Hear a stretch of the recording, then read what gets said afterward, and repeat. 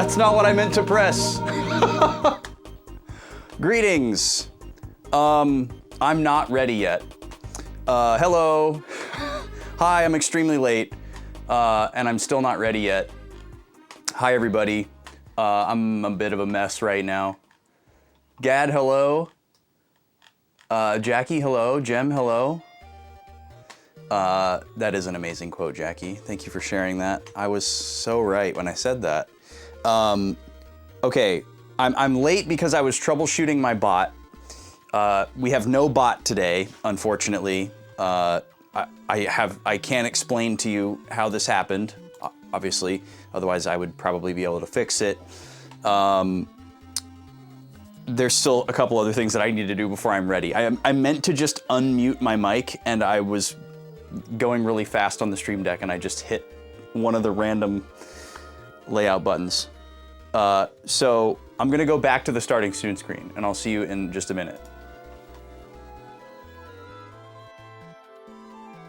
But I'll probably just leave this mic open so I can talk to you while I'm doing this. I'm on the roaming mic, so I can just walk around. Okay, that's where I need to be.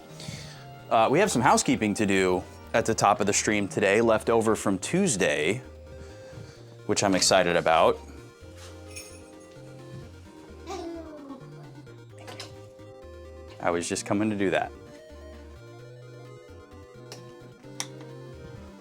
Okay, that's one thing.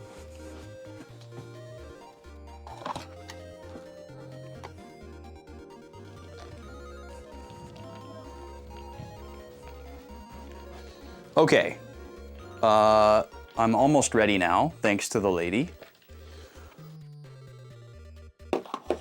She's just the best. Okay, switching back to the normal mic. And now we're gonna hit the button for real.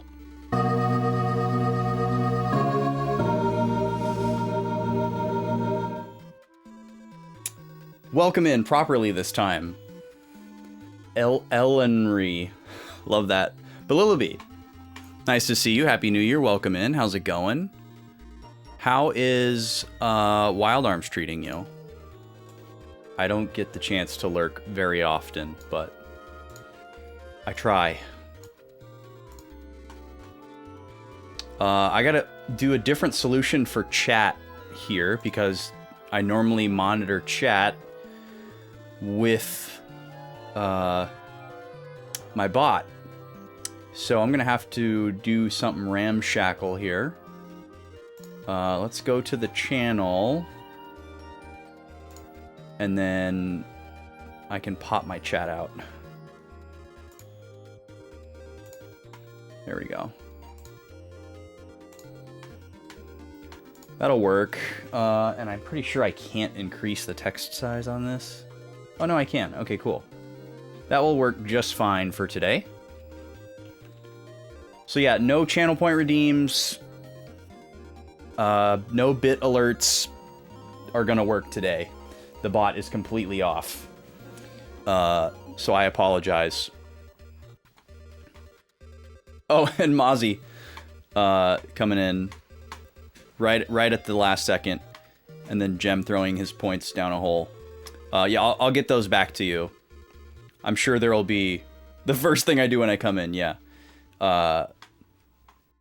Yep. Unfortunate timing, but that's all right. I'll get those points. I'll get points back to anybody that spends them today. I'm not going to be on top of it while I'm streaming, but okay. So we have some housekeeping to do from Tuesday.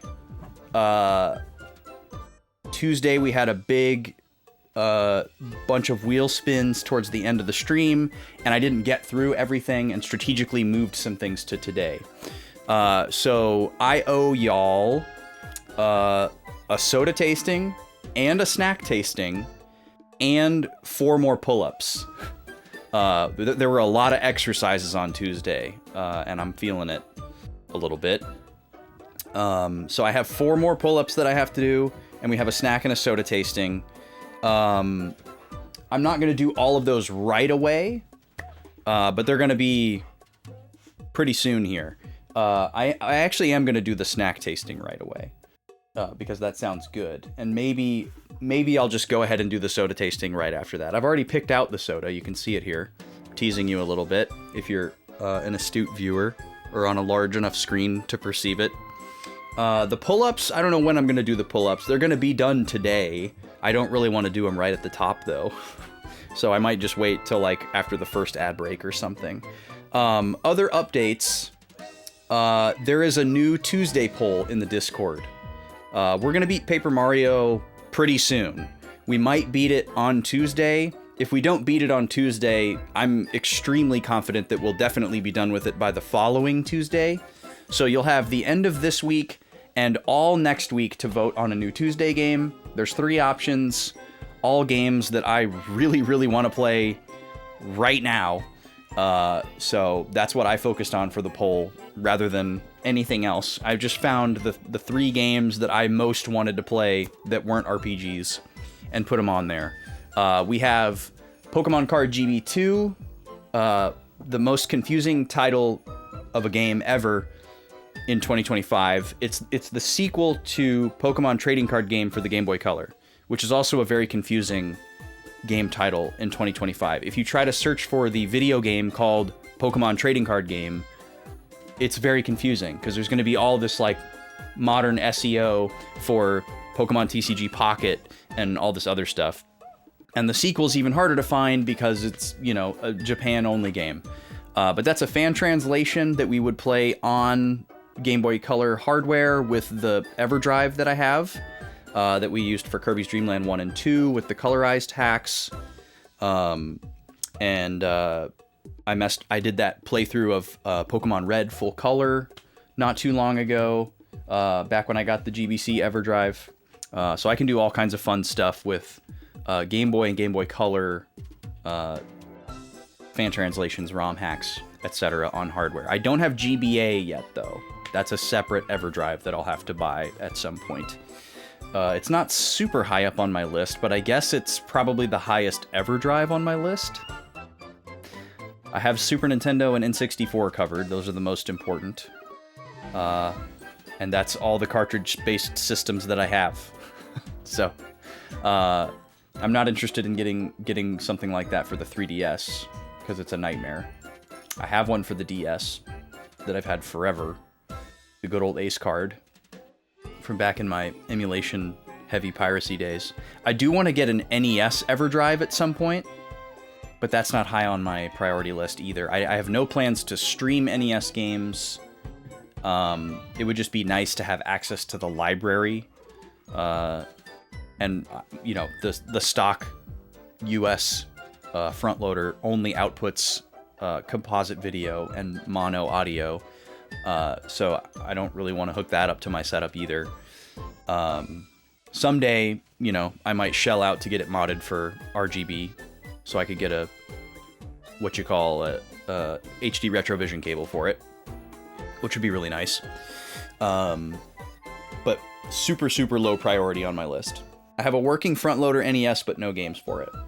So that's the perfect thing for me to do, because I don't want to collect games for the NES. I don't want to open that door. I'm not nostalgic for the NES because I never had one.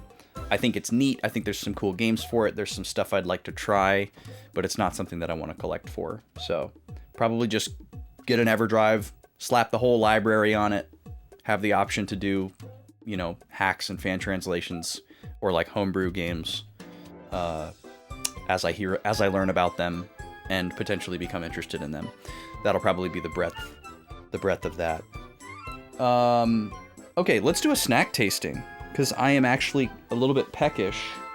I don't think I have much in the way of savory snacks here, though. It's all sweets, so maybe this is a bad idea. Hello? Broken Quest! Demanding a wheel spin. We still have TTS from alerts because that's not run through my bot. Thank you, Broken Quest, for 31 months. That'll be another wheel spin for us. That'll be the first one of the day. We're catching up on some stuff from wheel spins on Tuesday. Gift subs are still discounted if people want to do that. we have already unlocked one point-and-click stream, which is coming at you on the 11th. So not this Sunday, but the next Sunday. That's how bonus streams are going to work from now on. They're never going to happen the same week that they're unlocked. They're always going to happen the following week, or if we have other plans, they'll be scheduled out in advance. But they can be stacked up in a row as many times as y'all want. And thanks to the generosity on Tuesday, there's the button. We are now essentially halfway to a second point-and-click stream. So if y'all want us to finish up Grim Fandango so we can move on to something else, that's how you're going to do it. We are going to finish that game, even if we have to look up every single thing to get ourselves out of there. We are going to finish it. And we're very excited about what potentially we'll put up for poll next. We've had some chats about it, and I became aware of that other really, really cool point-and-click game like a week or two ago that's kind of on my mind that I need to look at more with the lady, and that might end up going on the next poll as well. Let's eat these cookies and cream pretzels. I think they might be kind of underwhelming, but we'll find out together. These are just good old-fashioned Hershey brand chocolate dip pretzels, but they have like a cookie dusting. They're like white. So I'm not a white chocolate person. It's too sweet for me usually, but there are some very specific scenarios where I do enjoy it. And one of them is the Christmas tree pretzels.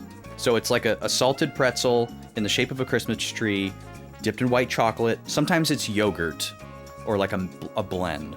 But they're white to look like a snowy tree. And then the front of the tree pretzel is like dipped or dusted with like red and green sugar crystals or sprinkles or whatever. And those are one of my favorite like sleeper holiday season snacks. So this is kind of like that. It's a regular shaped pretzel dipped in white chocolate, but then it has like the cookie bits sprinkled on there. Now, they're not even calling this white chocolate. They're calling it white creme, C-R-E-M-E, cream if you prefer, but not actually cream. Like, I'm sure there's some dairy in there, but, creme is like a different thing. This is a bunch of stuff in it that I don't normally eat, but we're going to find out anyways. How do they want me to open this? Here we go. I remember when... This is my boomer moment. I do remember when the Hershey's Cookies and Cream bar came out. I remember when white chocolate came out. This tear thing does not work. So we're gonna go this way.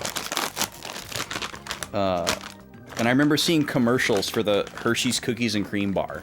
And like as a kid, I really liked cookies and cream ice cream. I liked Oreos. These actually look better in the bag than they do on the packaging. There's a lot of cookie dust.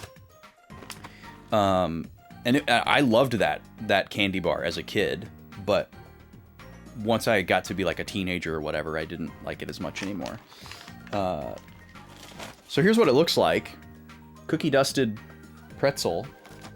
You can see on the back how there's not any cookie dust. Looks like a little surprised face. It's really funny. They smell exactly how I would expect. They smell not like Oreos, but like Oreo-O's. Another 90s nostalgia trip, I guess. Oh. The pretzels are kind of stale. That's unfortunate.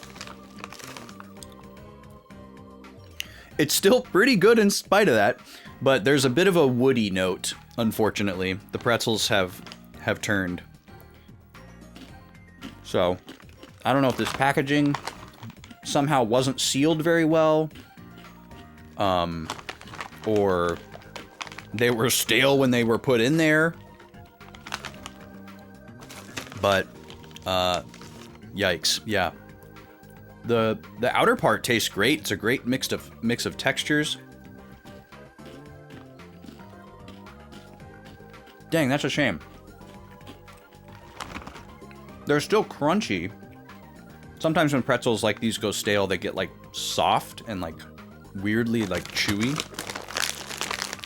But something happened to those. Something happened to those. That's unfortunate. Let's wash that away with a soda tasting, shall we? Something completely different. Yo, Space, welcome in. I had to, I'm pretty sure. I didn't have a choice. It made me, like, create a profile. I didn't put very much effort into it. I was like, blue shirt because Backlog Boys. Done. I think it's pretty default. I probably did tweak, like, the hairstyle to be loosely close to my hairstyle. But I'm pretty sure everything else is default. But I'm glad that you appreciate it. Or that you enjoy it. We're gonna taste a fruit punch soda that's just called Punch. From a brand that I love called Twigs. I'm wearing red today, so I just grabbed a red soda. That's the extent of my decision making. Twigs is a brand from Wisconsin. Everything I've had from them is really good. They have a couple of like standouts though. Their lemon sour is amazing, and they have some like less common flavors that you don't see as much. I've had their root beer. It's good. I've had their cola. It's good, but there's better. You know, those are really competitive categories. But something like a lemon sour or like a blue raspberry, you know, you don't see stuff like that nearly as often. So it's more novel, and they do theirs very well. I haven't had this flavor though, so we're gonna try this out.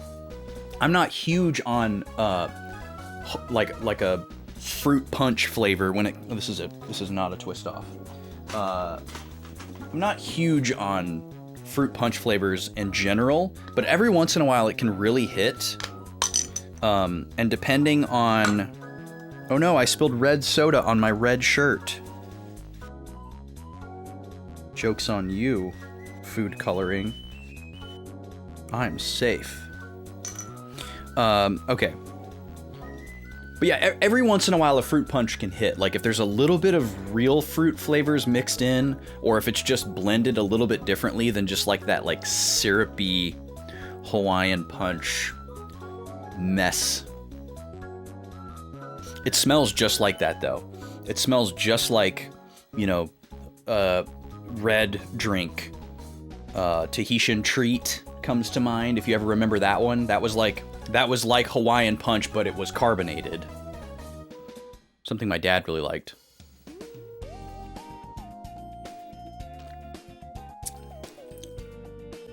It's good. It's a classic fruit punch flavor. Very red. It's nice and light. It's not too heavy-handed. It's not syrupy because it's real sugar. It's probably doing the most of the heavy lifting on that aspect of it. Just a little bit tart, but not very much. Definitely not over sweet, but it's mostly sweet.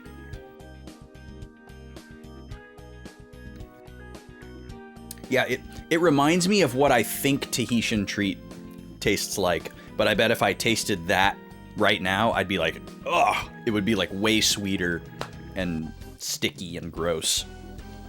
But it's good. If you like fruit punch, this would absolutely deliver for you. I think it could use like a spritz of lemon or some orange rind or something like that for my taste. Yeah, welcome in, Mutt. First soda tasting of 2026. Wow. Maybe this will be the year that I keep a better log of which sodas I tasted. I should start doing that. How you doing, Mutt? Thank you for the GG on my 15-point gamer score. Yeah, excited to see how that rises. Can I isolate the individual fruits? No, it's not like that. I have had some fruit punch sodas where it's like, you can go to the ingredient list and it'll say like, apple juice from concentrate, orange juice from concentrate, and there's like a smattering of like different fruits or whatever, but it usually just tastes red, and this is no exception. This one's not trying to reinvent the wheel, but it's very good. I like it a lot. Wash away that woody pretzel taste. All right, we need to spin the wheel for Broken Quest. So let me go back to the roaming mic and swap cams over here. Oh, I just took a screenshot. Pog. Hit this button. There we go. All right, we're gonna let it rip one time for Broken Quest. This is the first spin of the day. So orange and pink wedges are locked. That was kind of a lame duck spin. Oh, you gotta be kidding me. Pull-ups, all right. Well, I already owe 4 of these from Tuesday, so now I have to do 9.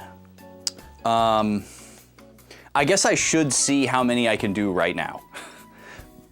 Otherwise, it's gonna get out of hand. And I don't wanna forget and have them due tomorrow. So let me get this out of the way. I'm gonna take the roaming mic off so you don't hear me grunting or something. I'm just gonna do as many as I can right here. It won't be all 9. I haven't stretched yet, so I should do that since I'm sore. Oh man. Gobi. What a cute puppy. Gobi's resting her head on Nima's butt and just looking at me. And Nima's tolerating it.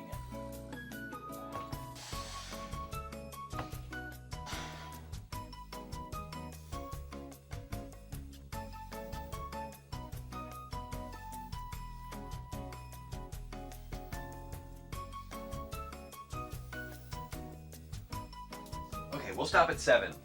I'm happy with 7. Ugh. And I'll just do 2 more later when I remember. Oh, and the bot is not working today, folks. Sorry, Balrogic, sorry, Ninja. Thank you for redeeming those.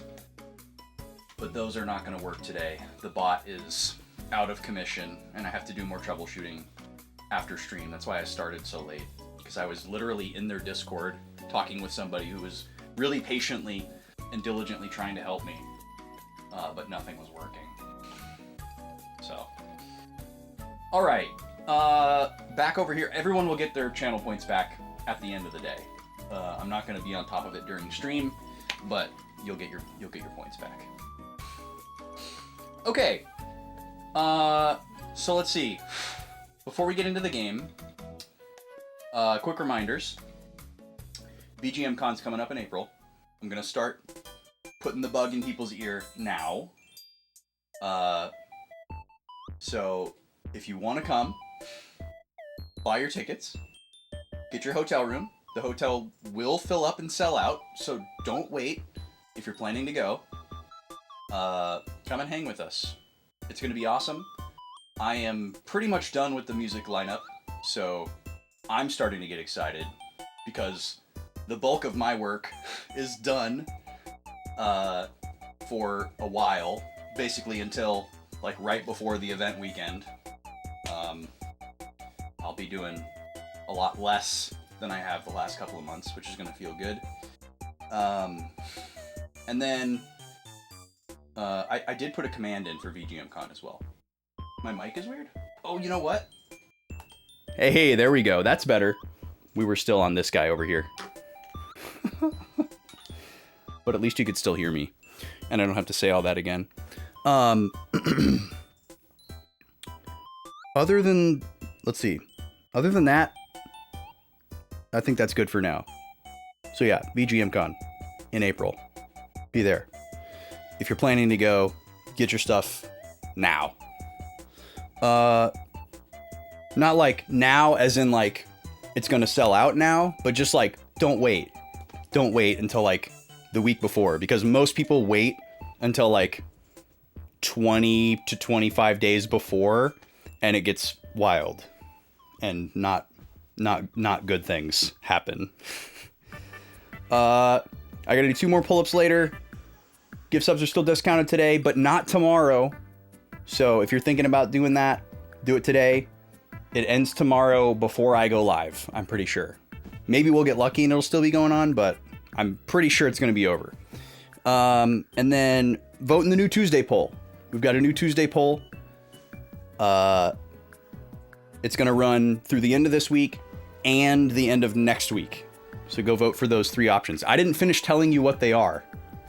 I talked about Pokemon Card GB2, but I didn't say what the other 2 games were. So first option is Pokemon Card GB2, the sequel to Pokemon TCG on the Game Boy Color. It's a Japan-only game that was fan-translated, and it's a direct sequel. It's got a bunch of new cards and mechanics, but it's like the same cute Game Boy Color engine with the card battling, same bopping music. So I've been really wanting to feel those vibes again.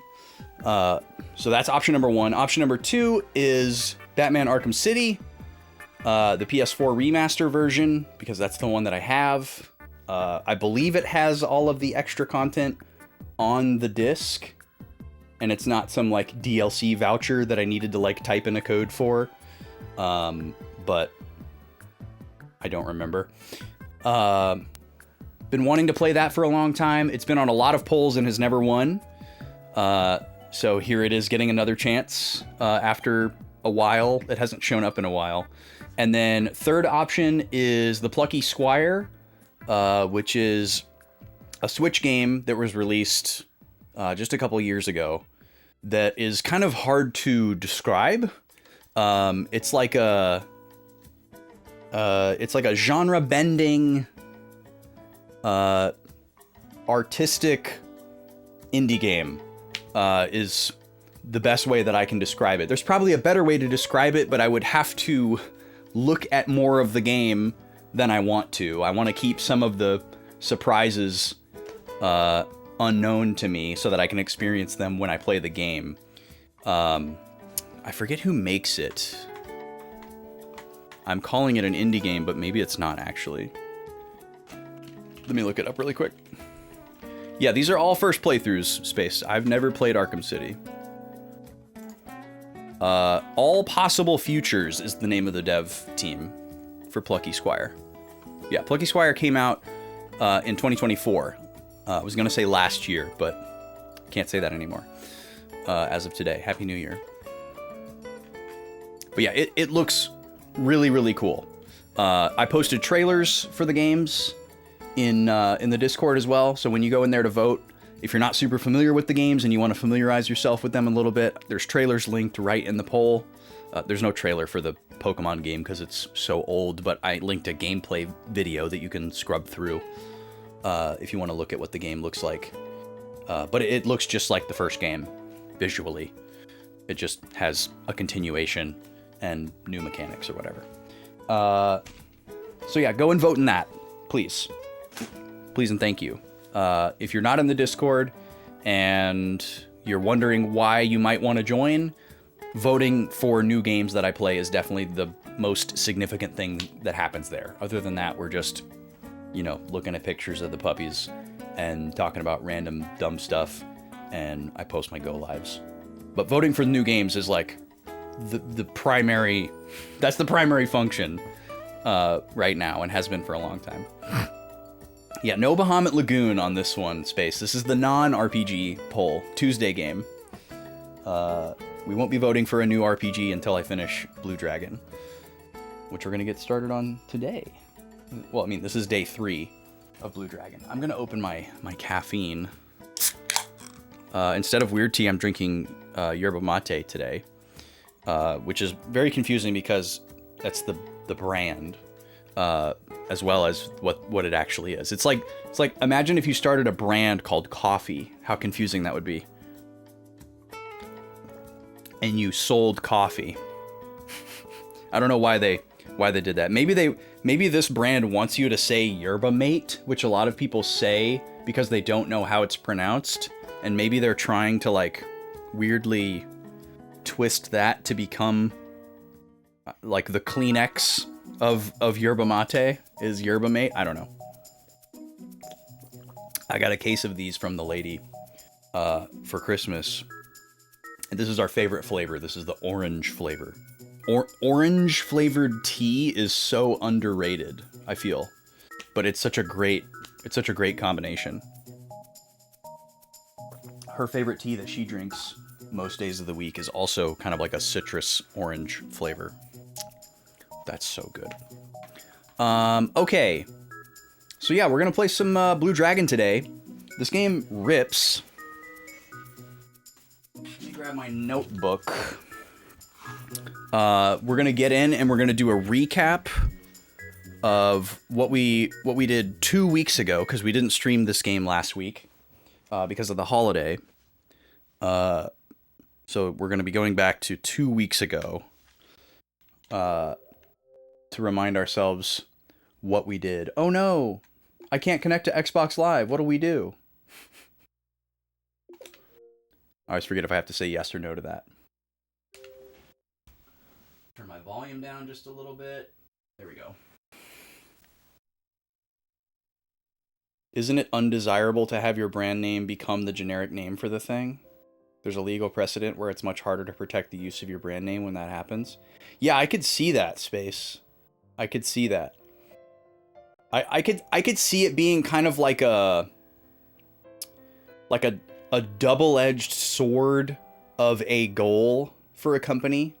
Like, to be ubiquitous enough to become the Kleenex of whatever it is that you do is like an achievement, but then also like, yeah, the consequence is that you like can't protect your intellectual property anymore because the name of your brand is like common parlance. You know, Band-Aid can't do anything to stop people from using the word Band-Aid because they are what they are.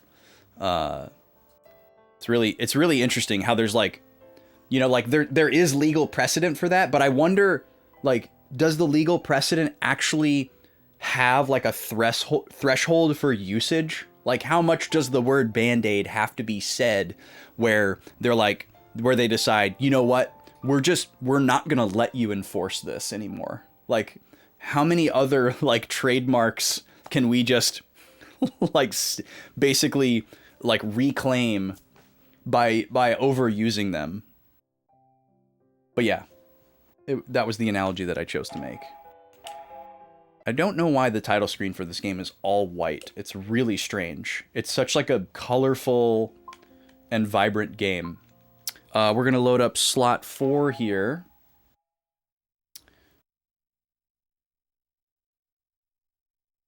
The entire population's brainwashed to view your product as the thing whenever they want to buy it.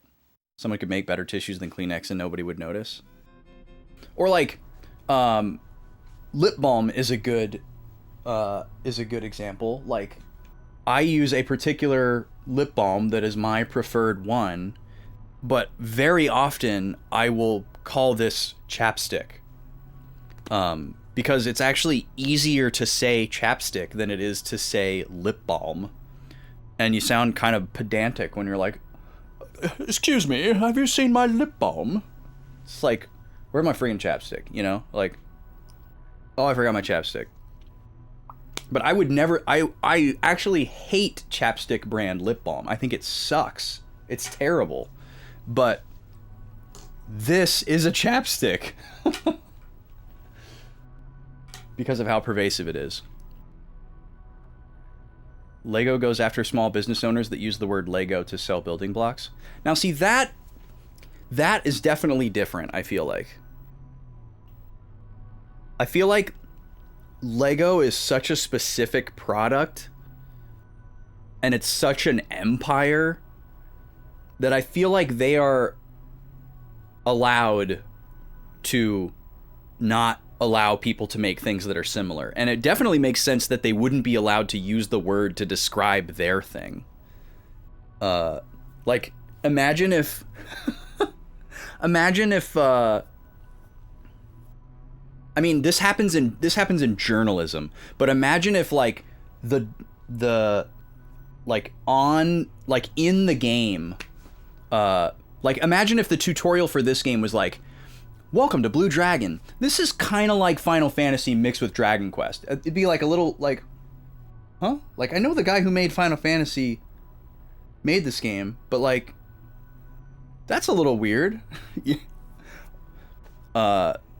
But I guess there is some like weird gray area with video games too, because developers might use words like Zelda or Metroidvania in their marketing without realizing, or not without realizing, but without having to worry about that being some type of like copyright infringement. But if they were to put it into like the official marketing for the game, where it's like in the game or like on the box or something, I don't think there's like a precedent for that. I think that would be really, really strange. Like you'll see, like I guess the exception would be like when they put like journalist quotes on a box. Like there's a famous one where Dark Cloud for the PS2 was called like the Zelda killer, when it's like nothing like Zelda at all. And that's on the box. And that's not something that the developers said about it or wanted said about it. It's just something that a reviewer said, and then something that like a marketer looked at and it was like, ooh, yeah, that's boilerplate. That, you know, that'll get people's attention. Put it on the box. Who knows what the Level 5 team at the time thought about it. But yeah, you'll see Metroidvania on a Steam store page. And that's a weird one because that's not technically... Like, Metroidvania is a little different because that's something that the fan community came up with and amalgamated. Like, Metroid is copyrighted. Castlevania is copyrighted. But neither of the people that own those IPs can do anything about the word Metroidvania. So you're a lot safer saying Metroidvania than saying it's like Metroid or it's like Castlevania. But yeah, that's a very weird specific example. Yeah, they could say that it has creators from Final Fantasy and Dragon Quest. Absolutely. Yeah, that's totally different. Also, welcome in, Ditzinal. Good afternoon to you as well. You feel like it's somewhat regional, how some states use the word Coke to refer to any soda. Interesting perspective, Zan. I think I get what you mean. Yeah, roguelike, Souls-like. Again, that's a little bit different than saying this game is like Dark Souls. It's not that different. Like, you're kind of like saying the same thing in a different way, but it would be really bizarre if you booted up the video game and the video game was like, welcome to this game that isn't Dark Souls, but it's like Dark Souls. And you were like, oh, okay. Well, I came here to play this game.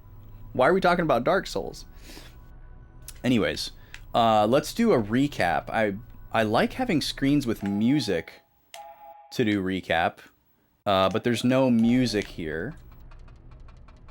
Let me see if I can quickly get somewhere that has music. You feel like they could fight the word Metroidvania if they wanted to? I don't know that they could, Space. I don't know that they could.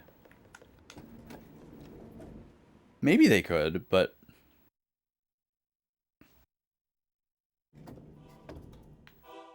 Okay, there's music in here. This song is really cool as well.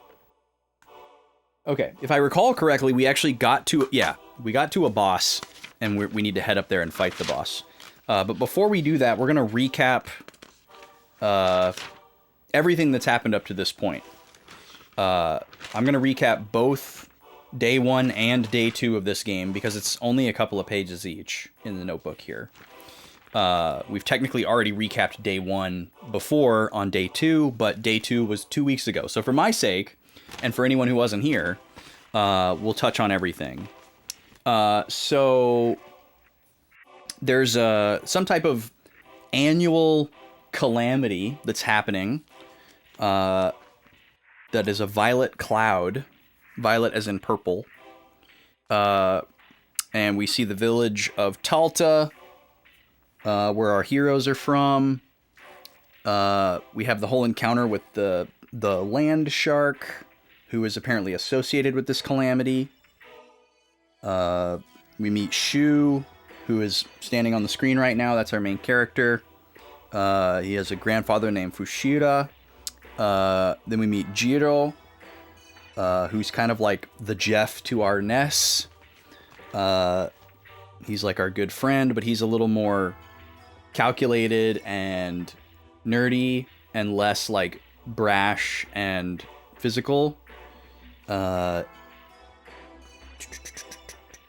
We try to fight the land shark. It doesn't go well. Klook shows up. Klook is our Paula, I guess, to continue the Earthbound analogy. I have my Mother 3 shirt on. I don't know what's happening in my brain right now. And she's like our third party member. She's our third friend. Klook lost her parents to the land shark. We trap the land shark, but it doesn't work. And we try to do something about it and end up in these ancient ruins. But it's weird that they're called ancient ruins because they're like high technology. It's like derelict technology, but from their perspective, it's old and from a long time ago, which is really interesting. We haven't learned anything about that yet, but there's some implications. And it's revealed that the land shark is also a machine. It's like a ship that's shaped like a shark. It's not actually a shark. It's not an animal. It's not a beast. Some character development happens. Shu and Jiro have been to the ancient ruins before, but the part that they end up in is new to them, so it's a very large place. We learn how to fight. We pick up some items. We did on the first day we did a lot of like 2 minutes of gameplay, cutscene. 2 minutes of gameplay, cutscene. Just to kind of like set things up, and then we finally got into like kind of a more normal gameplay loop in the second half of day one. But there was a little bit of, cutscene density up front. We end up inside this giant flying fortress. It's actually called the Flying Fortress.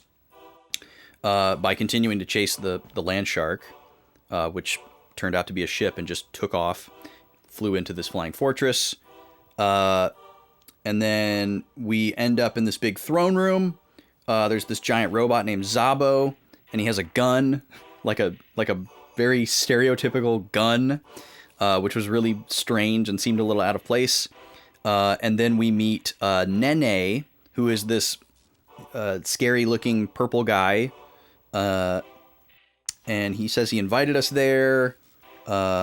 He seems to be kind of like the puppet master of all these robotic things, but we don't really know for sure.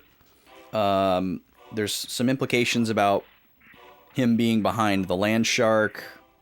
Not really confirmed. We battle him. We have a scripted loss. And then Nene, he says a bunch of stuff that implies that like he's been monitoring us and he knows who we are and that sort of thing. He's like, kind of probably been looking at us. It's like he's like the yearly calamity is probably like him experimenting on humans or something. Something like that seems to be what's going on. We don't know yet. That's just my speculation. And then he throws us out of the ship. We're falling towards the ocean. And then Shu says, I won't give... He says the phrase, I won't give up.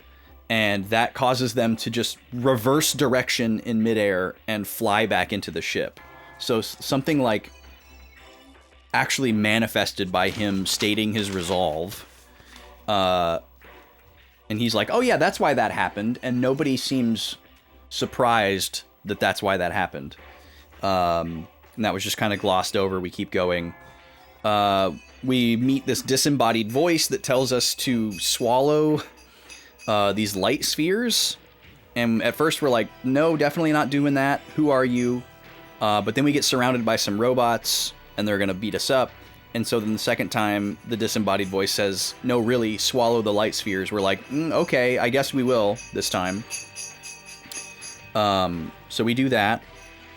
And we get this wild power. And apparently we're also able to control Mechat, which is like mechanized things, like the ship. And that's when we get our dragon shadows, which we'll talk more about today.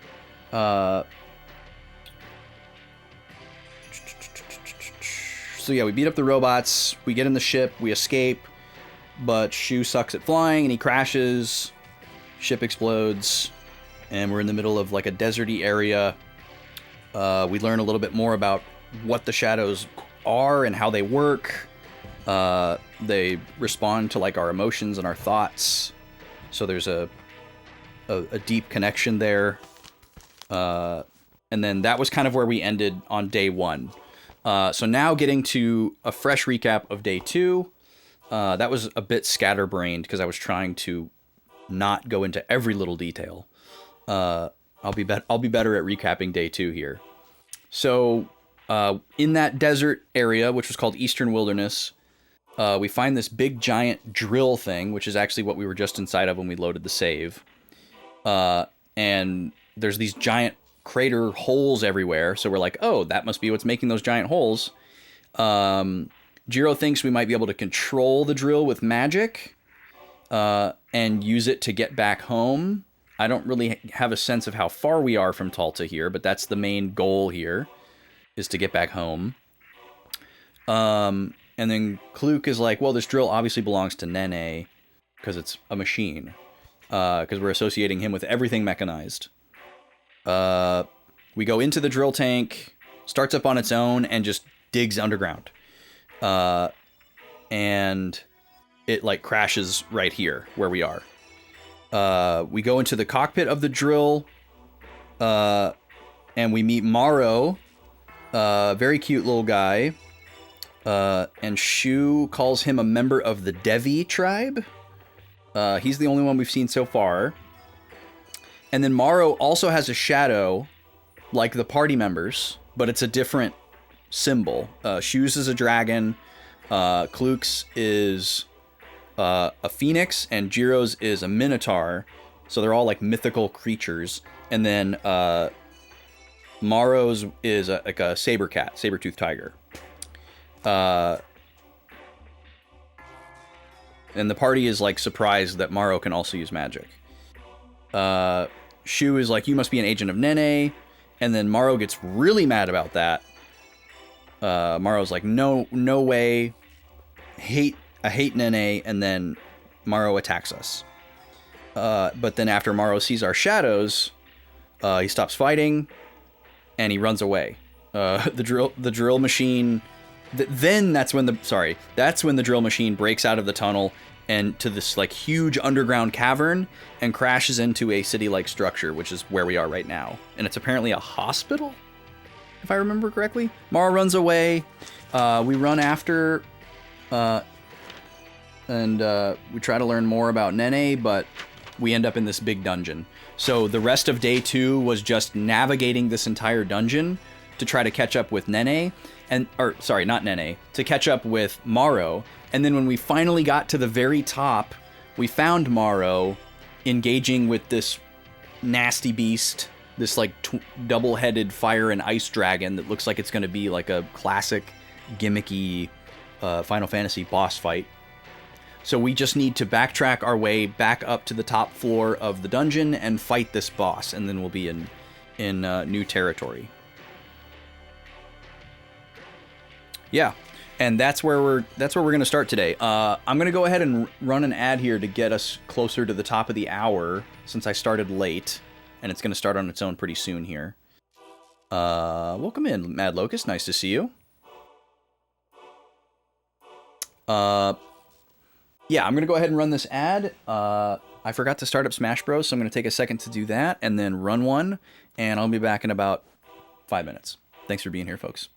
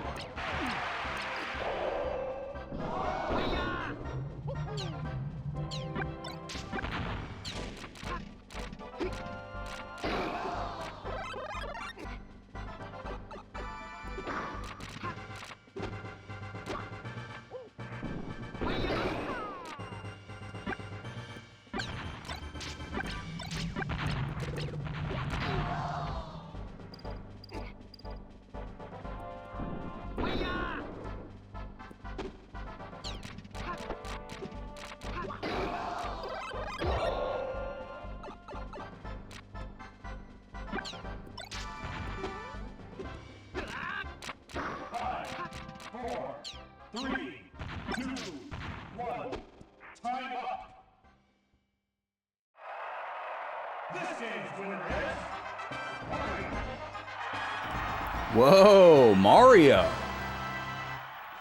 Pulling out a victory. Upsetting Fox on home field advantage. 3-2 our score now. Mario definitely making an effort here, making it interesting. Still 6 more rounds to go. Fox could immediately make it less interesting. Or very quickly, rather.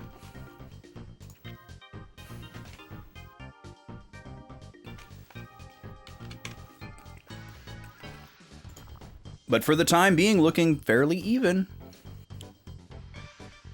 Again, no one has been able to beat Fox.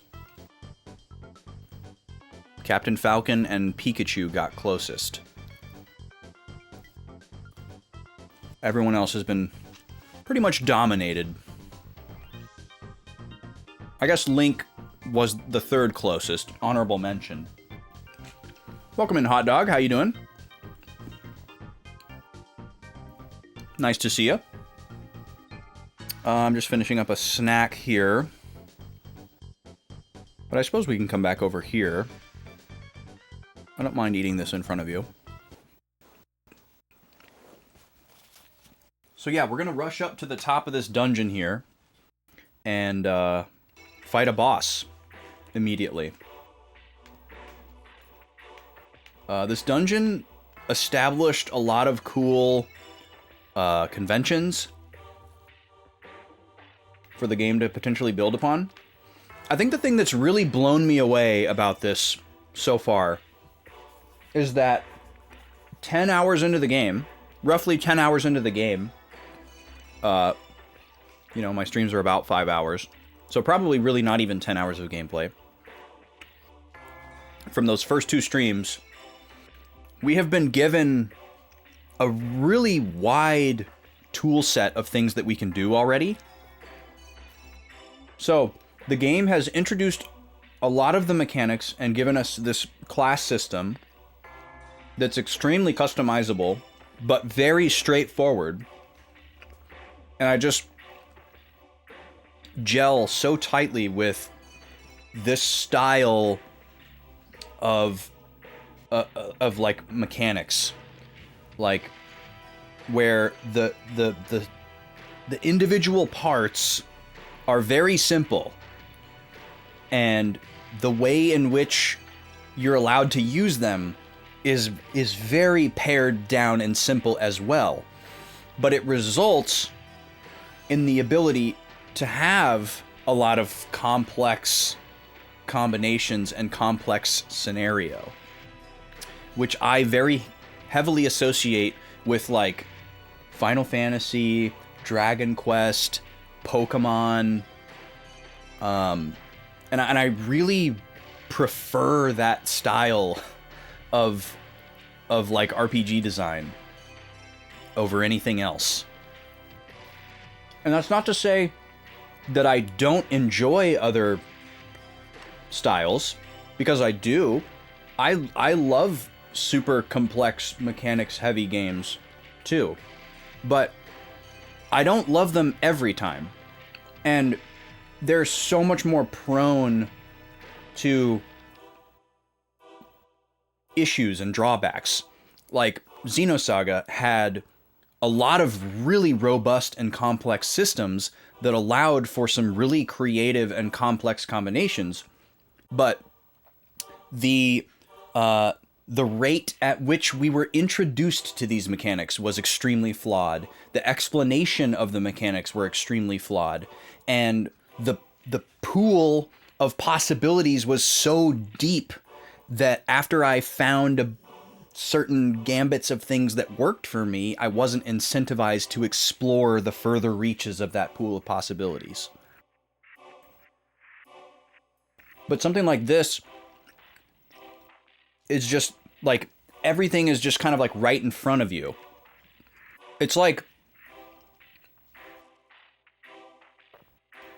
looking at a menu of food at a restaurant. Like, you know, like imagine you're at a restaurant, you're looking at the menu, and you're really hungry. There's a lot of different ways that a menu at a restaurant can be organized. And everybody's preferences are going to be different on how they would like that experience to go, right? So you could have a restaurant menu that's one page, and it has 3 appetizers, 2 entrees, and 3 desserts. And you pick one of each, and you go. For some people, that's too limiting. They're like, oh, I wish I could have like the side dish from this entree and put it with, you know, and replace the side dish of this other entree and kind of amalgamate them, and that's what I would really like. But other people really enjoy not having a 5-page menu with 12 different options, and they're like, oh, I don't know what to get, you know, and they're sitting there and they're facing the indecision.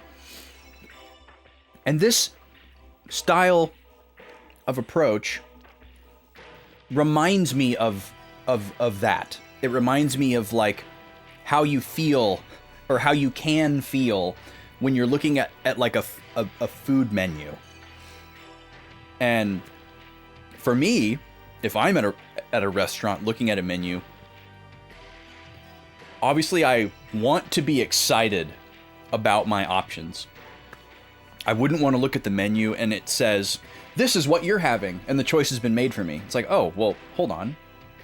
I would like to pick something. Obviously, I don't want that experience.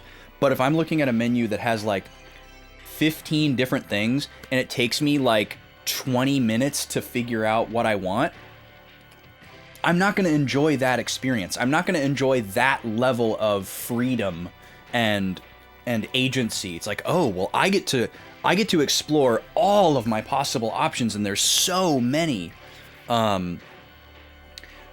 Whereas I might just, the first thing that I see where I like everything in the description, I might just stop there, you know, and just be like, oh, well, that sounds really great. I'm going to stop reading because I've already read 8 of the 40 options, and I really like option number 8. So I'm just going to stop there, and I'm going to order option number 8.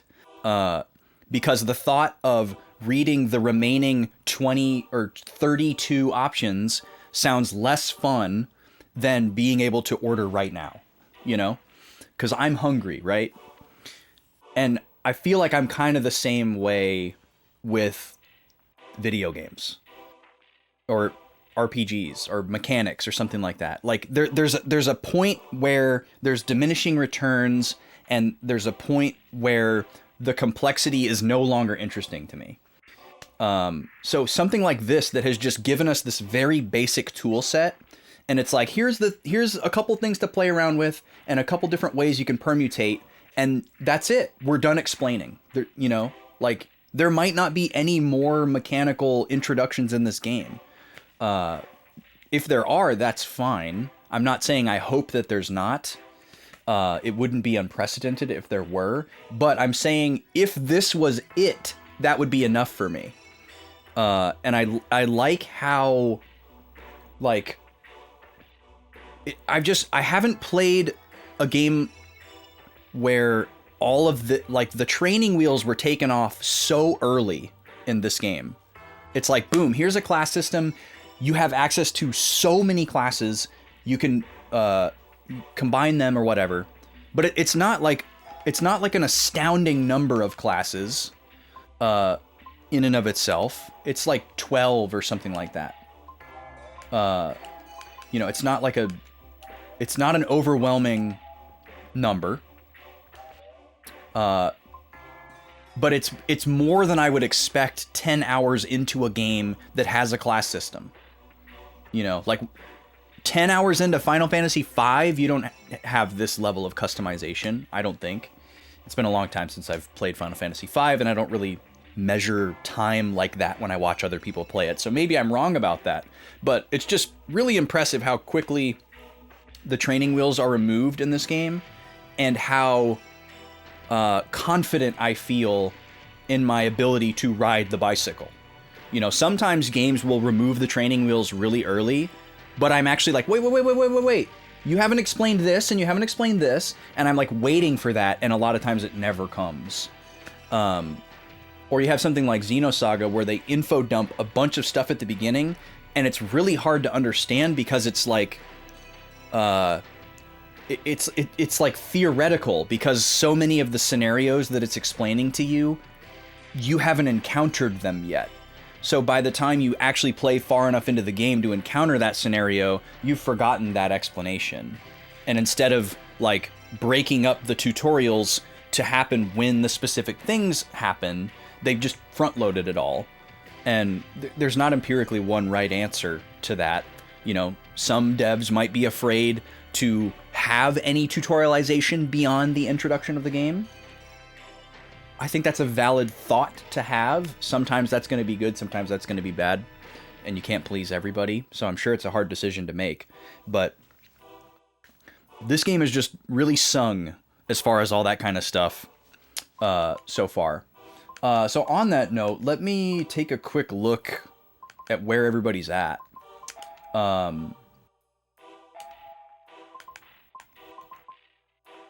So yeah, we have the skill system where we can learn skills from other classes and then incorporate them into the current one. It's going to take me a minute to get reacquainted with all this, but I can remember the gist. So essentially we have a black mage, a white mage, and a fighter. Is kind of what we're dealing with here. Smashy, welcome in. The bot is broken. I'm so sorry. You'll get your points back at the end of the day. And hopefully I'll have it fixed for tomorrow. We'll see. How do you feel about tutorials in games overall? I don't mind tutorials at all, Space, especially when it's about systems. I expect and enjoy systems tutorials. I want to know how things work and how to do things. I want it to be explained to me. I don't think there's one right answer as far as like how to deliver that information. And that's where it gets a little tough. Because you don't want to overwhelm the player. And obviously I don't want to be patronized. I don't prefer a game to assume that I've like never played a video game before. And it can be weird sometimes with something like Zelda, where, you know, every Zelda game is built in such a way that you can play it if it's your first Zelda game. So, you know, you've got things like the game explaining to you what rupees are and how hearts work, you know. And it's like, yep, I know this stuff. Yep.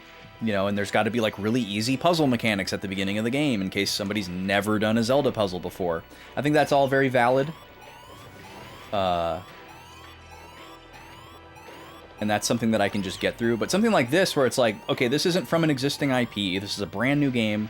It's doing something that contains elements of games that I've played before, kind of amalgamated. And I could probably figure it out if it didn't explain everything to me. But I like when the information is made available.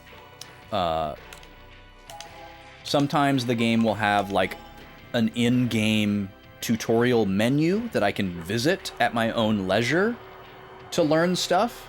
I think that's cool. I actually really like when a game waits to explain something to you until it has a good example. You know, like going back to the Xenosaga thing where it explained a specific mechanic to me at the very beginning of the game about a scenario that I'd never encountered before. And so I had to kind of just be like, okay. And then by the time I encountered a scenario like that, I didn't remember what it explained to me. And I'd rather the game wait until we get to like a specific battle. And it's like, okay, here's a battle where that thing that we wanted to explain is actually happening. So let's take a moment to show you, hey, this is that specific type of enemy. You know, I would rather the game do that and just make the tutorial kind of piecemeal in the first leg of the game and make it a little bit more example based. Because even though I'm not exclusively a visual learner and I can learn something from just reading it, especially in a video game, it's nice for it to be a contextual example that I can like play through. I like that a lot. You think it's dependent on how the systems are designed? Yeah, absolutely. It's very game specific. I don't have like I don't have overarching demands across all games where I want the same delivery of information from game to game. I don't want to make it sound like that's what I want. I'm just describing something that has worked well for me in general. The ideal is that the systems and interface are designed in a way that tutorials aren't necessary at all. Yeah, it just depends. I mean, if we're talking about something like a platformer or like an adventure game where I'm just like controlling a character and moving through a world, I think there is definitely significantly less of a need for tutorials. But in a game like this, in an RPG specifically, a JRPG, I find it very difficult for games to over-tutorialize unless it's just wall of text, wall of text, wall of text, wall of text. And then it's like, I appreciate that you want me to understand this, but you're doing it in a very lazy way that I wish you were doing in a different way. And sometimes it's still effective, and I'm happy to have the information, and I'm going to utilize the information, but I'm disappointed that it's not delivered in a more exciting or contextual way. But I'd still rather have the information than not have the information. But yeah, anything that has like systems, I want the systems to be explained to kind of an absurd degree, you know, which I really thought Xenosaga was going to do, but it didn't. It did to a certain point, and then it stopped, and I thought it was going to go a lot farther than that. And there were all these questions, all these little like granular mechanical questions that I was left with.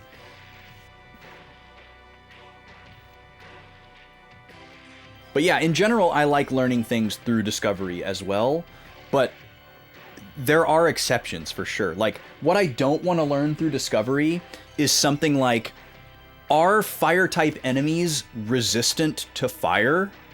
And the only way for me to answer that question is to cast a fire spell on the fire guy, and then, like, look at the number, and then the next turn cast, like, you know, something that I perceive might be neutral, and then take a note of that number, and then maybe the next turn I do like ice or water to see if it's a higher number. Like, I would prefer the game to just come out and say, this game has elemental affinities and resistances, you know, some, you know, and then I can just be like, okay, cool, it's Pokemon, and then just like carry my RPG logic in. But if the game doesn't expressly tell me that, like Xenosaga didn't, and I could never tell throughout Xenosaga if there was elemental relationships at all. I don't know. I played the whole video game and I don't know. So I just kind of like avoided that subject. And I didn't feel incentivized to like waste somebody's turn trying an ice spell on the thing that I think might be weak against ice because of how it looks. I don't really enjoy that. I would rather just know and be able to optimize my turn.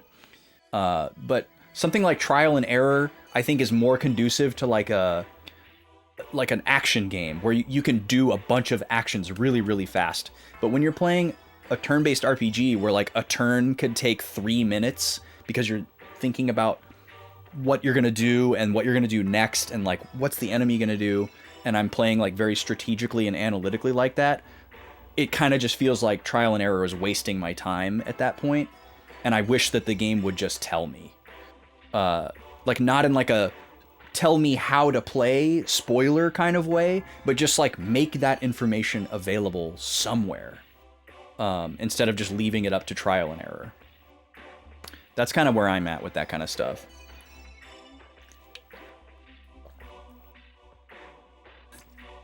What you definitely don't like is a tutorial that shows you the menu and says press X to do this, and you aren't actually in the real menu, and X is the only button that works. Yeah, I think I know what you're talking about. Yeah, those can be kind of annoying too. Anyways, speaking of tutorials about whether or not games have elemental resistances, we're going to learn that right now, because we're going to fight a boss that is definitely elemental in nature. And I have reason to believe that this game will have elemental stuff because of its pedigree. So we've actually already seen this cutscene before. We watched this cutscene, and then I reset and turned off the game when we got into the fight. So that's Maro. Try to help? Yes. Now we get to rock out. You don't like comparing the damage in turn-based games, but you do like having that in action games. Yeah. Yeah, I think we're on the same page, Space. Using fire on Soul Cage in FF9, I don't remember what happens, Gem.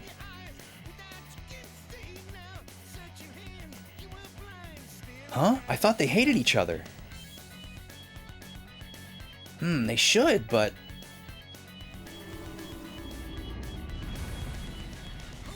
Element changed. Alright. So yeah, we got ourselves like a classic Final Fantasy situation here. So the barrier looked like fire. So I'm guessing it's currently resistant to fire. Rexy Pup, welcome in. Heya to you as well.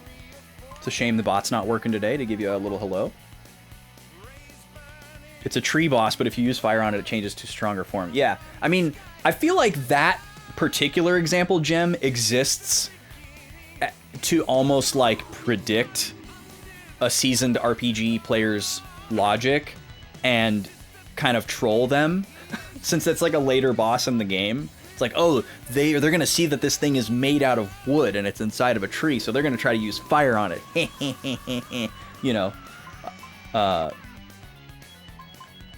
bot doing bot things. Yeah, well, unfortunately the bot is not doing bot things. We love our bot, but it's dead today. Hopefully it'll be back tomorrow. Okay, so Kluk is our black mage. We do not have an ice spell, but we do have water, and we do have fire. So this is a great chance for us to do a little bit of experimentation, a little bit of discovery here. We have a dog made of fire, fused with a dog made of ice. It put up a barrier right at the beginning and said element changed, and the barrier looked like it was made out of fire.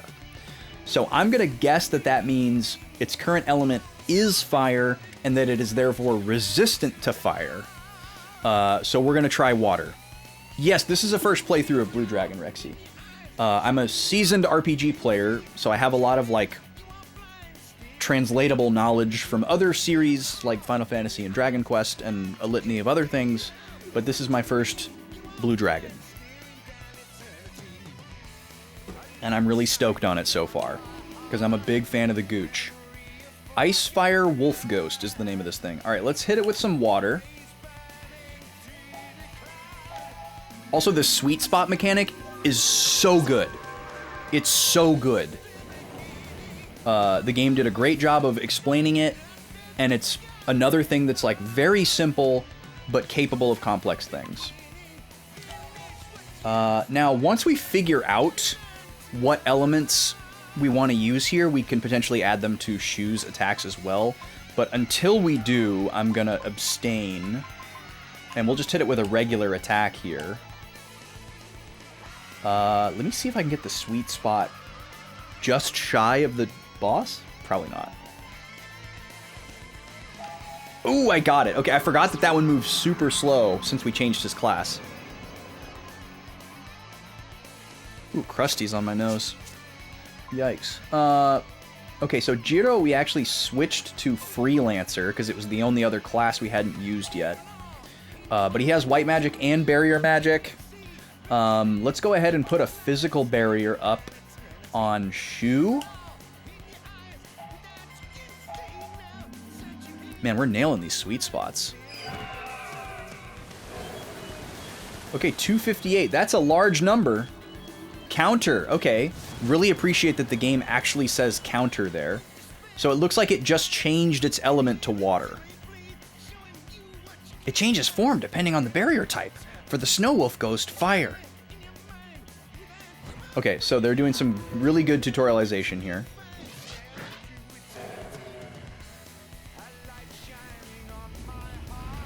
Oh, and being attacked by a regular attack also cycles it. Interesting.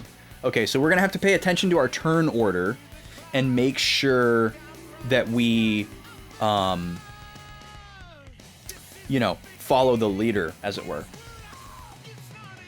You picked it up recently after you played it as a kid and just finished it. Oh, so Rexy, did you finish it as a kid? Or did you just play a little bit of it and then this was the first time you'd finished it recently? And yes, thank you for not saying anything spoiler related. I like to play games super duper insulated. I don't want to know anything about like mechanics, story, obviously, characters, but even like the most minute thing like, oh, if you talk to an NPC a second time, they might say something different. Like even like little tiny stuff like that. I don't want to know. So thank you for being respectful of that. You're just happy seeing people enjoy this game. Hell yeah. You never finished as a kid, you were too stupid. Well, I can relate to that on a lot of things. There's definitely a lot of games that I was too stupid for as a kid, too. Not too stupid to enjoy, but too stupid to complete. or too stupid to play efficiently. Okay, so I want to try Magic Sword, but I think I'm just going to stick to regular attacks because of how fast he's cycling. So, okay, Shu's attack is going to be after Kluk. We just need to make sure that Kluk's attack goes off before Shu. Otherwise, he'll be flipped to the wrong spell. Barrier. So we'll get this in there. And that'll shift him in the turn order. So his current barrier is back to fire. So we want to hit him with water again.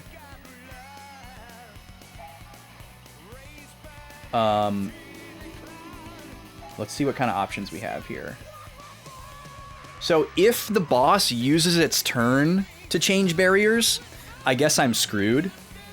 Oh, you got Kappa modded, Gem. Otherwise, that was a very funny message that I appreciated. It's just the Kappa that gotcha.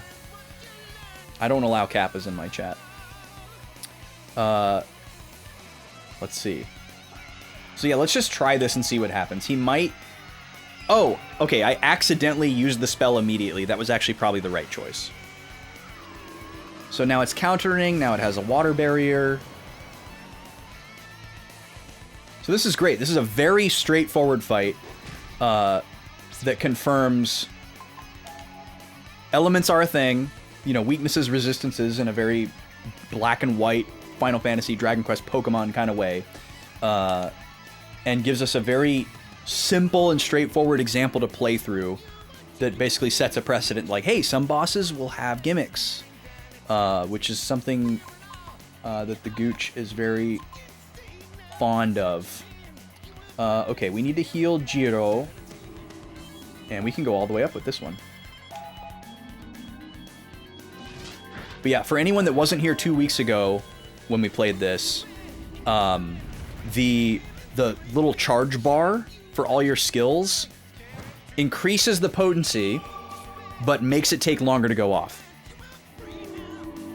Again, an extremely simple and straightforward mechanic that's really easy to understand, but is capable of a lot of like complex and nuanced things. It's like, oh, do I want to use the low-powered one to get it off right away? Do I just need to top off my health? Or do I need a really big heal? And can I afford to wait that long? I really, really like that. Okay, you just flipped back to the water barrier. Or, I'm sorry, the fire barrier. So we need to hit you with water again. Oop, went a little bit past the sweet spot, unfortunately. And then Shu will do the big attack, and we'll charge this all the way up so that it goes off after Kluk's spell. I don't know what we did to deserve such a slow bar on Shu's attack, but it's really great. Comes in handy. Defeated! Okay, that was a really easy first boss. I guess it's debatable whether or not that was the first boss of the game, but it feels like the first, like, real actual boss. Oh, you were 6 years old when you played this, Rexy? Wow. That's honestly incredible. I definitely would not have had the acumen to play this game as a 6-year-old. I maybe could have figured out Pokemon as a 6-year-old, but I didn't play Pokemon until I was like 9. Because I just didn't have access to it. And I didn't play a real RPG, air quotes, until I was like 11. And even then, I still didn't understand a lot of stuff. And I leaned heavily on the Pokemon knowledge to get me through some of the basics.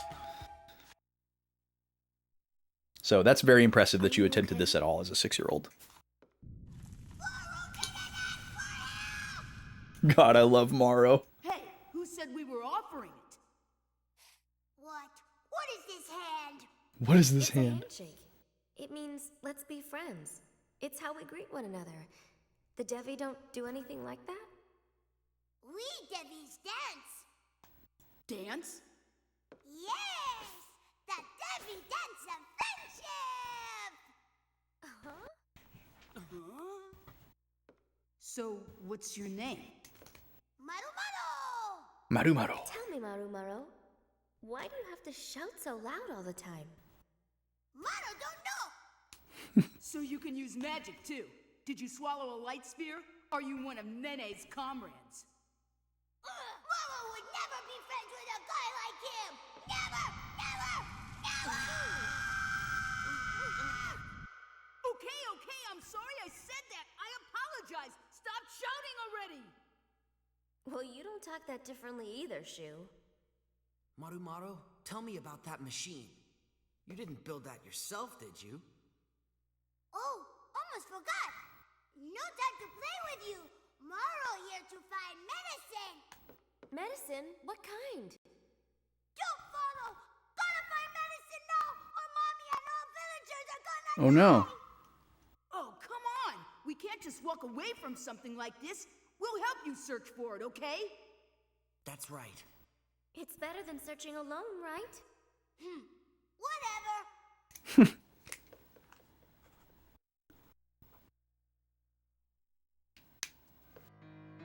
Join. Okay, let me catch up on some notes here. If you've never been here before, I take fastidious notes in my spiral notebook here by hand. I have colored markers and highlighters to index things. It's something that I enjoy. It helps me understand the game and remember stuff week to week and digest the plot and blah, blah, blah. And I didn't do a good job writing down everything that I wanted to write down during that cutscene, so I got to catch up. So he swears he's not affiliated with Nene. We offer to help him. I think Morrow is a him. I guess we'll find out. But he's not interested. This song is so good. Uematsu the goat. Morrow says he must find a medicine to save his mother and other villagers.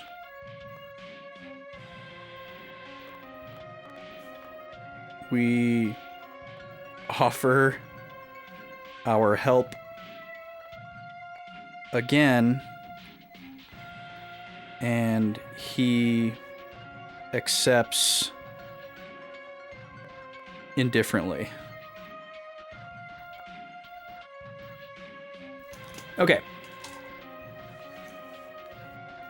Your dad was a massive gamer, got you into playing some games. You got to the first boss in this game, the big dinosaur. Oh, yes, that's definitely the first boss. You're right. I forgot about the big dinosaur. And you quit because you couldn't beat it.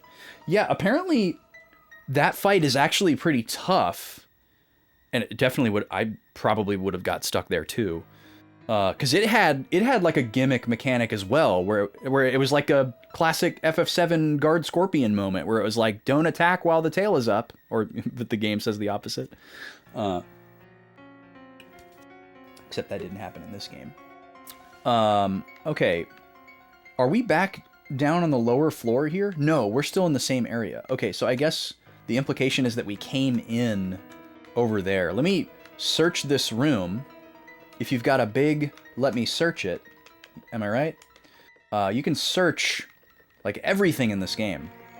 We found so much money and items that way. So Nene looks like a foot.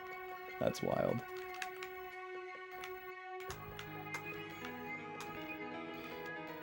Every time I hear about somebody that that grew up with a dad gamer, it sounds really cool.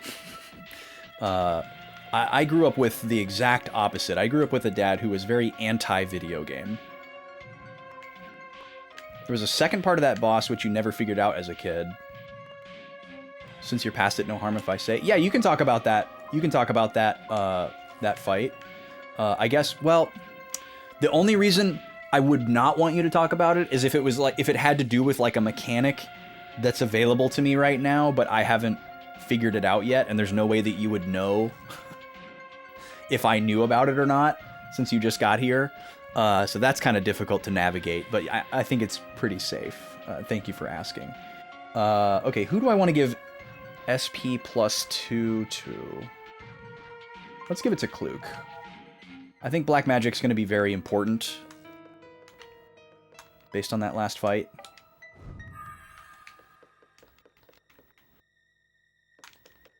Your dad made you play Call of Duty World at War Zombies when you were 3 years old. Okay, maybe that's not the greatest decision.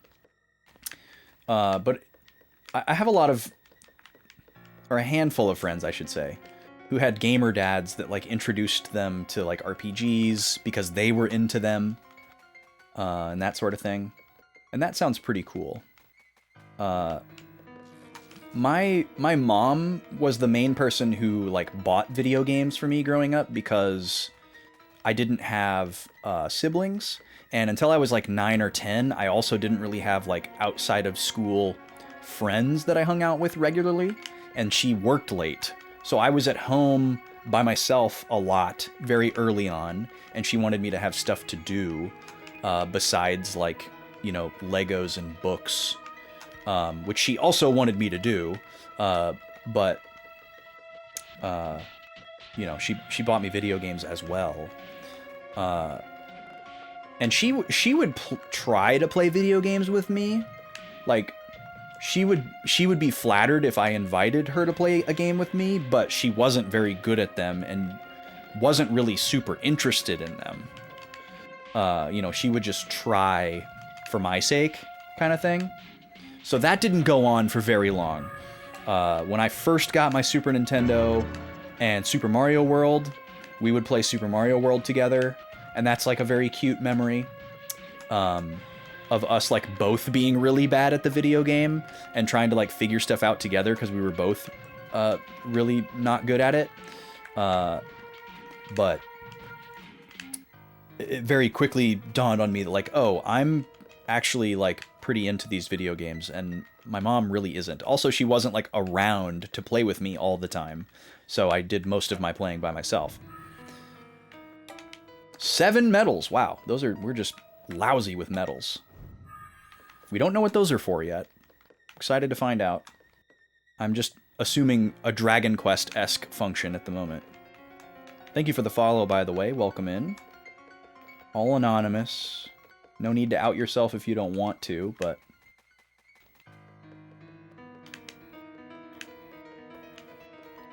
It was strictly for that boss.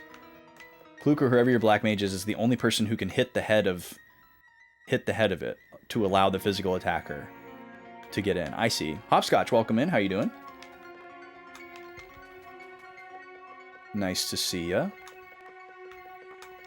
Or should I say Hopscooch? I've really latched onto that one. Okay, so we're going this way. Glad we checked the room. There was 2 chests. Your mom was strictly Mario. Platformers. I am follow. Thank you for follow. Hopscotch. Nice to have you. She hated the platformers, but she really tried. That's very sweet, Rexy.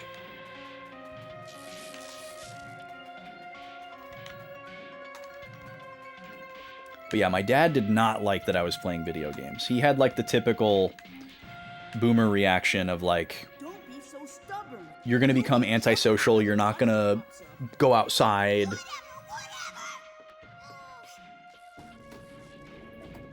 Which I think like is a valid concern to have to a certain degree, but he had that concern well beyond the reasonable amount.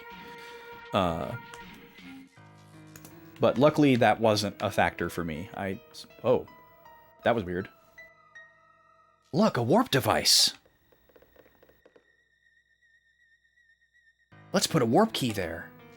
Oh yeah, we found a big stack of warp keys early on, and I'm left to wonder, at least for now, if that's just all the warp keys we're gonna need for the whole game, and they put it in kind of a weird system, or if there's like a limited amount, if there's more warp keys that we can get later, or if there's just, you know, like my paranoid part of my brain is like, oh, there could be 50 fast travel points in the game, but we only get 45 warp keys, and so we're doomed to not activate 5 of them, and at some point I'll have to like make a judgment call, or I'll activate the first 45 not knowing that there's 5 more, and then won't have any more warp keys, you know? I don't think this game is going to do that to me, but that's the kind of stuff that's swirling around in my brain when they introduced it. So we're going to save in slot 5 here. We'll just call this Chasing Morrow.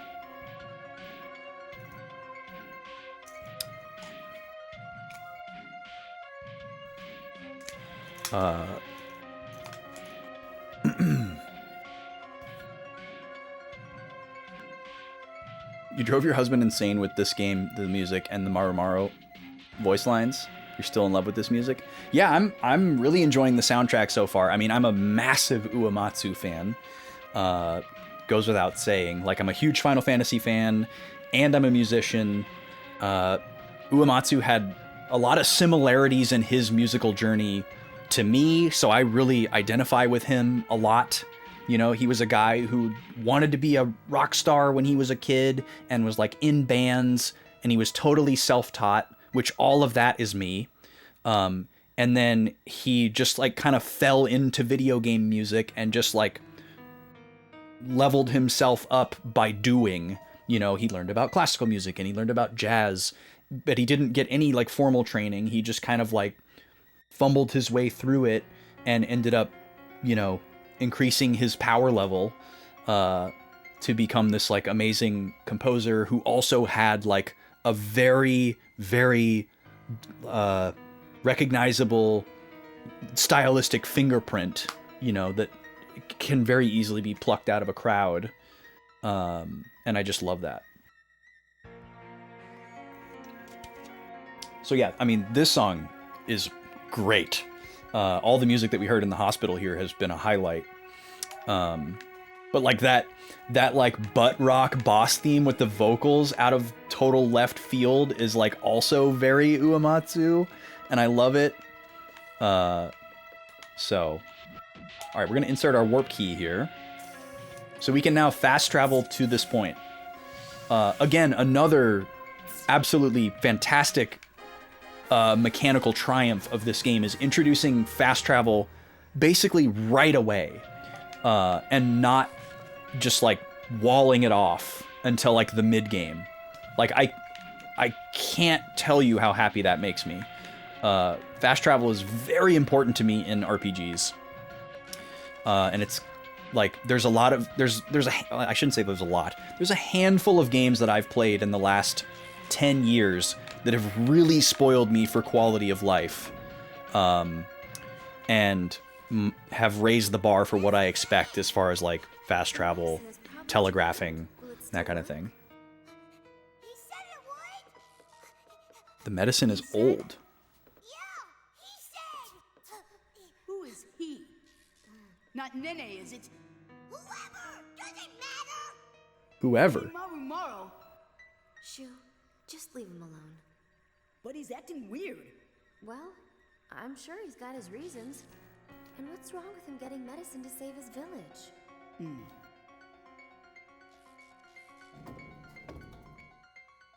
Okay, more to write down. We're concerned that the medicine is not usable.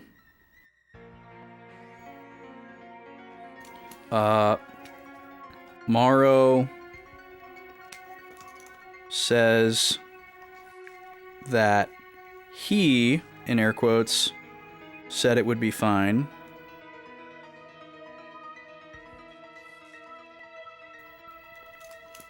Shu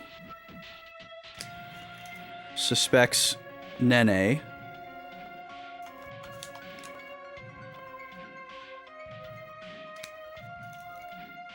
And Morrow dodges.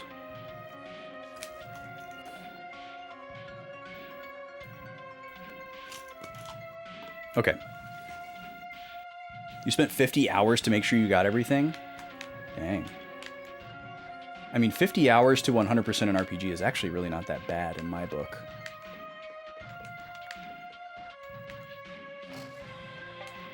Oh. That was a cool little canister. You examine the shelf. 1 gold.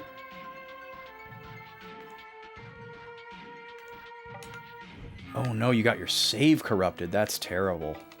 What a nightmare. Had to fully restart, skipped all cutscene until you hit the part where your Xbox got corrupted. Dang. That is brutal. Yeah, I hope nothing like that happens to me. But there's not really... I don't think there's really anything that I can tangibly do to try to, like, preempt something like that.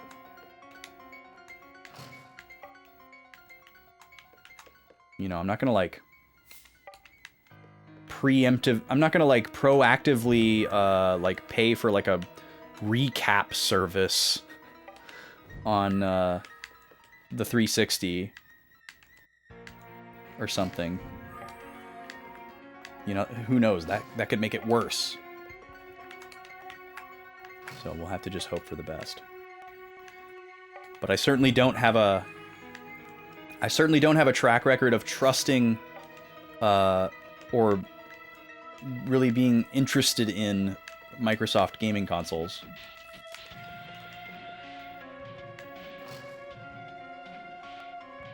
Your Xbox was just kind of sitting there for a year not being used. Well, that definitely shouldn't put you at risk of save data corruption. You can back up your saves onto a USB device. That's good to know, Space. I appreciate that. Yeah, I might do something like that. I actually have an old flash drive from like the 2000s. That's like a 1 gigabyte flash drive that's, you know, not really useful for anything in a modern context, and that might be the perfect thing for something like this. Because I can't really use it for anything else, and the fact that it's from like the same time period makes me feel good about it as well. Here we go. This is the miracle medicine! With this, Moro can save everybody! Moro, running out of time! Wait, Marumaru!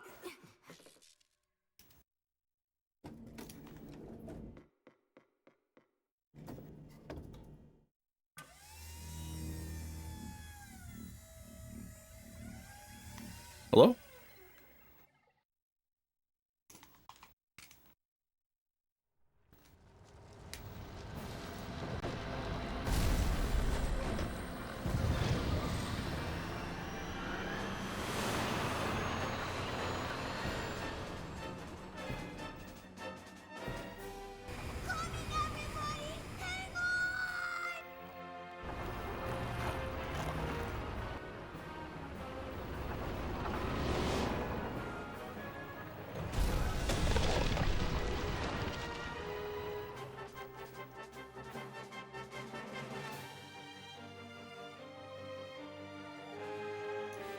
What is this thing called? The drill machine. Ooh, that place is pretty.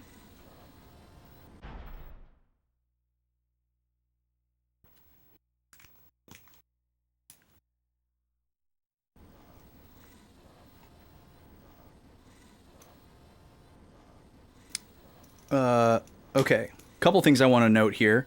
Just finishing writing during the cutscene. Do we have a name of where we are? Lago Village. Perfect. The Devi in Lago Village. Now, something that caught my eye during that cutscene is something that I want to write down here.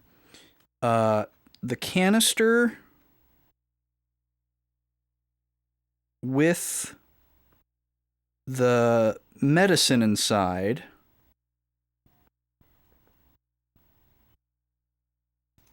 has a particular symbol on it, and the same emblem is on the outside of the drill machine. That like red, black, and white, almost spherical thing. Just something that I noticed. We have no idea what that is, but it could be significant. Okay. Digimon, that's where you know the main kid's voice. Oh, that's Mona Marshall, Hopscotch. Mona Marshall is in a ton of things. Mona Marshall is the protagonist from the Dot Hack games, the first tetralogy. She is Brave Fencer Musashi in the PS1 game. She's all over the place. She's an OG. She's got thousands of credits. Love Mona Marshall. She's very often cast as like young or youthful boy characters because she has this kind of like gravelly. She's also hilariously the narrator from the Shake Weight commercial, which is an alert on Leetopus's channel that always cracks me up. You just shake it. I can just hear it right now in my head. It's so silly. But yeah, that's Mona Marshall. You're not an Xbox gamer. You didn't think it was anything that you had done. It just glitched out badly. You couldn't sign into your account. Yeah, that's really weird that it was like digital errors, Rexy. Because, you know, certain models of the 360 were known for a lot of like mechanical failures, like overheating, disk drives failing, you know, the famous red ring, etc.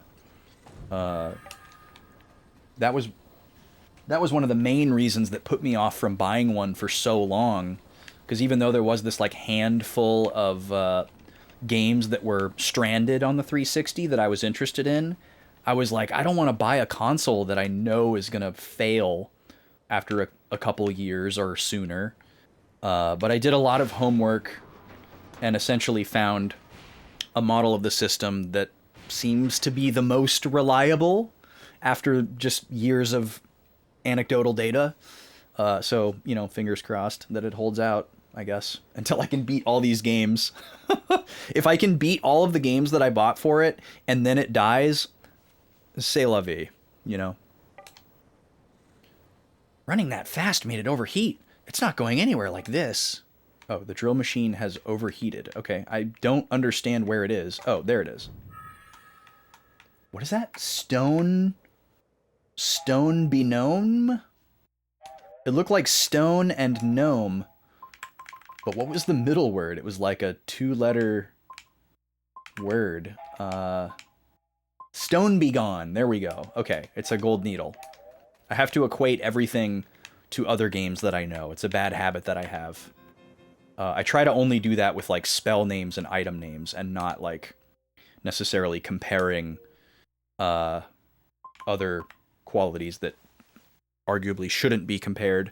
Okay, we're going to save in slot 1 now. We'll call this Lago Village.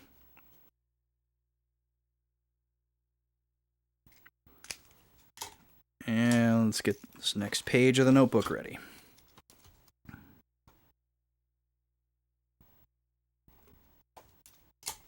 All right. You bought 360 games, you play them on the Series S. Yeah, there was part of me that contemplated just getting a newer system because it would allow me to do some other things as well. But ultimately, I decided to get the actual 360 for 2 reasons. Number 1, a lot less expensive. That was an important factor. Oh, a locked treasure chest. Interesting. And then number 2 is just number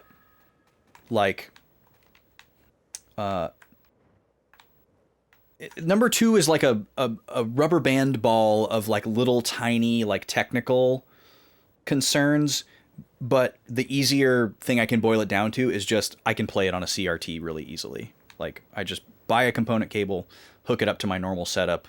I really like being able to play it on a CRT so that I can have my non CRT screens for stream stuff. Okay, we're gonna hit a cutscene here. That's what I thought. Maro, is this the medicine? Yup, They all have pots on their head. To the patients, quickly.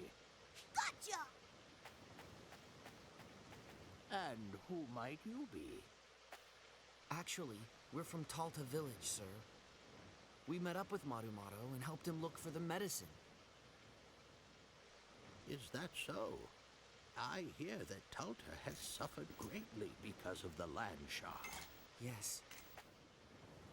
Everybody here talks normally except for Maru. Yeah. What exactly happened to your village? And why was it so terrible that you needed an ancient medicine? You mean Maro didn't tell you? Well, he was so desperate about saving everybody here, he really didn't tell us anything. Oh, I see.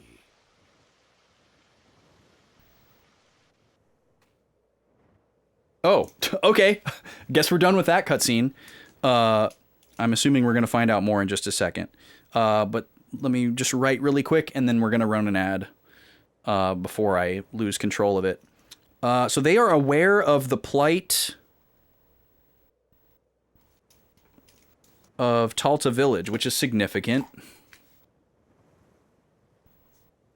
We still don't really know exactly where we are in relation to Talta. We have a map and we can fast travel around to various points, but Talta Village is not one of them. So,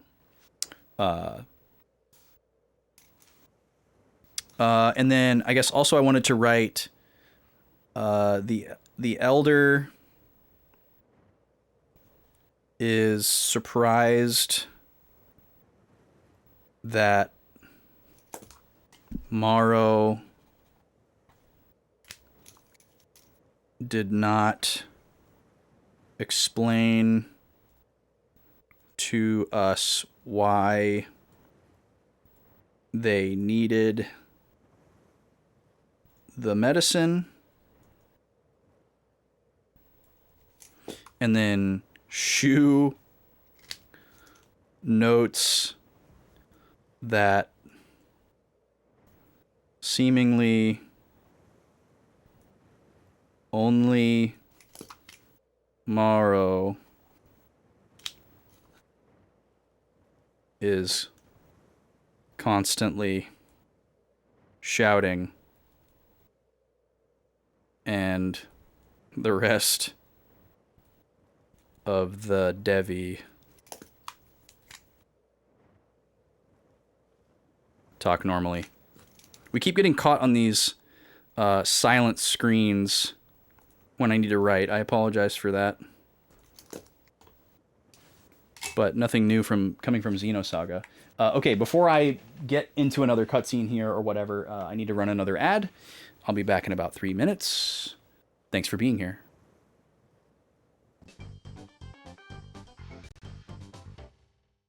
Free for all!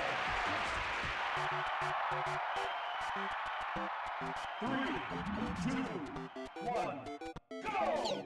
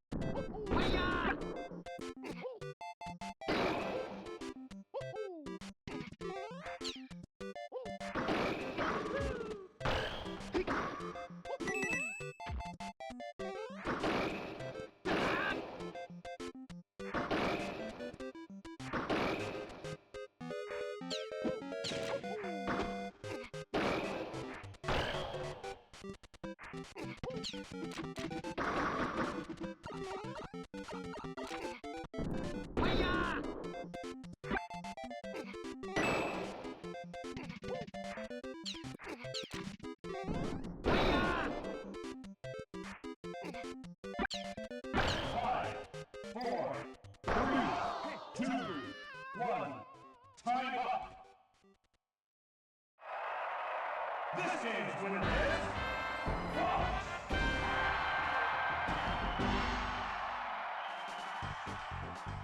Wow, Mario staved off that last KO, but it didn't matter. So, Mario beats Fox on Fox's home turf, and then Fox turns around and beats Mario on Mario's home turf. Interesting. So, essentially trading blows here. Now it's going to be 4-2 for Fox. Again, he's heavily favored here. We expect him to win this, but we've got our eyes on Mario. He's a bit of a wild card. All right, scores are updated. By the way, I don't think Draconics is here, but Draconics redeemed a character selection for the next matchup for Kirby on Tuesday. And Kirby only has one opponent left, which is Luigi. So our next matchup after Mario and Fox is going to be Kirby versus Luigi. If you are eyeing up a character selection for 1,000 channel points, you are choosing the red corner fighter for matchup number 62. And your options are Donkey Kong, Captain Falcon, Yoshi, and Samus. Those are your options. Donkey Kong, Captain Falcon, Samus, Yoshi. We're getting down to the end here. There's only like 5 or 6 matchups left before we're all done with the regular season. Back to the game. Also, I didn't talk about it, but I recropped the capture here to remove the black bars. We were playing on this screen for day 1 and day 2, which is what I would use for most of my 4-3 games. But interestingly, this game has like a bit of a widescreen, old school widescreen black letterboxing. So we're playing on this screen here. Technically, the area where these black bars are is filled with information on some of the screens. But I think it's just the title screen and like the Xbox home menu. This actual game, I don't think does anything outside of those boundaries. So until it does, I'm going to keep it cropped like this because I think it looks a little bit better. All right, let's talk to these folks again. Oh, you're an accessory shop? I really hope the medicine that Maru brought works. We need a miracle medicine here in Lago Village. Most of the villagers became sick, but somehow we were spared.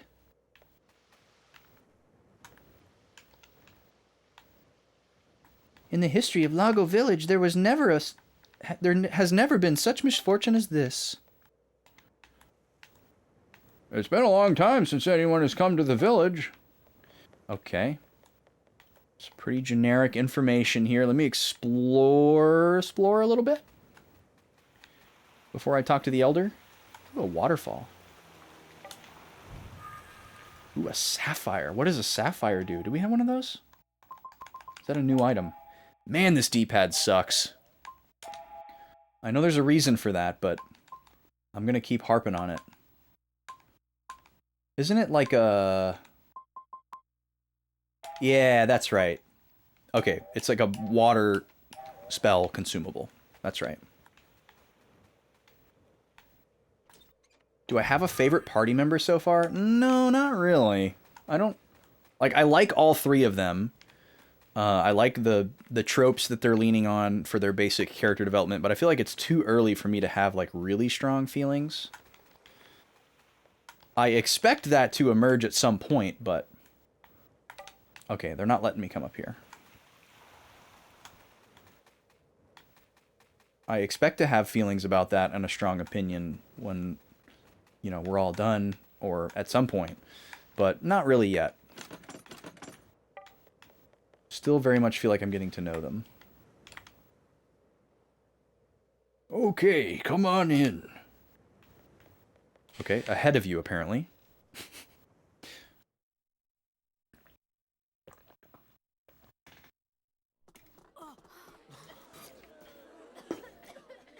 Oh god, it's just a giant infirmary. Maybe the demon statue is a weird choice for an infirmary? I'm sure this wasn't originally intended to be an infirmary, but... Some sort of plague? I really can't say. All we know is it started 3 days ago. Suddenly, people were collapsing one by one. We have no idea what happened, but you can see the consequences. Have you seen these symptoms before? We haven't seen anything like it. The village doctor is at a loss. No wonder Maru was in a panic. Yes, this is pretty bad. Is that the medicine Maru brought? Yes, I only hope it works. Maru?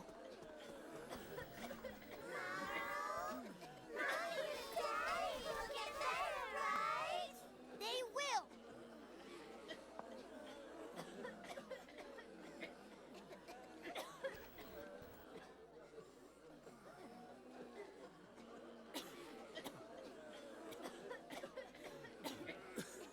Mommy, Daddy, why? He said if you had one dose, you'll be cured. Why? Hey, what's going on? They're all...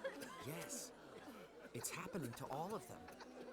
I have to think the medicine is making the condition worse. Oh no. No. Why?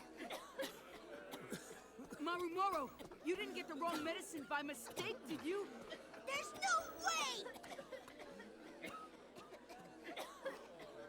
He told Moro to find a jar with this insignia. He said it was miracle medicine.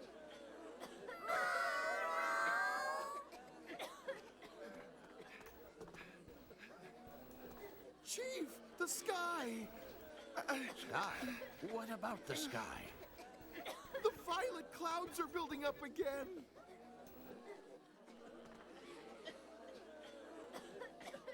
Okay, hold on. We got some stuff we need to write down here. I'm going to turn on the map because I don't want to listen to people cough while I'm writing. That's kind of a lot. So the medicine seems to make things worse.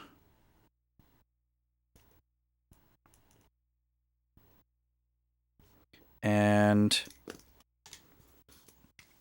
Morrow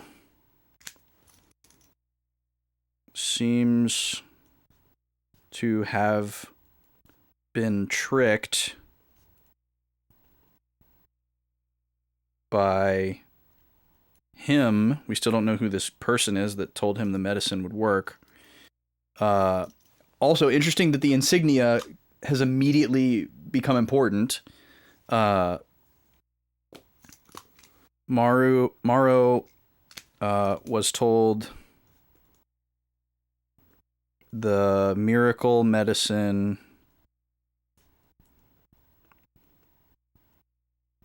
had the insignia we noticed. Now the violet clouds are forming in the sky.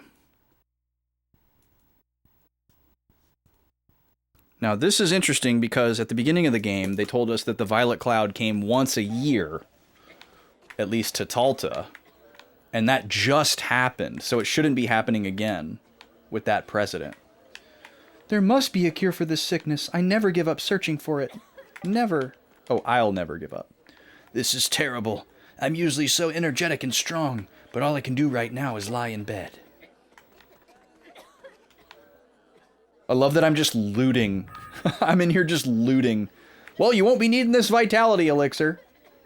When you lie in bed, you can only look up at the ceiling. I'm so weak I can't even roll over. This is terrible. It must be caused by those violet clouds. You examined the 2 wooden boxes and 2 vases. 10 gold.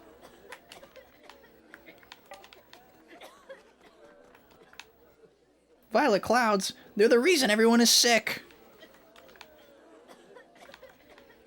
Don't worry, Morrow. I'll take care of Mommy and Daddy. I'm sure you'll find the medicine to cure everybody. I won't cry. I'm a boy, and boys don't cry. I'm gonna be strong like you, Morrow. Wow, boys don't cry. Okay. A little toxic masculinity for us. Tell Maru not to worry about us. It's the whole village that needs his help more. Okay, so these are his parents, and I guess the little ones are like his younger siblings, and he's the oldest. Maru's a brave kid. I'm so glad my kids are okay. Because all their names start with Maru. When everyone gets better, I wonder if we can play hide and seek again. I'm picking flowers every day, so everyone will get well soon. I'm making sure the cleaning and laundry gets done. Mommy and Daddy will be back on their feet. Treasure chest. Medicine. Ironic. This is odd that I can just explore this unseeable area. You've always showed favoritism towards Kluk. Kluk seems cool. I can't let this get the better of me. Yeah, I like all three of the characters so far. I just don't have a favorite yet. Ugh, my whole body hurts. Can't sleep. It's no use. I can't last much longer. Maybe if you got that pot off your head. Seems like a bad idea. This altar seems like a place for offering prayers. Let's check it out some more when Maru is here. Okay, that's a weird thing to say. You're with Shu, blame Maru for picking up the wrong medicine. Yeah, Maru seems like maybe not the brightest bulb on the tree and easily duped, but maybe I'm selling him short. With things looking the way they are, I wish I'd done more of what I wanted.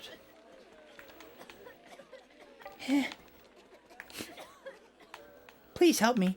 I don't want to die. And this is grim in here. Really grim. I love how this guy's name is Accessory Shop. People have been dropping left and right since the Violet Clouds came. Just implying that we're going to be able to buy stuff from them later, but not now. There must be tons of laundry piling up. I can't stand that. Can't stand it.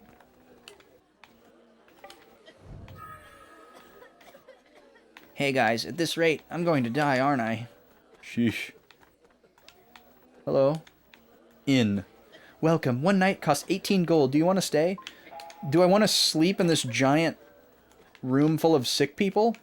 Gee, sounds cozy. I mean, I probably should heal. Oh, let's go upstairs. Because we might have to, like, immediately fight something outside. Who knows? Does this go outside? That might go outside.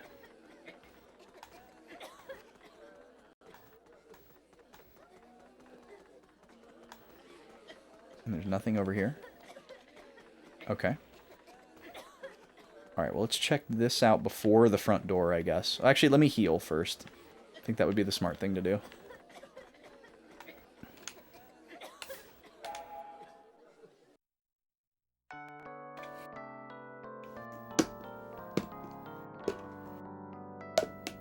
Man, I wish I could get that anime character sleep. Just on my back, on the floor. So jealous of anyone that can sleep like that. I don't know why the camera is like this. Wait, what does it say? The door at the top of the ladder is locked. Okay. How did I get the camera locked like this? It's bizarre. I have no idea what's going on. There we go. Now it found its footing. Alright, outside.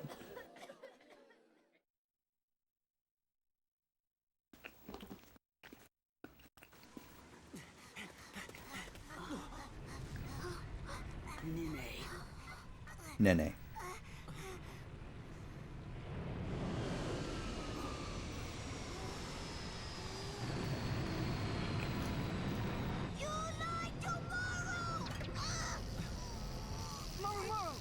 What is it?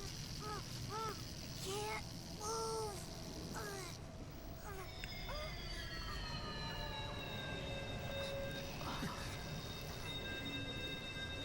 There he is.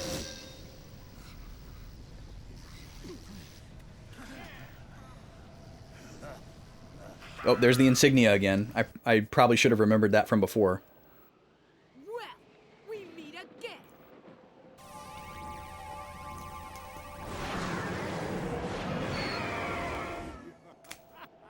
Don't rush into this. His magic is stronger than ours. I know that! Hey, you! You lied! You stole Maro alive! Didn't you? Maru! Leave him to us! The three of us should attack him together. Got it.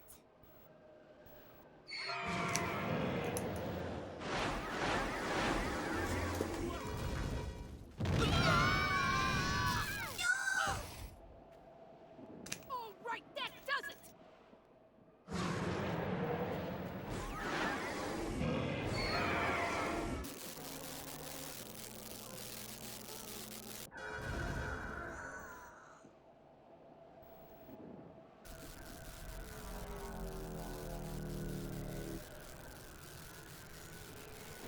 Hey! What are you doing? I haven't told you anything that wasn't true. I needed this medicine and had you search for it. Have you searched for it? Here, Your Excellency. This glow. This is it. How is it, Your Excellency?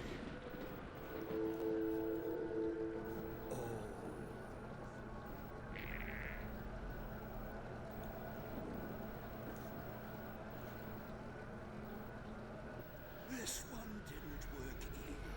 Didn't work either! You tricked Maro! Hey, Nene! You did all this to the Debbie, didn't you? I remember you told us before you wanted to hear our screams. So that's the reason you used your magic to cause a plague here. Because you wanted to hear all the suffering, didn't you? I suppose I did. You're going down! This is your fault, isn't it?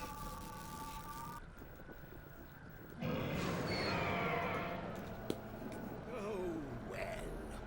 Perhaps they're the only option. Only option!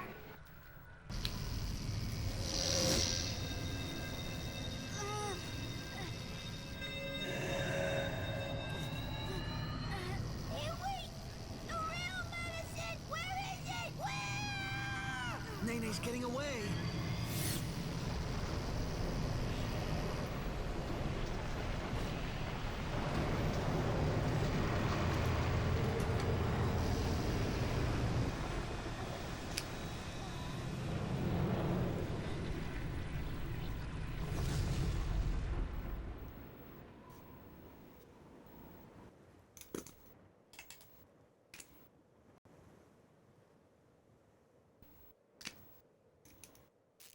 Nene!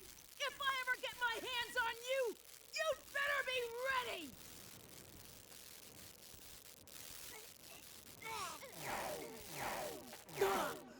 What do you suppose Nene was trying to do with that medicine? Even though the villagers were suffering, he was taking advantage of them.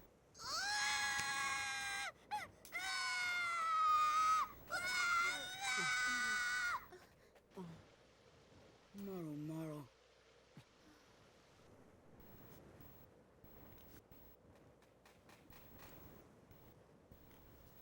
Okay, I'm still writing. 1 second. There's a lot of stuff that just happened there. Just one last thought to write down.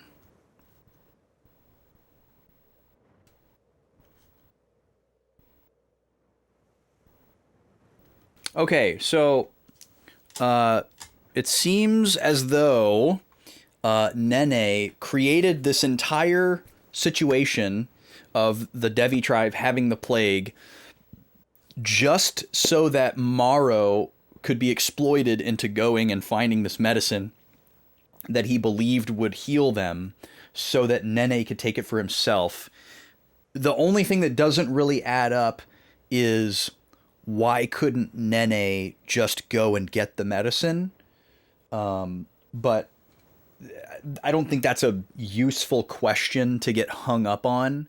I don't think I'm going to write that question down in my notes because I think that the game is going to come back to it later. I think that's just plot driving.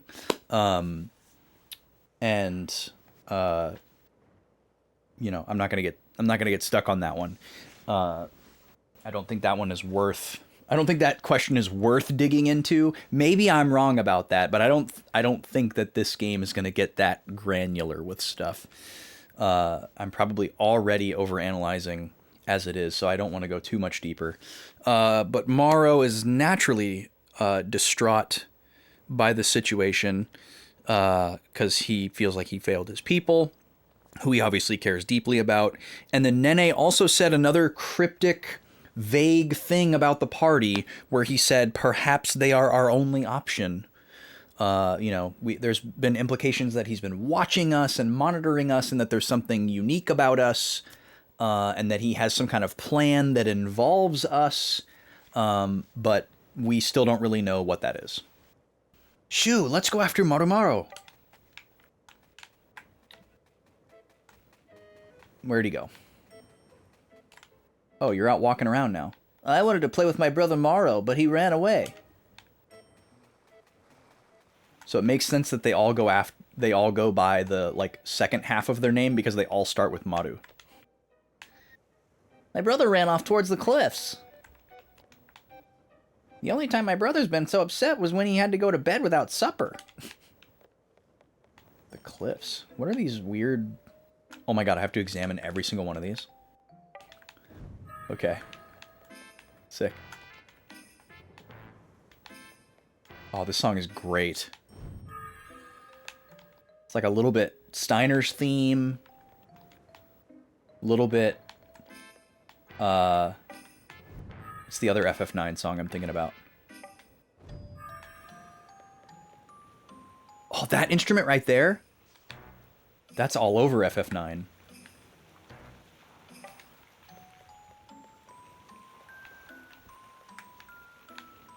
It's in like Ice Cavern and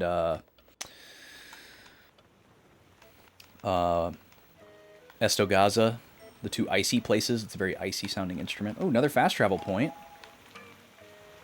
I'm gonna trust this game and just use every warp key on every warp station that I find immediately.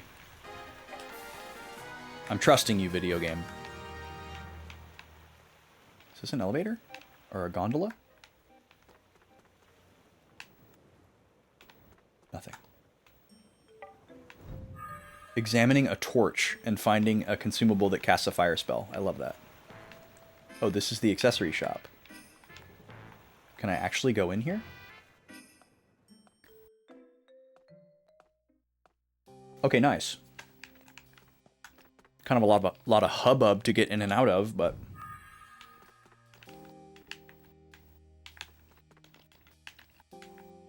Free stuff everywhere!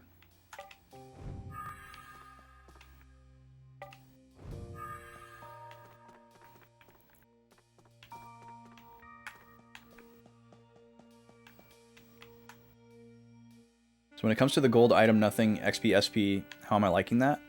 Such a FOMO thing for you because you spent way too long searching everything? Yeah, good question, Rexy. In general, I really like it. I like flavor text a lot in video games. Like the way that said, you examine the vase holding a weapon. Like, not only is that just, like, neat, but it also is, like, helpful because I know which thing I'm, like, mechanically examining, so that I know I don't have this moment where it's like, well, wait, did I just check the box and not the vase? How do I know which one I checked? So, like, there's a lot of, like, little tiny aspects of this that I appreciate.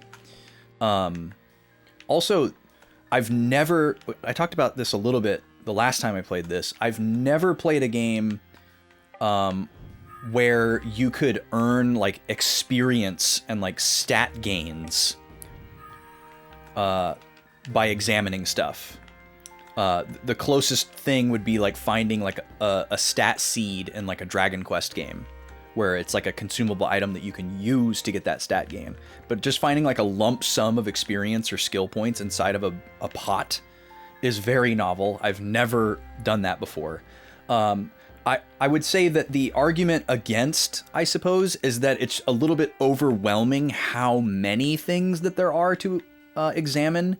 And I could see a lot of people feeling very all or nothing about it, where it's like, well, if I'm going to examine one thing, I should probably just examine every single thing because I don't want to miss the best reward out of all the examinable things in this room. And therefore, I'm committing so much time to running around and mashing the A button, which probably would exhaust and annoy a lot of players. So I could see a lot of people just kind of giving up on it right away or after a certain amount of time. And I think that's okay. I think that's perfectly valid. But I don't see myself getting worn out from doing that. I have a lot of experience and stamina doing stuff like that in video games. I've done much worse. What do we have equipped right now? I don't even remember what my current tier of stuff is. But yeah, I could see it being a little bit divisive. Okay, so Magic Crystal is the most powerful that we have found, I think. Actually, Copper might be better than...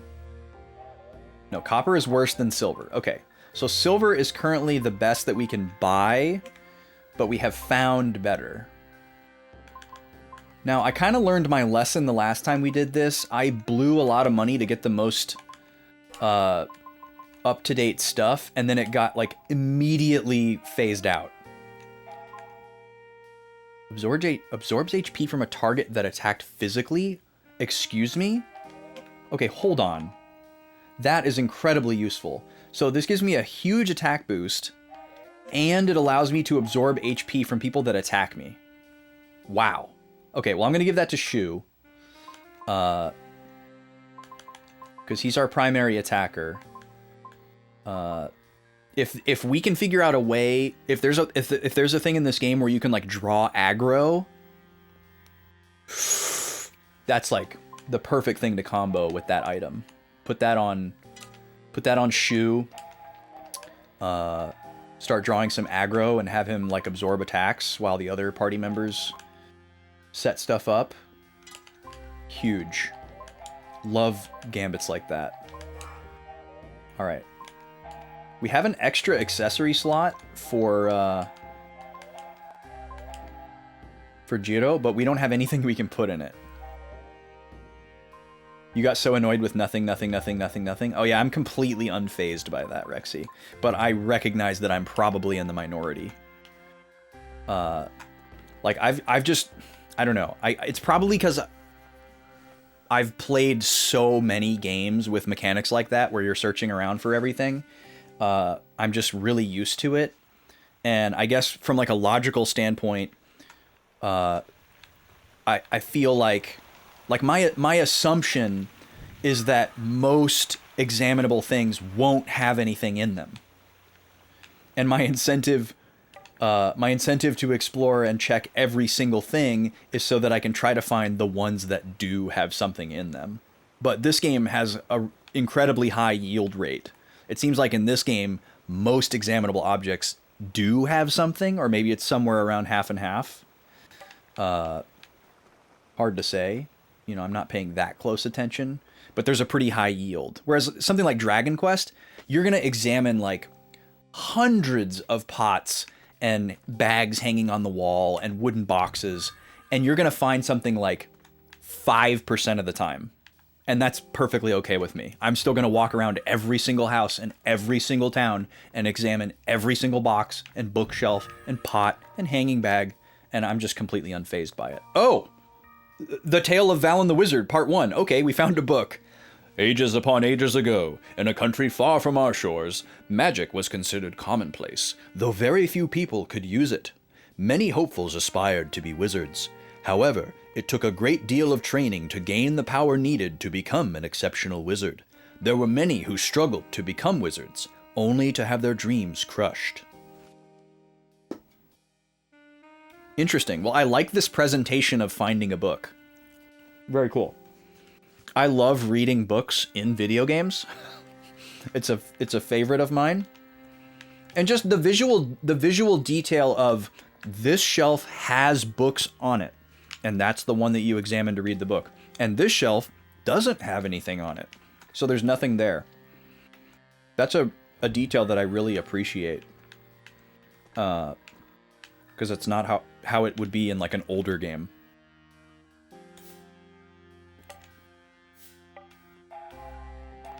Okay, item shop. I think we're pretty good here. We have a lot of this stuff already.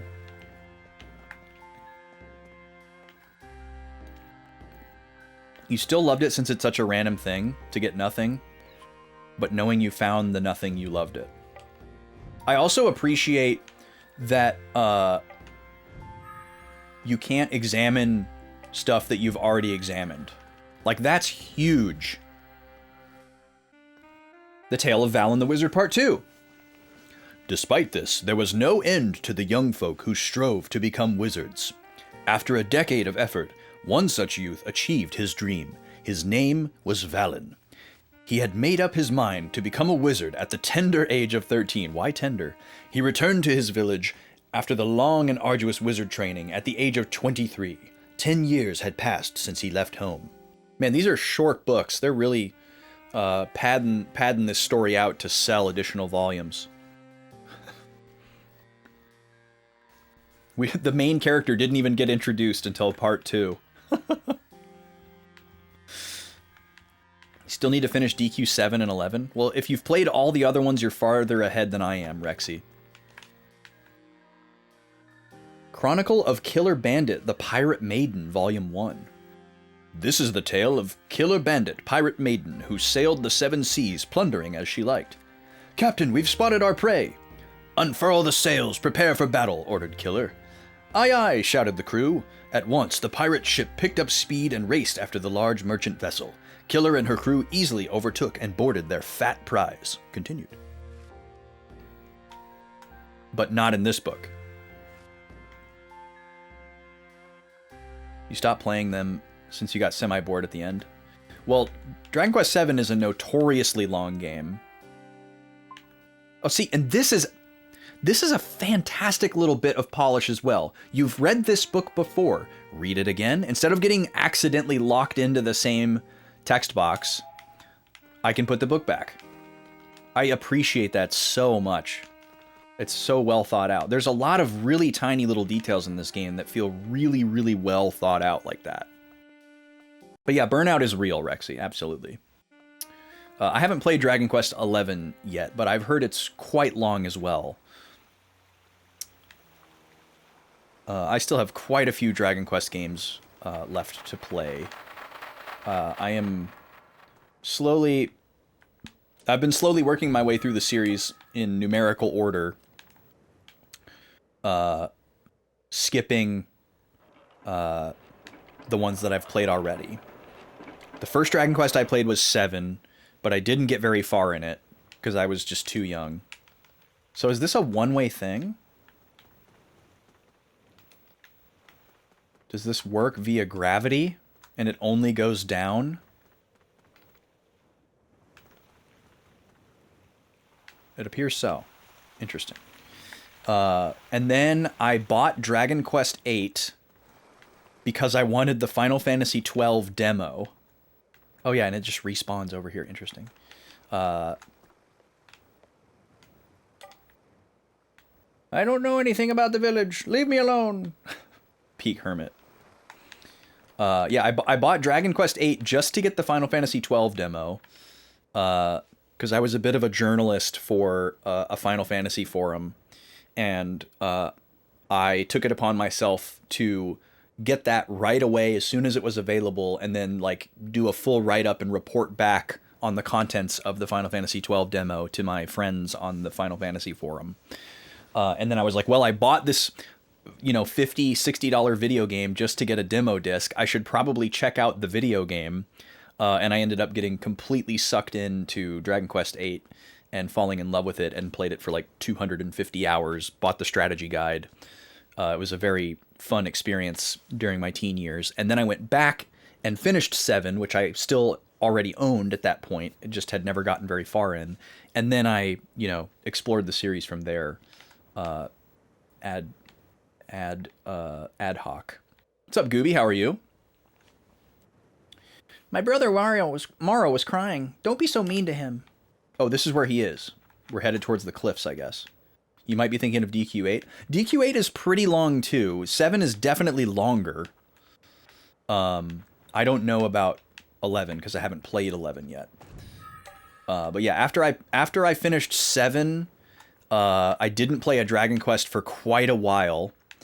And then in this is a weird story. In 2012, I was technically homeless for like 3 weeks due to some weird logistical things where I moved out of one place and was moving into a new place, and it was supposed to be like leave old place on this day and then one day later move into new place. And so me and the person who I was moving into the new place with had to like move our stuff out of our old place to different places because we weren't going to the same new place together. And so I orchestrated it such that all of my stuff was going to get moved temporarily for like a couple of days to a friend's house who very graciously let me just kind of like pile all my stuff in their house, thinking that it was only going to be there for like 48 hours because I couldn't like move out of the old place and into the new place in the same day. And then when I called the new place the next day on my move-in day to like get my keys and everything like that, they were like, oh, you can't move in. We still need this, this, and this from you. And they just didn't tell me that like I couldn't move in and that they like still needed information from me. And they needed like my verification of employment. And I had like provided pay stubs to them and like who I worked for and everything like that. But apparently they had called the restaurant that I worked at every day from like 9 to 5 business hours, and there was nobody there because they only opened for dinner. And so they like never, or they called and they would ask for a specific person who only worked at night that was my boss. And they would talk to like the daytime staff. And so they'd be like, hello, is so-and-so there? And they'd be like, no. And then so they would just hang up, assuming that they would call back at a different time and that they would be there. But that person was never going to be there during that time window. And they never like reached out to me to be like, hey, we never got a hold of your employer or whatever. So I just didn't know. And so then I was like, okay, well, you need to call at this specific time. And they were like, well, we can't do that. That's outside of our business hours. And I said, okay, well, you're never going to be able to talk to my boss then. So you're going to need to be able to talk to someone else because we only work at night. It's a restaurant, And then I had to like figure out a way for them to be okay with like talking to a different manager that wasn't my direct manager to like verify that I actually worked at this restaurant. And it took like 2 weeks because they couldn't run, for some reason they like couldn't run my snail mail background check until after they had done that part of the process. So my friend's house, who I was supposed to be staying at for like a night or two, with like a third of my stuff at their house and the other 2/3 of my stuff across town at a different friend's house, ended up getting elongated to like 2.5 weeks.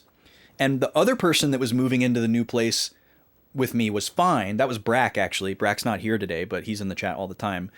Brack was moving out of his parents' place to move in with me, so he just stayed at his parents'. He was totally fine. But I had moved out of a different apartment that I couldn't go back to because new people moved into it the day after I moved out, kind of thing.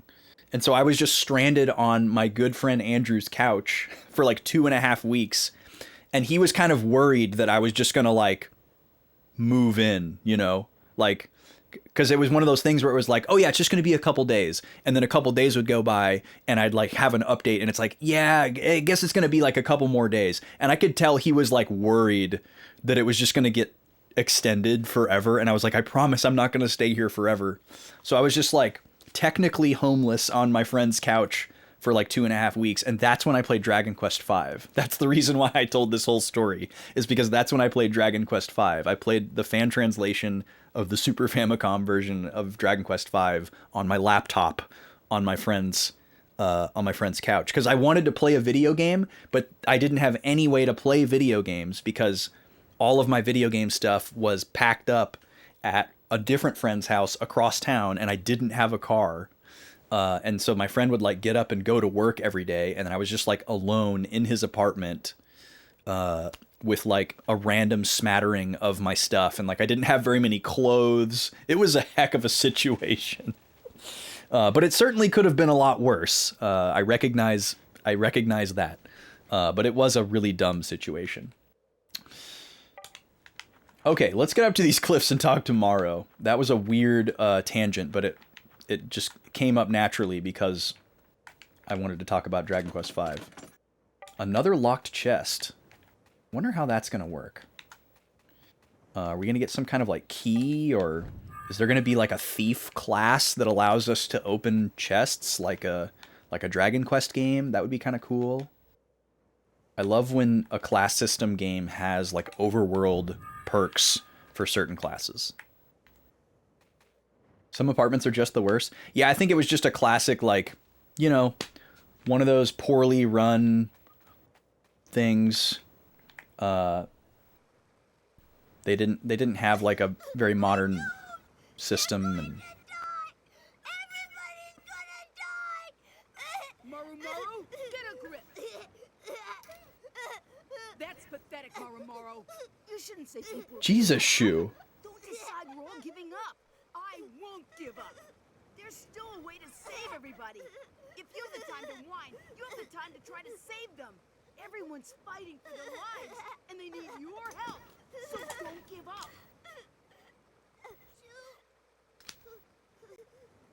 Shu's right about that, Maru. We can use magic. We'll try healing magic.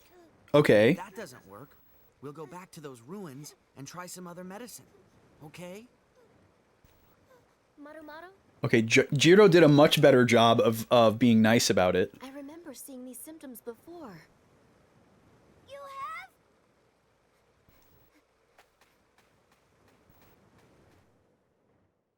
And he runs away.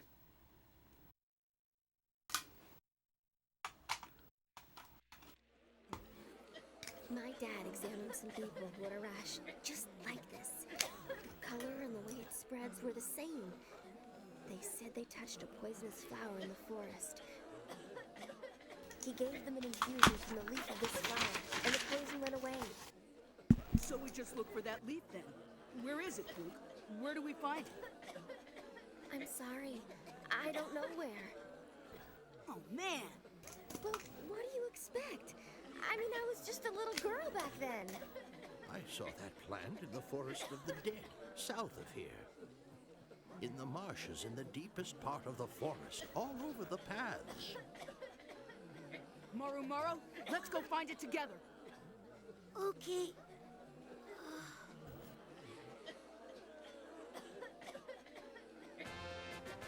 Yay, Morrow's in our party!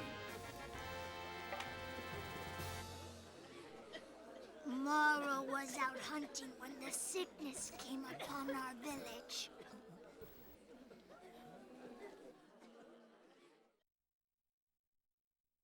Why was that one line of dialogue separate from everything else? Oh, because it's triggering a flashback. Got it. 3 days ago, a fog seeped into the village. It was violent, just like the cloud we saw. Whoever touched the fog got sick. Morrow heard that Mommy and Daddy had collapsed and went back to the village. Got back and didn't know what happened, and all Morrow could think was to get food that would give them strength, so Morrow left the village again.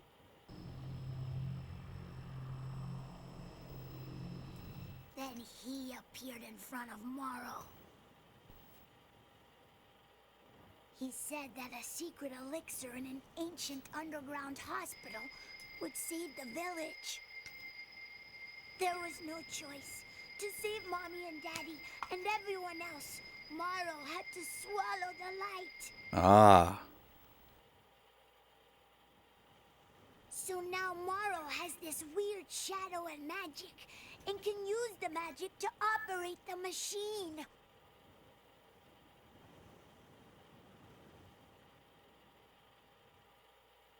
But then...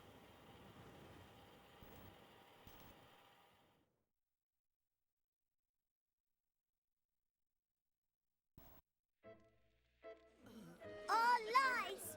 He just wanted that medicine for himself! That's really strange. What is? If Nenny knew where it was, then why... Oh, okay, this might be important.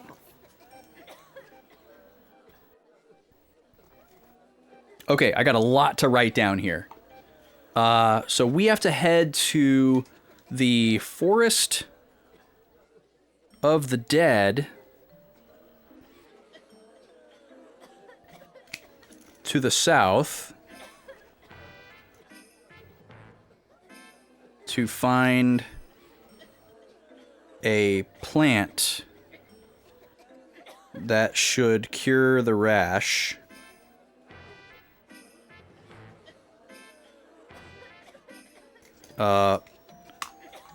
Morrow recounts the events of the plague and reveals that Nene had him swallow a light sphere. So that's pretty interesting. There's a lot of implications there, which we'll get to in a second. And then Jiro wonders why Nene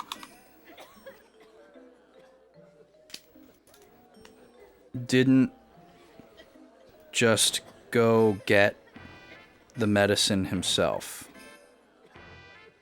So that was the question that I thought was too pedantic earlier, but apparently it is going to be important. And then finally, Morrow joins the party.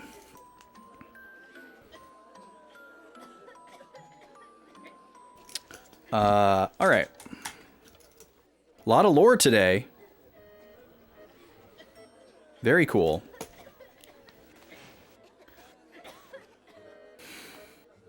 Way to make that kid cry. Listen, Smashy, you know that wasn't my fault. Notes are still on screen. If I ever forget, you can just type !notes. The undersea caverns in the Forest of the Dead are wrought with danger. Are you sure about this? Wait, what's the undersea caverns? You didn't say that before. Let's go into the menu here. So Morrow is in our party. Let's look at something here. Okay, so we can have 4 characters in battle. That's fantastic. Let's look at Morrow's shadow. Shadow. Okay, so he's primarily a monk.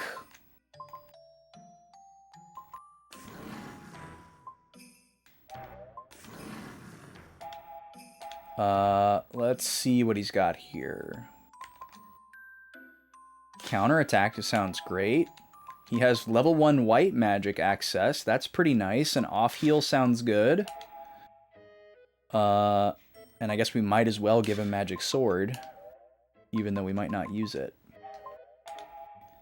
So interestingly, he doesn't have access to the same job list as the other party members. And I guess that's because we have to select those as we earn them via level up. So I guess it's starting us with a certain default list. It's not completely the default list. But as we've hit certain level up milestones, it seems like it was every 5 levels. I think we got one at level 5 and level 10. Where we get to choose another job class to unlock, and it's per character. So all 3 of our primary characters have 2 of those, but they're different on each character. Everybody started with Swordmaster and Black and White. But Shu has Monk and Guardian, Jiro has Barrier and General, Kluk has Assassin and Support, which covers the full board of the job list that we've seen so far. But Maro, being at level 10, we would think that he would have 2 additional ones, but he only has 1. He has Monk. So I don't know what to think about that. I'm not going to think about it too hard. Let's see what he's got for spells. Heal, Cure, Poison, Shine. So same as Gyuto. Cool. So we have an off heal, which is very nice. He has a ton of HP, which is pretty cool, but not a lot of MP. So maybe he's kind of a tank character. Counterattack is nice. Oh, and he's got a full set of silver equipment as well. That's fantastic. Cool. I'm going to go ahead and run the next ad break here, because I need to use the restroom and throw some trash away and stuff. So I'll be back in about 3 minutes. Thanks for being here, folks.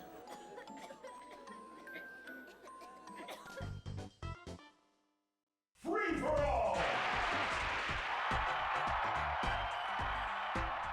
3, 2, 1, go!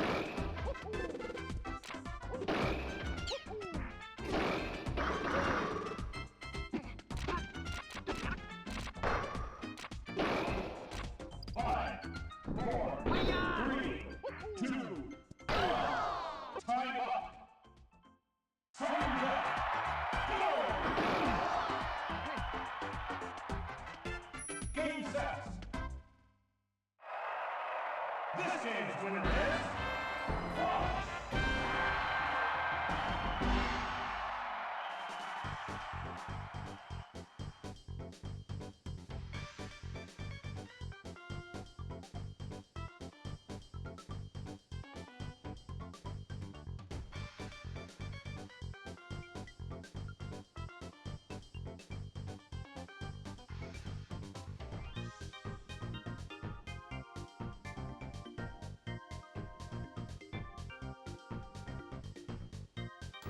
Okay, Fox takes another one here, widening the spread quite a bit now. 5-2. Definitely doesn't look as interesting for Mario with a score like that, but this is more along the lines of what we would expect. Looks like that one went to sudden death, though, so, you know, the finer details suggesting that it's not a complete runaway. That brings Fox back up to an average of 9.0 with that win, which is absolutely nuts. Let me do something really quick here with the score sheet.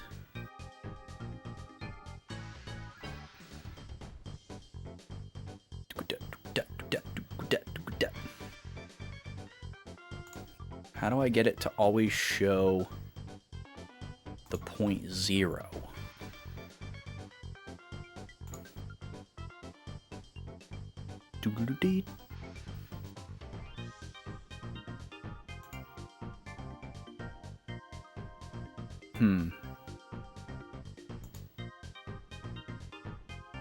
Maybe like this? Nope. Not like that. How about...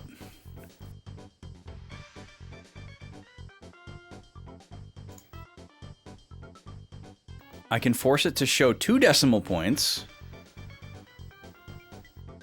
but I want to force it to show just 1, which I feel like that's what it's always set on. Oh well, I'll take a look at that later. Anyways...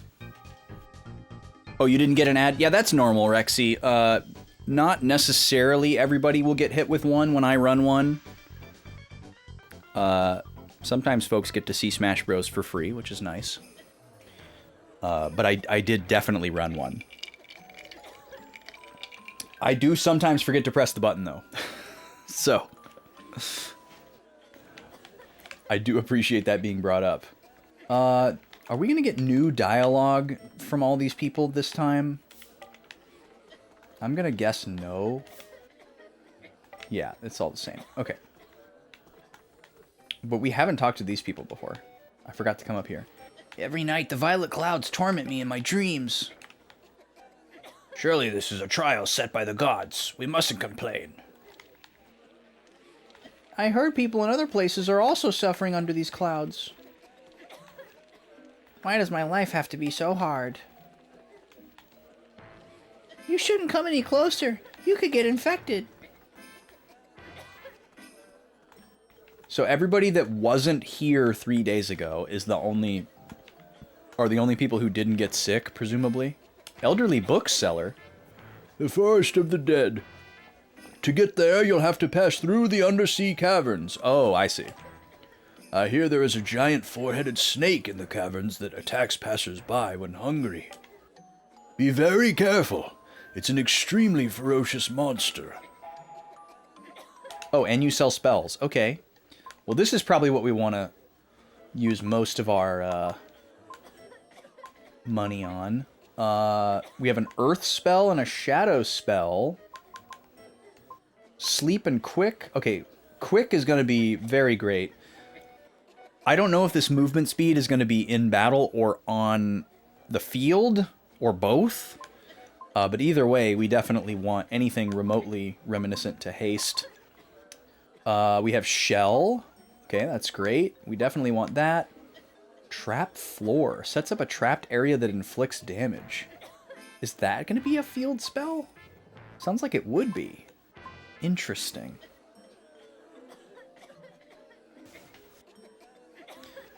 Figured you'd say just in case. Yeah, no, I appreciate it. Because, yeah, sometimes I walk away and start the Smash Bros. Match and forget to actually hit the button on my Stream Deck that runs the ad.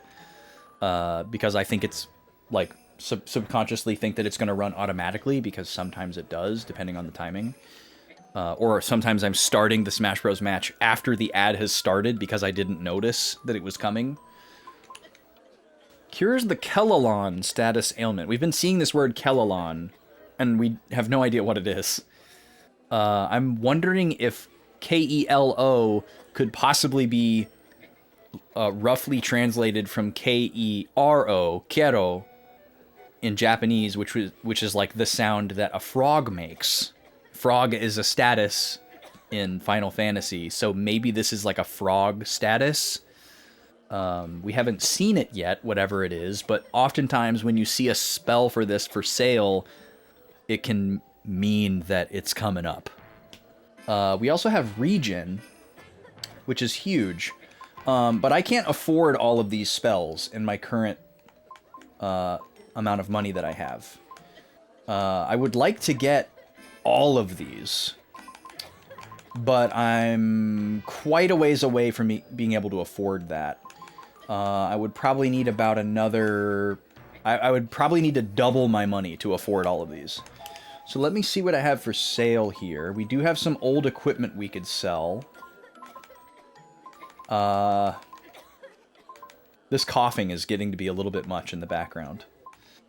Which feels very privileged for me to say when thinking about these people.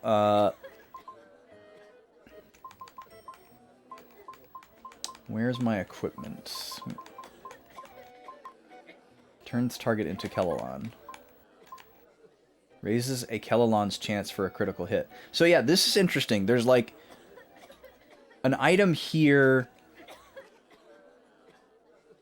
Like I feel like the implication is that oh, Automod grabbed you for saying this part, Rexy, just because that's a common way that people might like foreshadow or spoil something.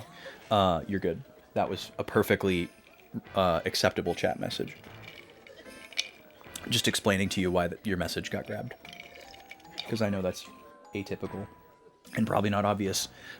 This is giving the implication that, like, turning into a Kellalon is normally bad, but there could be ways in which you might manipulate it to be good. You know, like if it's like a frog status, I'm assuming your attack stat blows, but then you could use this item to increase your crit chance, and maybe there's like benefits to... Yeah, so this is interesting. Interesting implication. Alright, where's my outdated equipment? Here we go. So we know we can sell everything copper. It won't let me sell the ones that are equipped, which is fantastic. We can definitely sell stone.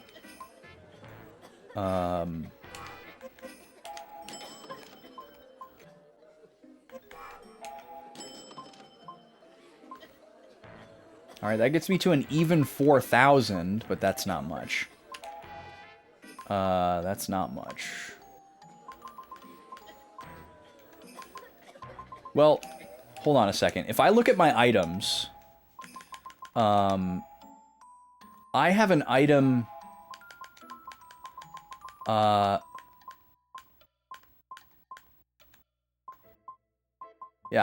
I have an item that I can use to turn people into a Kellalon, but I don't have an item that removes Kellalon. So, as it stands right now, the spell is the only way that we would be able to get rid of it, which is a little bit scary, and makes me think that I might want to prioritize getting that spell, because even if it's something that you can sleep off, I don't want to be in the middle of a dungeon and get a status effect that I have to, like, fast travel out to get rid of.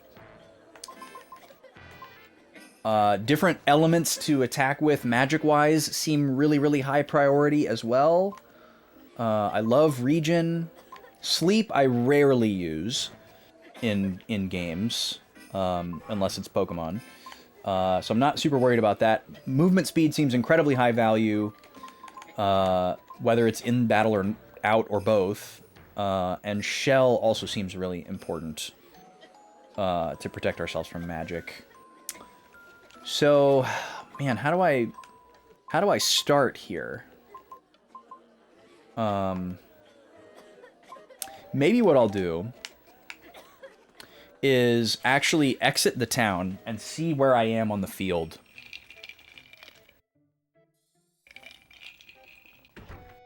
Maybe that's what I want to do. Oh, who's at the gate here?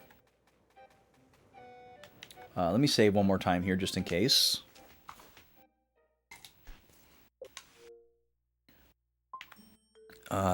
We are on slot 2, right? Yeah.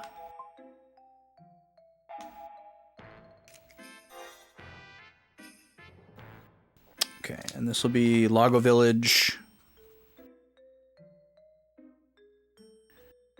We'll call this pre-shop post cutscenes.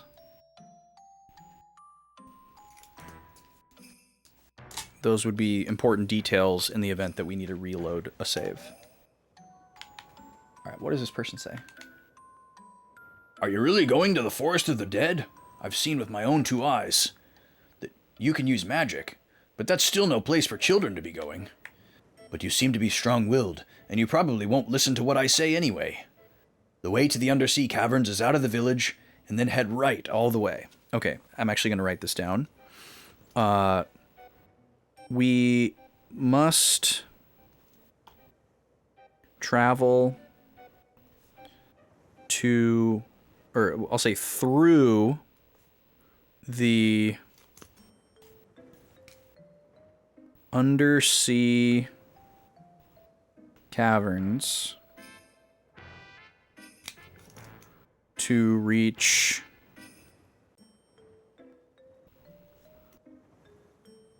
the Forest of the Dead,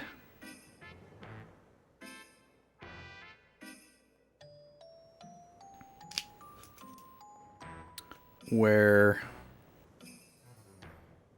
our presumed antidote is, and then undersea caverns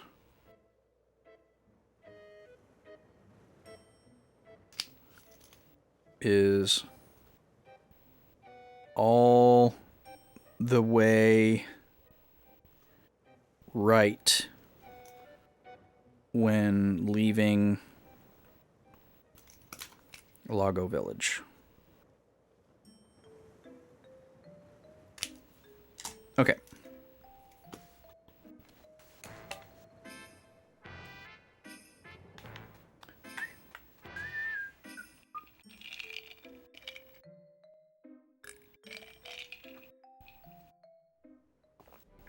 Oh yeah, I gotta do 2 more pull-ups. Forgot about that. This looks cool from the overworld. Let me just do those 2 pull-ups really quick while I'm thinking about it, because I'll probably forget. Go over here. Oh, this is a different world map theme, I think. You can't hear it now, but you'll hear it in a second. Alright, 2 quick ones. And we'll be all caught up. Oh, the wheel's in the way. We're not spinning right now. I don't know why I kicked that up.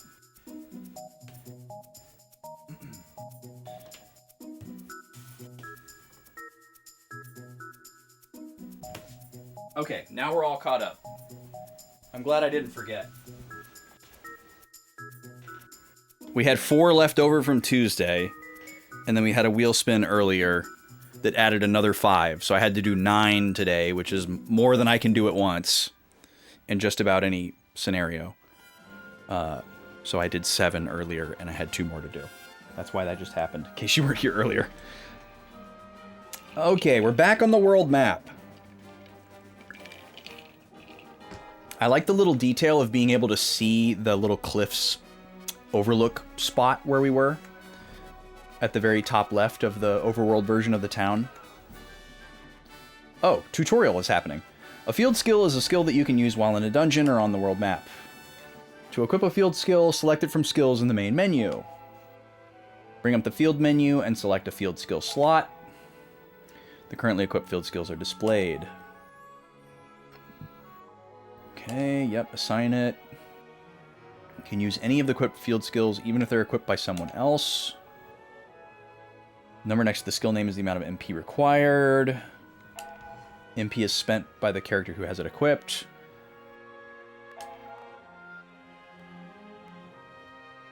After closing the field menu, you can use the equip field skill by pressing the corresponding bumper. There are different kinds of field skills. For example, field barrier. You can push away an enemy that you touch. Low-level enemy will be defeated instantly. Okay, that sounds amazing. The barrier won't work and will be destroyed if you touch enemies you haven't defeated yet or who are stronger than you. MP will be spent. Okay, that sounds really cool. I'm actually going to write some of this down. We haven't used the purple marker yet, so we could use that for skills. What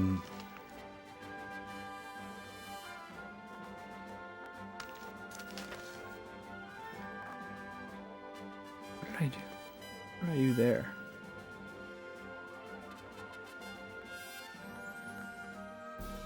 Huh. That's weird.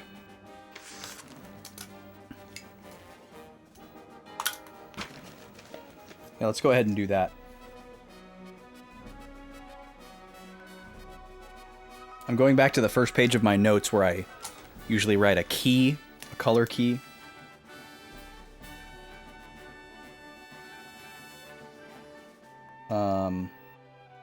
I'll leave it open-ended for now. We might end up using it for classes and skills.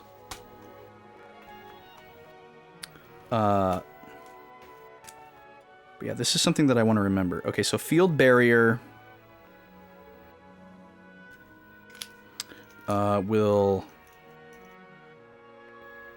instantly defeat low-level encounters.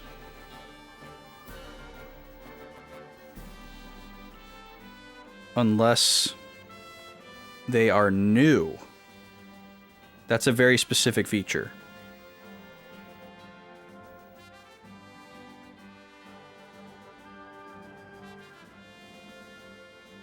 Okay, stun bomb. Let's hear about stun bomb. You can throw a ball that causes paralysis. Any enemies caught in the explosion will not be able to move for a while. Okay, we have access to stun bomb already. So field barrier sounds actually really useful for grinding. You could basically spend MP to auto-win battles and presumably get experience a lot faster than going into a full encounter. I just noticed the little gray number up next to our class symbol. I'm assuming that's how many like SP we need in order to go up to the next level. Hadn't noticed that before. That's pretty cool. Yeah, that's what that is. Or wait, no, that's not what that is. Hold on. That says 5 SP. So that's the number of experience points to the next character level. Okay. So that's located in kind of a unexpected place.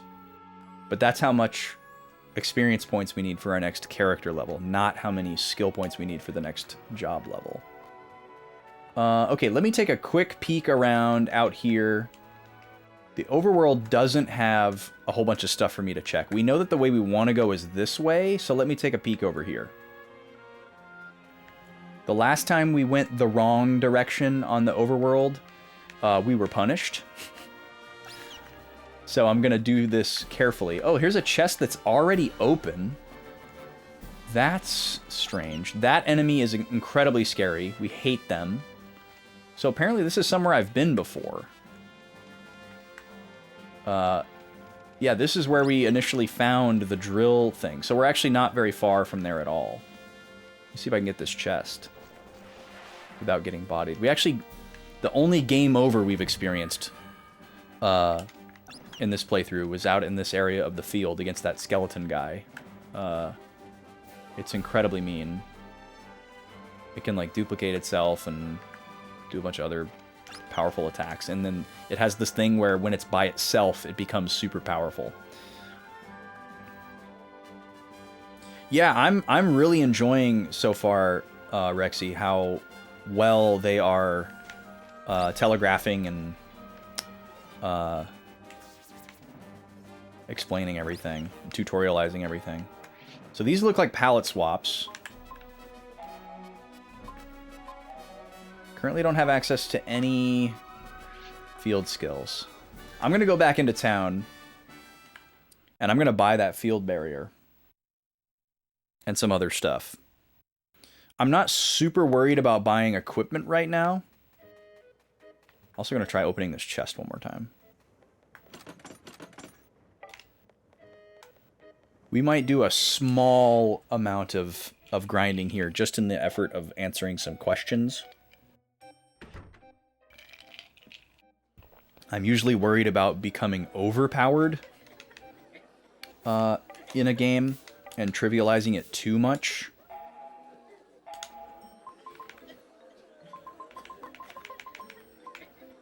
Okay, let's get... oh, we don't have field barrier for sale. I think we already have that one and it's just not equipped. We need to equip it on somebody.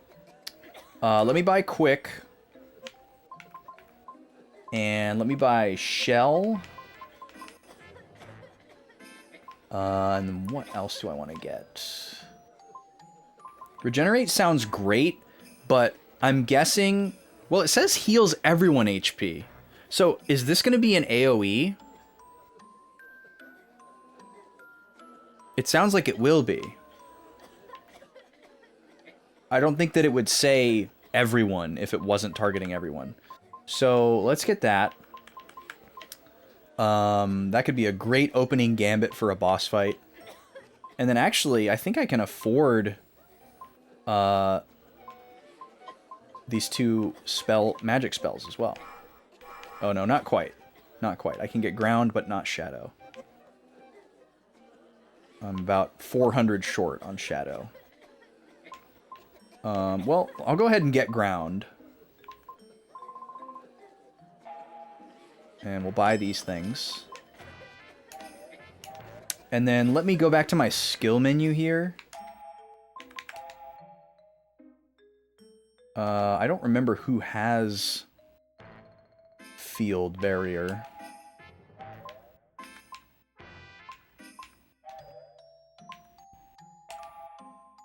Okay. It's Jiro, because he's the barrier magic person.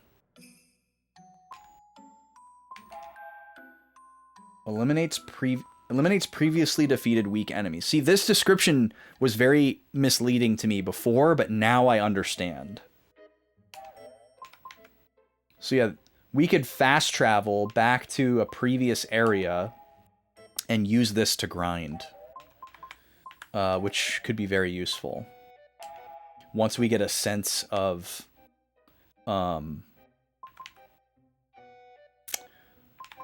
the threshold for what's a weak enemy. And also, Stun Bomb seems pretty useful. For the opposite reason, like if we need to sneak past a particular encounter that's pesky and annoying, that's high level, or just has a weird gimmick that we don't want to fight, we could stun it in place to like safely grab a chest or something, or just take a path. So that sounds pretty cool. I really like that. So I'm gonna fast travel, actually. And I think I can do it from anywhere, which is awesome. You just can only jump to specific places. So I think what I want to do here is jump to the wilderness camp, which is very close to where we are. And I want to test out this field barrier on some of the enemies that we've fought before. Because this is pretty much the lowest level area that we can return to.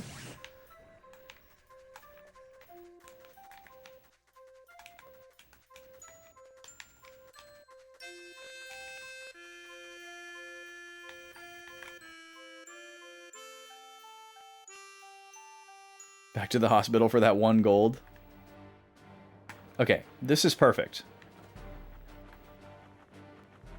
This is technically more of like a dungeon than a field, but I'm assuming we'll be able to use it too.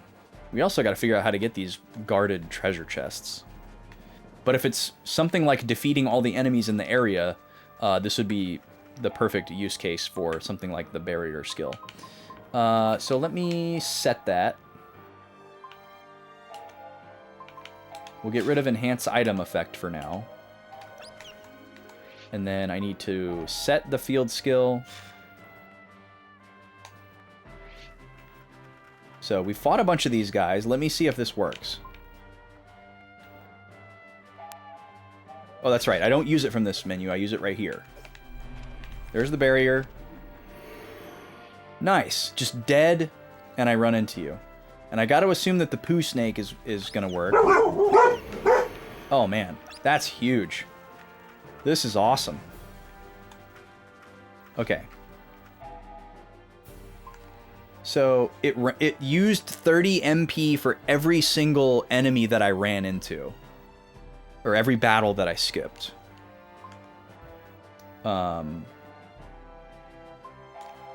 Which is pretty expensive. So ideally, we have a support skill on Kluk that regenerates MP as we walk. So there's a synergistic relationship between Black Mage and Barrier Magic that we're now realizing. But unfortunately, we have set those two jobs on different character paths. So we'd have to flip one of these characters one way or the other to be able to make that happen. It's also interesting to think that we could set both of those characters up in the same way, and we could have two different characters' instances of the same field skill in our two field skill slots, so that we could alternate whose MP we're using for like less time spent walking to regenerate MP and like trips back to healing or whatever. That's an interesting thought. So let's try something here. Can I look at... How do I look at the list of things that I learn for a class? I don't even know if I can do that. I feel like I have, though. I feel like I have looked at such a list before.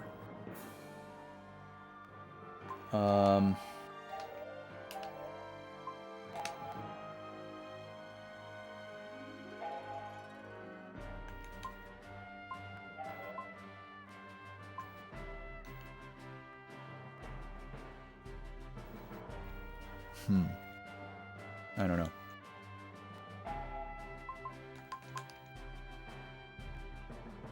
I do want Kluk to learn support magic.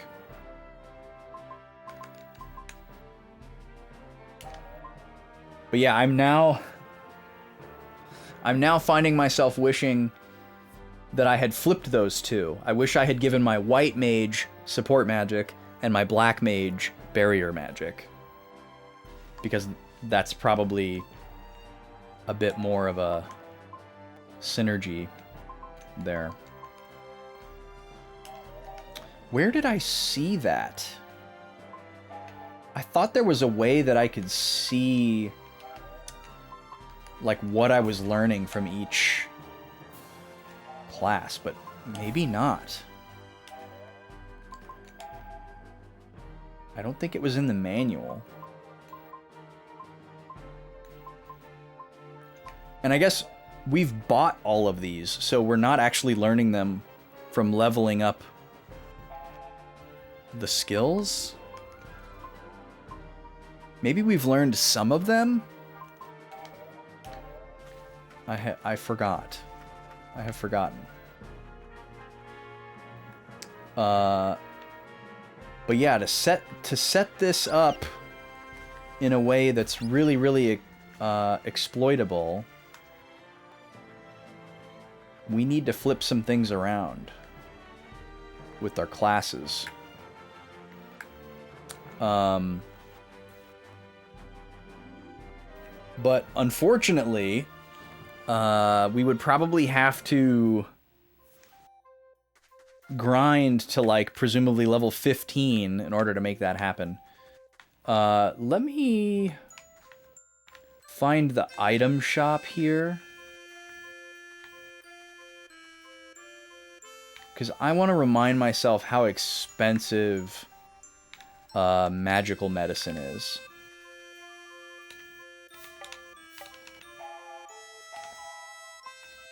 $250 each. And one of these doesn't even give me an additional use of the field barrier. So this is a very expensive way to grind easily, which I actually appreciate the design ethos of. We can obviously just, you know, backtrack to town and sleep. But it seems like we're not gaining anything other than SP for clearing out those encounters. So let me do another little trial and error here to see something.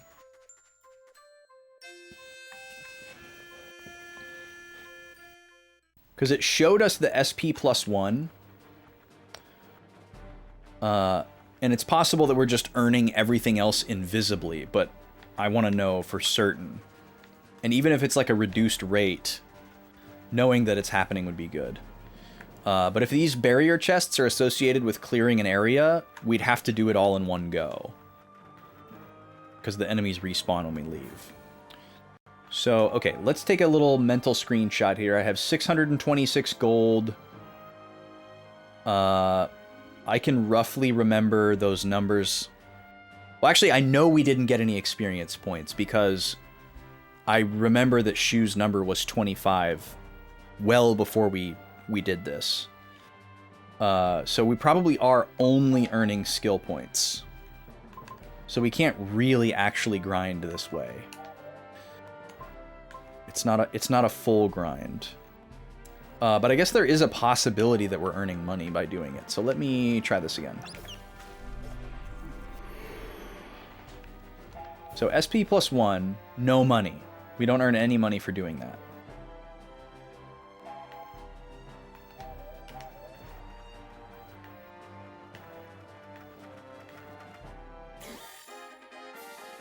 Oh.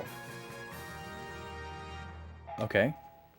We got the skill up before it could actually, like, fully display the SP +1, which is kind of funny.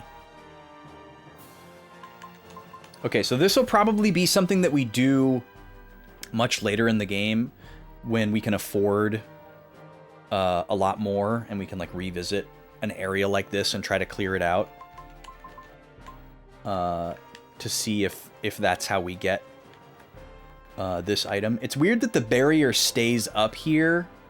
I guess that makes sense, because I could, like, refill my MP before running into another enemy.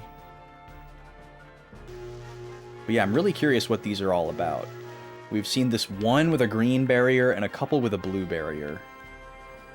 And we have at least one instance of data where defeating all of the encounters on one particular map zone spawned a chest. So my working theory is currently that. We still learned some interesting things, though. So this field skill is cool, but I think it's going to be better towards the middle of the game, and just in general later on. So I'm going to unequip it.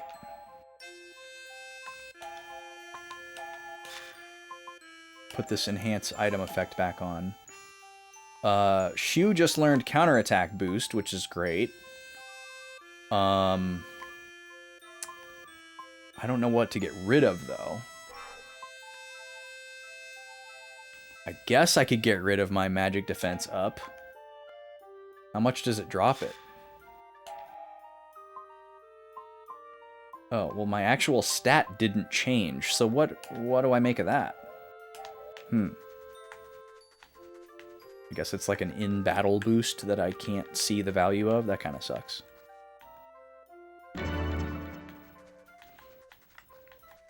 No worries, Rexy. Thanks for hanging out. I appreciate it. Hope you enjoy your sleep. Have a good...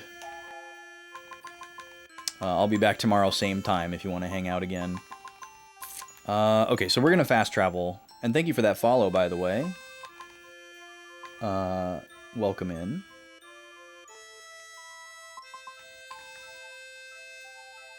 Yeah, we're just gonna go. We're gonna go back to Lago Village.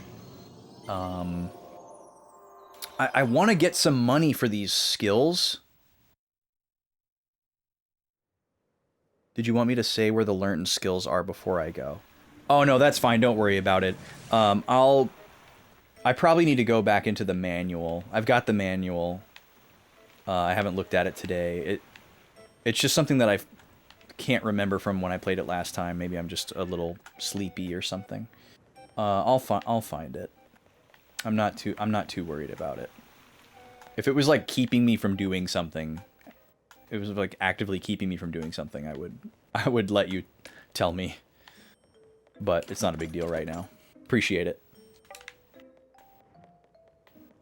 Yeah, I think it's just like weirdly buried. I know I found it before and I just am not finding it right now, but I know it's there. Okay, we're gonna sleep again. I probably should have slept at Sheep Tribe Village again, because it's like slightly cheaper than this one, but whatever. I probably should just commit to doing some basic random encounters as well. Because we could get some good data from that.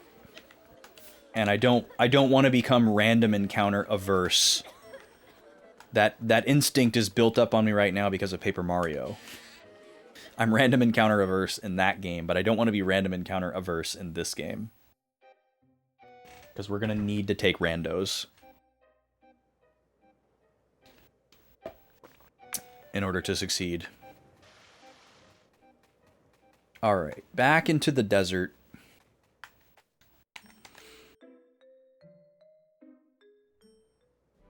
And we're just going to go the way that the game tells us to go. We're going to fight some of these fresh new enemies. We're going to be good little RPG denizens. Hey, you. Attack. Hi-yah. Oh god, there's 4 of them. That's a little scary. Okay, so let's see. There's a lot of things that we want to figure out. One thing that we want to figure out is what are these things weak against? We don't have any kind of like scan or analyze type spell yet. I would imagine that such a thing does exist.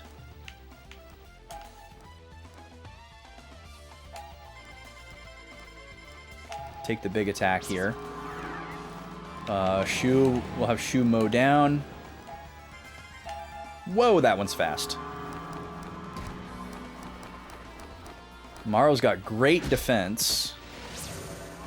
Okay, these things are not very strong. I'd like to find out what they're weak against.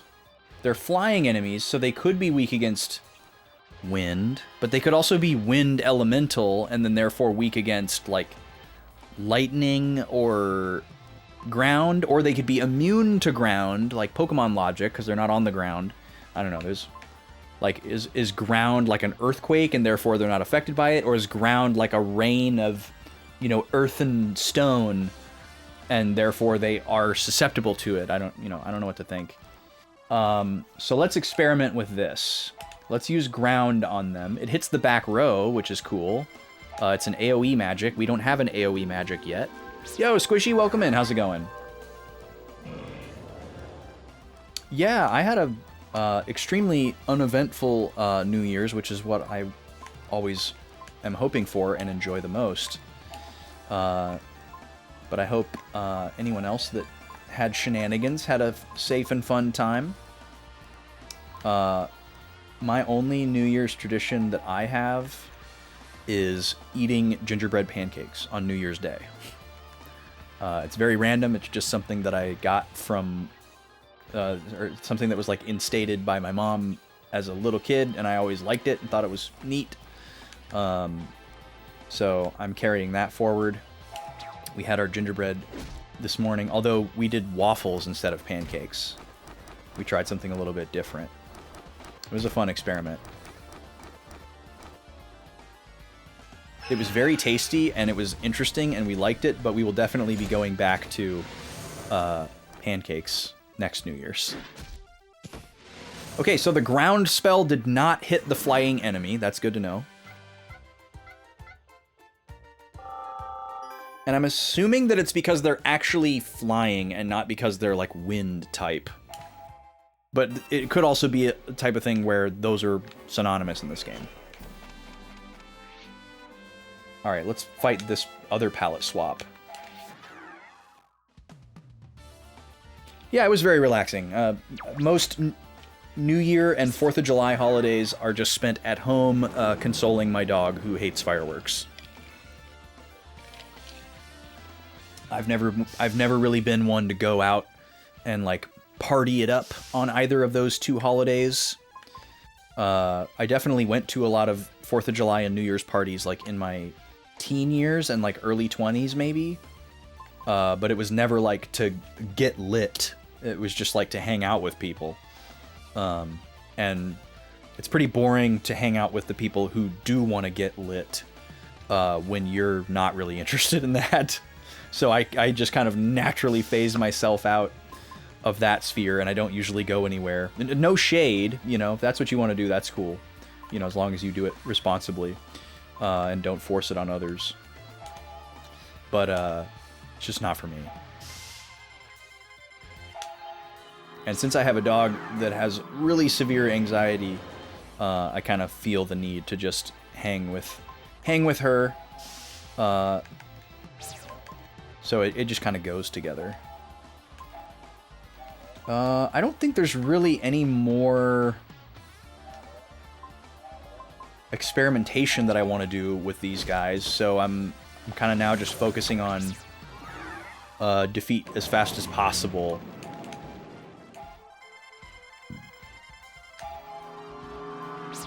To gain experience. I could try some stealing, though. Ooh, Mega Medicine. That's a good item. So Morrow is really strong. The Saber Cat is very powerful. 2 SP, 24 experience points. Okay, so SP is happening very fast. We can rank up our jobs really quickly.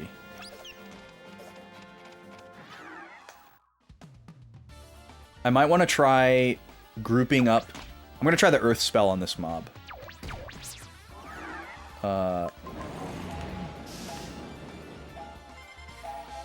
Oops. Because these guys are very weak. They're taking it very easy on us.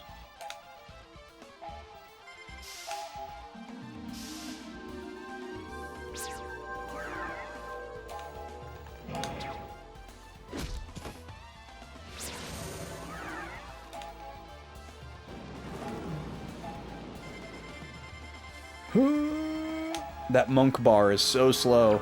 It's great.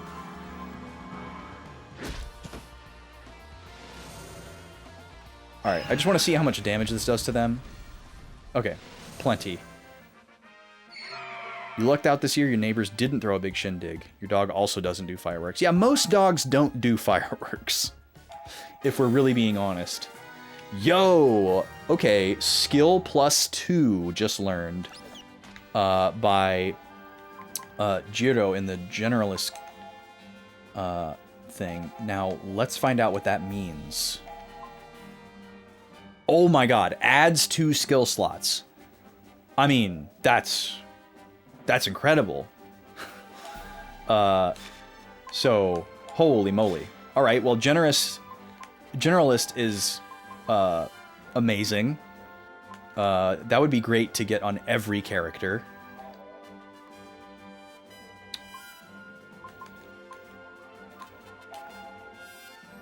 Okay, so initially I was trying to spread out everybody's jobs so that we had everything represented right away and we could start learning about all the different classes right away. But now that's kind of biting us. Because, you know, now I want that on everybody, but I don't know when I'm going to get the opportunity to do the next class up. Let me also try to find that. This is just taking me back to my skill screen.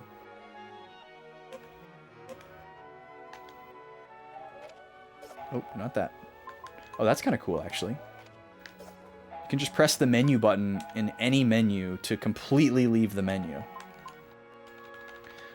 I know there was a way that I could look at the skill list for a job. What's up with the little purple thumbs up in the top left, by the way? I never noticed that before.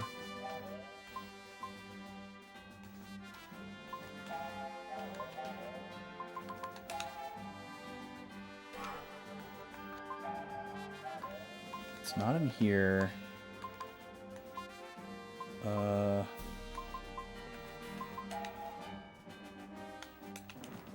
Not status. Let me look in the manual really quick.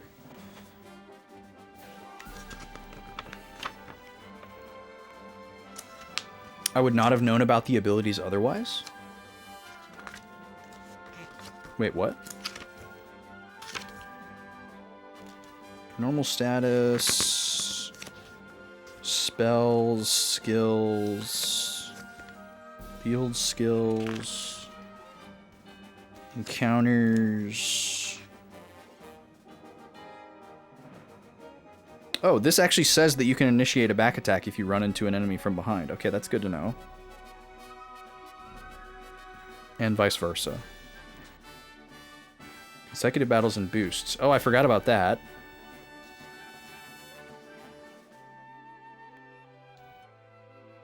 Yep. God, this game is really cool. Okay, this does not appear to have skill list. Oh, just kidding. It is in here. Okay. This is a little bit spoilery, but this is what I'm looking for. So this tells me what skills I learn and at what rank. Cool. Cool. So I can decide basically what's important to me right now.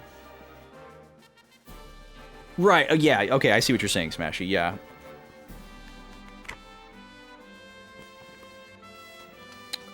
Okay. Let's see.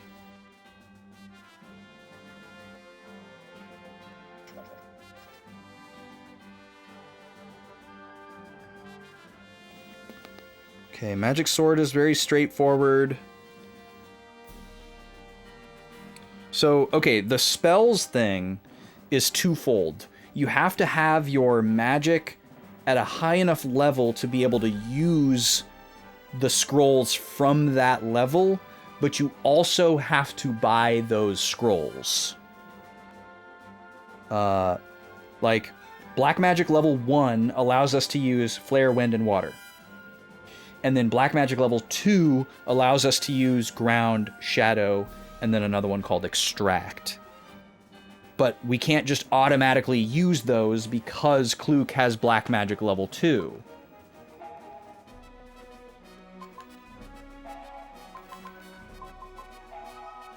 How did she lose Steel? Also, where can I see that she has Black Magic level 2?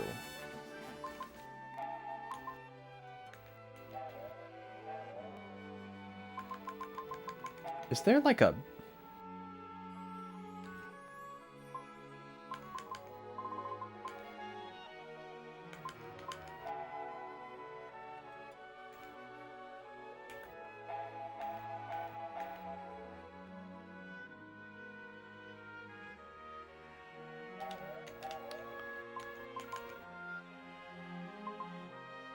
No. Man, Where was that?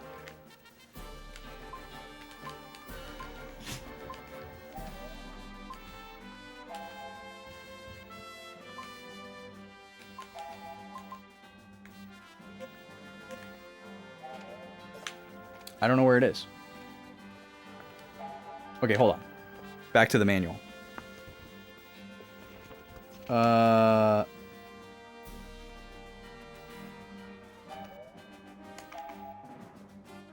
So let's get Kluk off of black magic for a little bit, because she already has access to level 2, and she's not going to learn anything. Or wait. No, she's about to hit black magic level 2. She doesn't have it yet. But wait. Oh, okay. I remember now. She can use all of the black magic she wants, as long as we have the scroll and she is currently equipped with the black magic class. If we switch her to something else and add black magic as a sub-skill, then we are limited to the level. So if we switch her to, white mage or something like that, then she would have the black magic level 1 skill in her skill list instead of the star black magic. That's what's going on with Jiro here. That's why Jiro has white magic level 1, because that's how far he went with white mage before we switched him over to generalist or barrier mage. He was 2 or 1, maybe 1 rank away from white magic level 2, which we would need in order for him to use Cure Kellalon or Regenerate as something other than a white mage. Oh, and apparently there's an AoE heal spell called Zephyr. Love that. Love the word Zephyr. That's a character name that I use in a lot of games. Usually Pokemon games. I name myself Zephyr. I like the letter Z a lot. Double item enables you to use 2 items simultaneously. Nice. Okay, support magic. I'm trying not to look ahead too far. Quick, dizzy, and poison. Raises speed by 9%. Okay, so that sounds like in battle. But maybe it also works on the field. Barrier magic.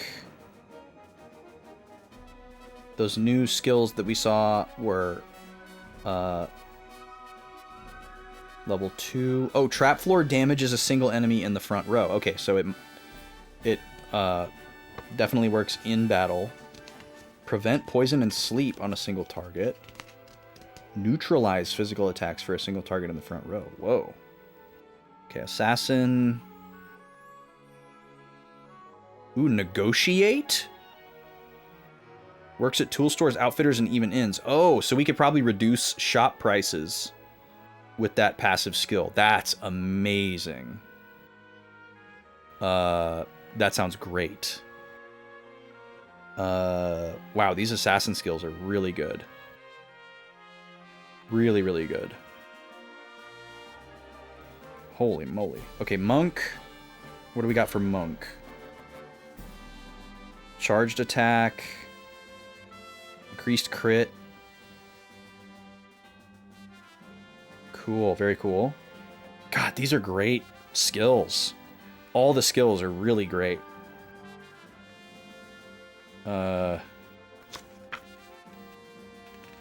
Guardian. What's Guardian got? Oh, max HP plus 25%. That's huge.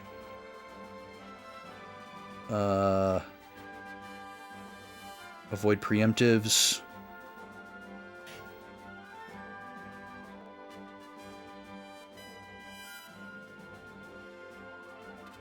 Soaks up damage using MP if you run out of HP. Whoa, that's a cool skill.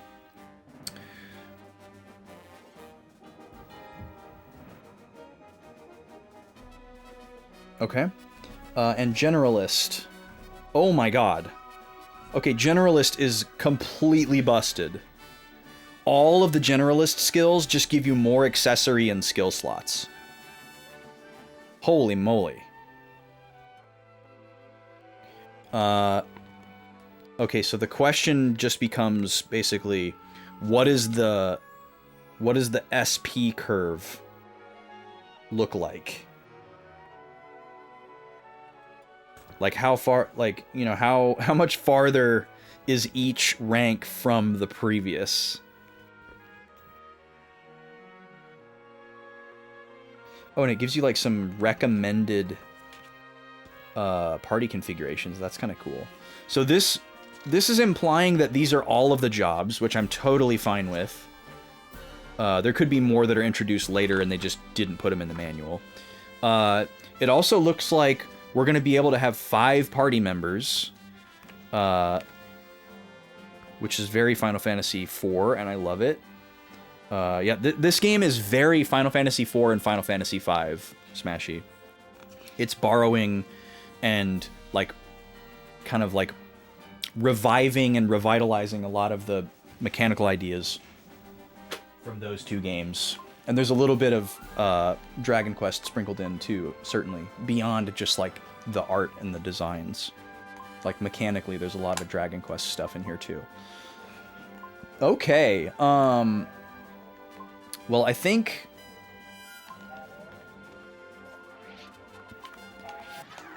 grinding in this game is going to be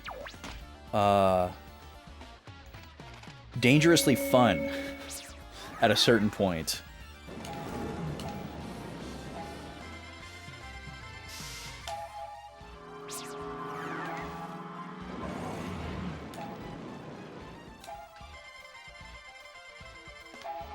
Alright, we've got another ad that we need to run.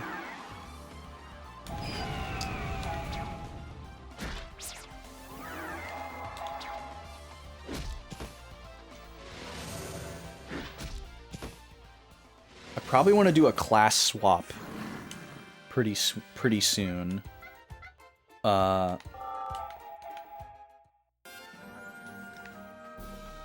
Okay, so Kluke just got...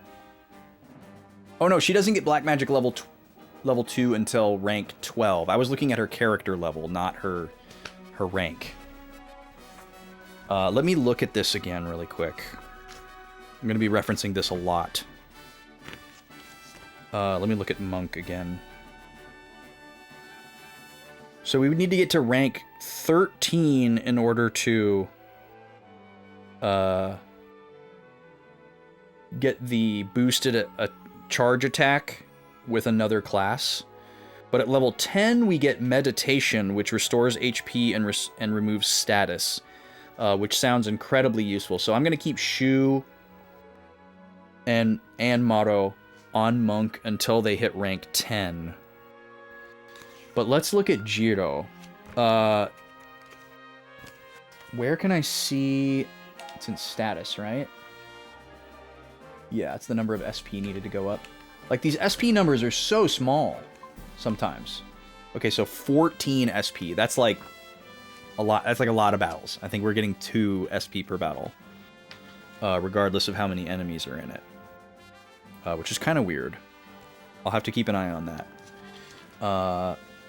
So Generalist, he just got the rank 8 bonus, and he wouldn't get another one until rank 11. So that's quite a ways away. I should probably go ahead and switch him back to Barrier Magic or White Magic. So I'm going to do that right away. And then Kluke, I would like Kluke to get to level...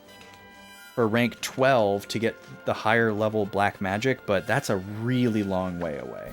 So yeah, some of these really high ranks are going to be really, really long to get, I think. So we can just switch her back to Black Mage in order to be able to use those. But maybe we want her to level up something else in the time being, like support magic. We could much more easily get her to rank 7 on support magic. So let's flip the two of them. So let's swap Jiro back to white mage or barrier magic. Let's take a look here.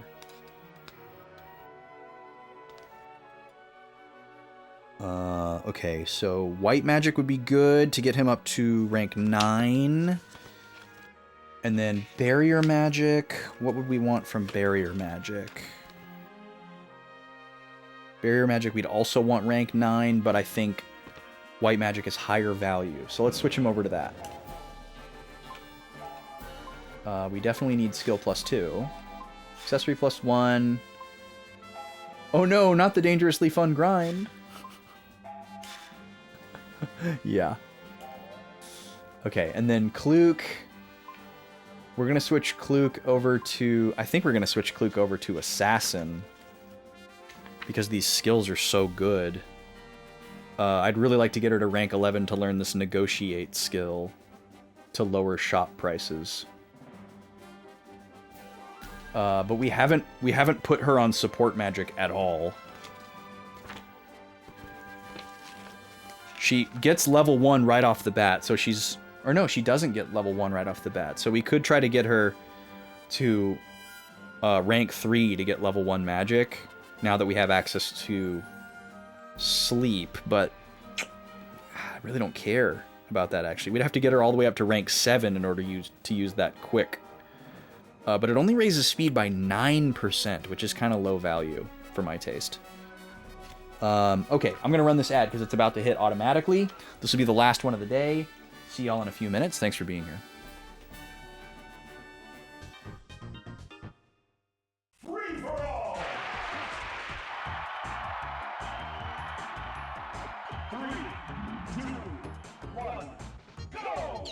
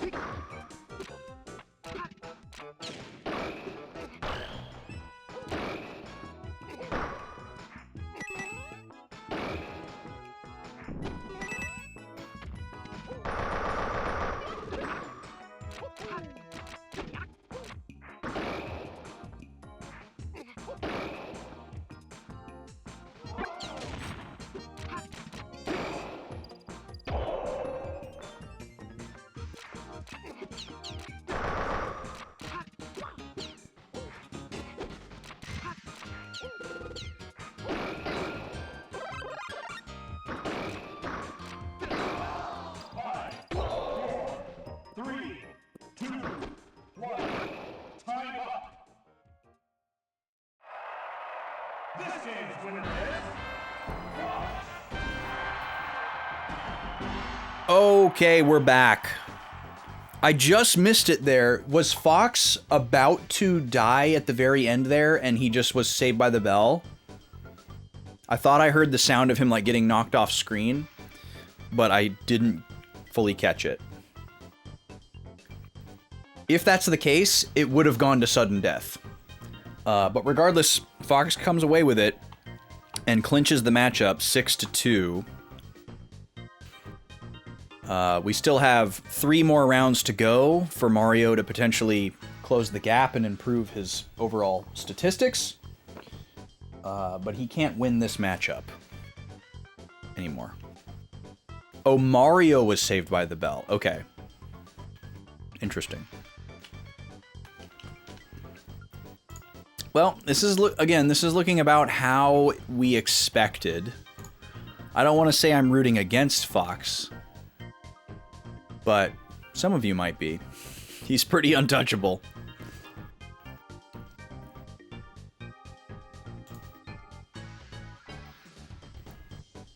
Comfortably back in first place overall.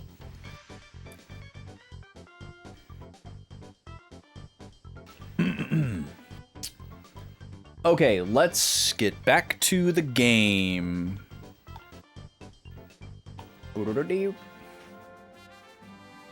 Alright, so we are doing a little bit of class shuffling here. Trying to decide where I want to move Kluke. I can move her back to Assassin, or I can move her to Support Magic.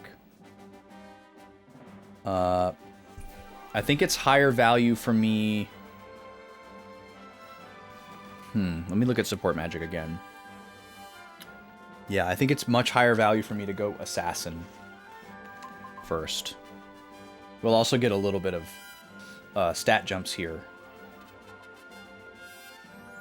Our magic will go down, our physical will go up. I think we can hang with that for a while. We'll still be able to use the black magic that we have, except for that ground spell. But it's going to be a really long time before we hit black magic rank 12 to be able to use that black magic as an assassin. So I think what I'd rather do is switch to assassin until I see a scenario where I need those other magic spells. Yeah, I don't know. I think I'm trying to think way too far ahead.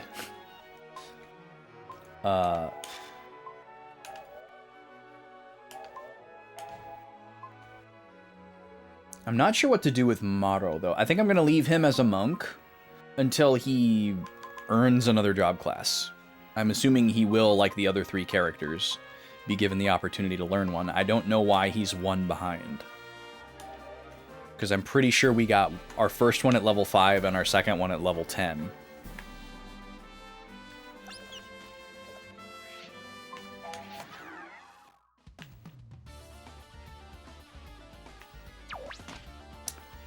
But I'm gonna just start taking randoms until I get sick of them. Yeah, and I don't need to charge my attacks because these guys are really weak.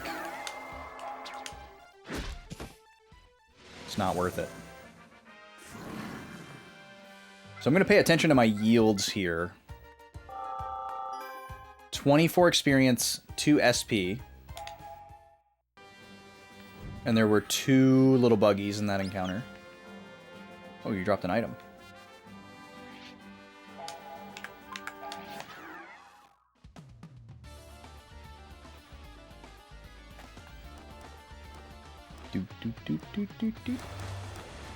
Oh god, don't status me, please. Okay, put Maro to sleep. That's really annoying. How quickly can I do fire? So see, we don't have access to ground anymore because I switched classes. Oh right, but it's not an AoE. Okay, I don't care. I'm just gonna attack. Even though it's weak.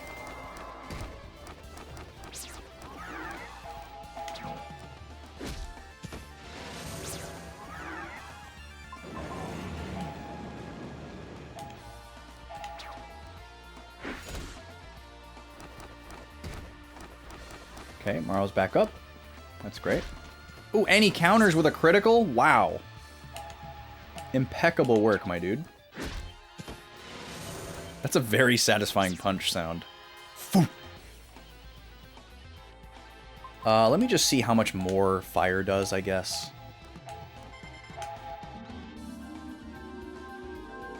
And I guess if I wanted to be as efficient as possible, I should be charging up to the point of the next person in the turn order. If it's a significant amount. Because I'll still get that extra damage for free. Okay, I got 3 SP from 4 enemies there. So we did get a higher yield. But also like a different species of enemy, so...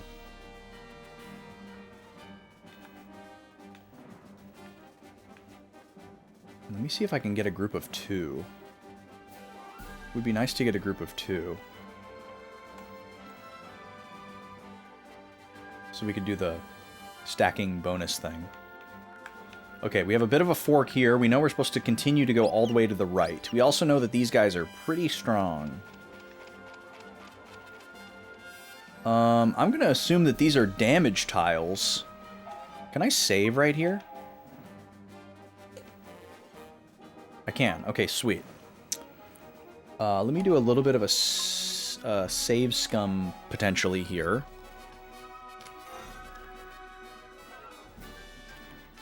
We'll call this Overworld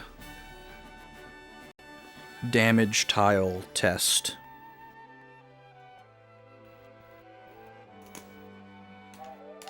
I'm assuming that stepping on this stuff is going to hurt me in a Dragon Quest kind of way. And in case I get, like, ambushed and game overed. Oh, or it's just beautiful water. Okay. Fair enough. We have a different encounter table here, though. Sonic Strikefish. I am scared of you. I'm scared of you because you're next to another strong enemy and you're in a direction that I'm not supposed to go. Oh, but I'm not scared of you. Well, I said I wanted a group of 2, but this is not the group of 2 that I want. I'm gonna fight the known quantity. Oh, there's a moth and back. Dribbled a little water on myself there. Professional water drinker. Let's see. I'm just gonna steal instead of attacking. Because the other 3 characters can just one-shot, I'm pretty sure.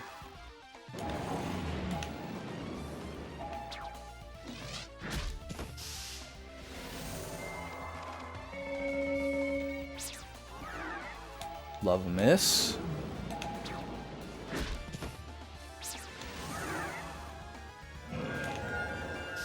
I don't know if Jiro's gonna one-shot. Okay, he does. So they probably have around 60 HP.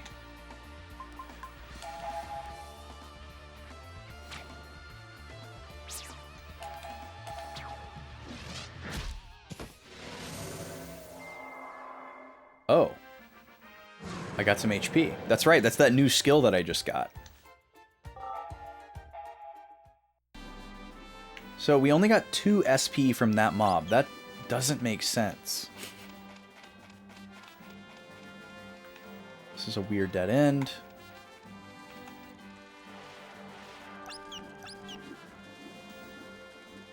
I totally thought this was going to be like a poison, swampy field tile. So it's funny that it just turned out to be like water. Actually, wait. Is there another one of you kind of close by? Oh, not the new enemy that I'm scared of, though.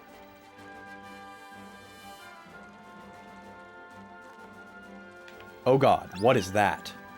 That looks horrifying. Nope. Definitely not fighting you. It's like a fish with long, thin arms, and it's bipedal. Okay, here we go. Can I get both of these ancient moths together, please? But not the fish.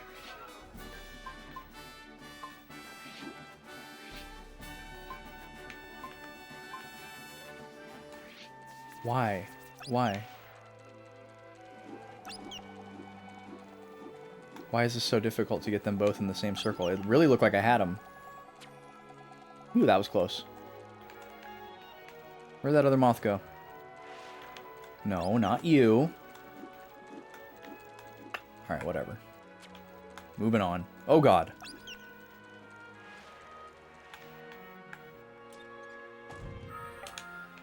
Maybe this is a clue that I'm getting closer to... Oh, God, a ghost crab. So many enemy types. I want to, like, try them out to see what they're like, but I'm very afraid of, like, game overing. Oh, this looks like undersea caverns for sure. Okay. I guess I should just save again and try them out. Because if this is the way that I'm supposed to go, they're probably not that bad. I'm just going to save in the same slot here, slot 3.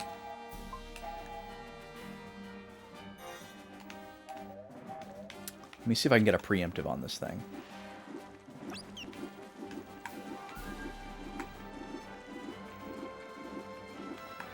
Screw it, we'll take them both in a row. We'll go for the gusto here. Try to do the bonus battle thing. Get some higher yields. We'll find out what these things are all about. The fighter plane nose on the fish is very strange, and I like it. I am going to go for mow down here. Oop, I got the sweet spot, but I charged it farther than I wanted to. We'll go for a steal here. Miss. Vanished underground. Oh, okay. Interesting. Not going to charge this. I want to see how much damage it does. Okay, 77's good damage. Not enough for a one-hit KO. 80 is not a kill. Okay, but they have probably around 100, 120. And so this other guy is still in the back row, even though the underground one is nowhere to be found. So I actually can't attack anybody on this turn. Interesting. Well, I guess I'll defend.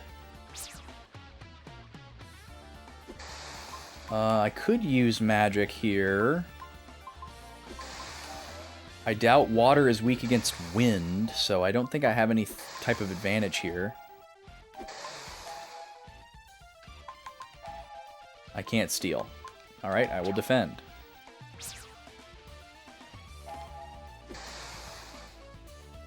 Oh, I can attack my party members. Didn't realize that. Let's not do that. Let's just defend.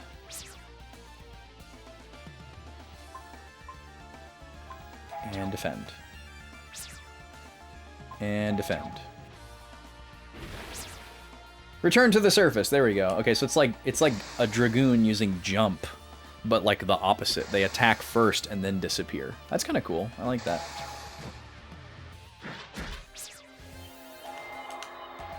All right, get out of here.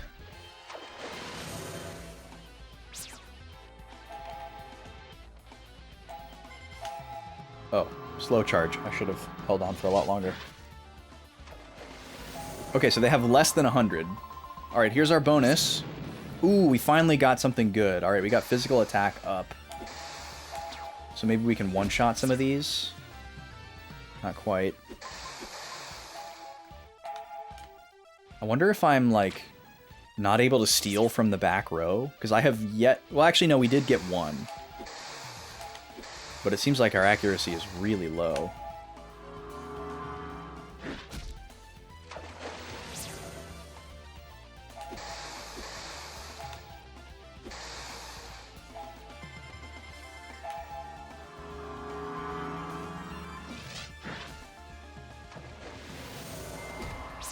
So these things have like 85 HP or something. Because 80's not enough, but 90 is.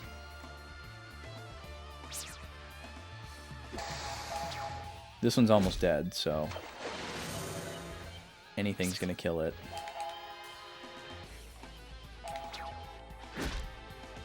$100 flat.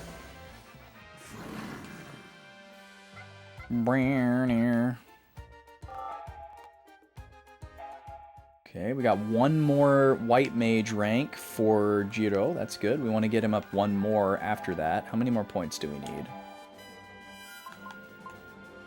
13. That's not bad at all.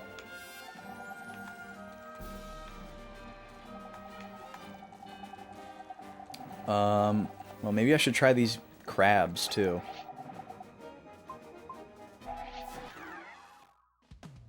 The fish were not that scary, so let's hope that the crabs aren't either. Unless they have some kind of weird mechanic. This one's all by itself. 4 damage is nothing to be worried about. Are you corporeal? Yes. You can be punched, and you die in 1 hit. Alright, these guys aren't scary at all.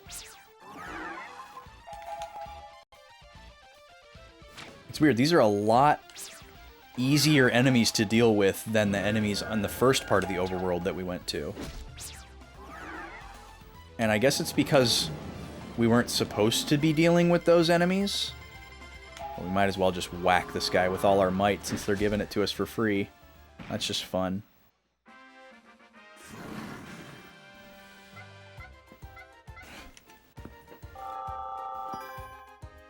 Okay, Marumaru got a class at level 11. So maybe this is like makeup for the one he didn't get at level 5? I don't know. So what do we want to do here? Let me think about this. We could do a couple of things here. He already has rank 3 black magic and white magic, which is cool. We had lamented earlier that we didn't synergize barrier magic with black and support magic with white. So we could try to do that with Marumaru just for that one field skill combination of walking to restore your MP and killing enemies with your barrier. It seems like that's kind of a long way out. So it's probably not something good to focus on right now. The other option would be to maybe give him Generalist to go after those low-hanging fruits for the additional skill slots, so that he could be an off healer and an off mage, which is pretty cool. And then he could kind of be a jack of all. I remember seeing that his MP account, or his MP total, was very low, though. So that's the only thing concerning there. Let's look at the list here.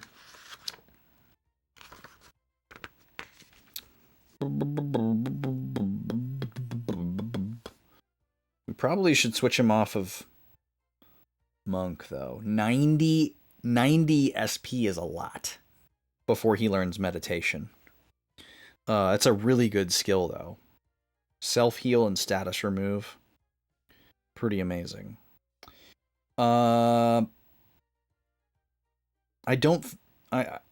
can very safely say that we don't need a second assassin. So we're not going to do that. Guardian fits well with like kind of what he's set up for. High HP, high attack, not a heavy focus on magic. So we could potentially lean into that. Which would take some of the pressure off of Shu to carry that weight. Yeah, just kind of like lean into his high HP, high defense type of thing. We're not currently having Shu use the protect spell or skill, passive skill, where he can like do the FF4 knight thing where he jumps in front of other attacks.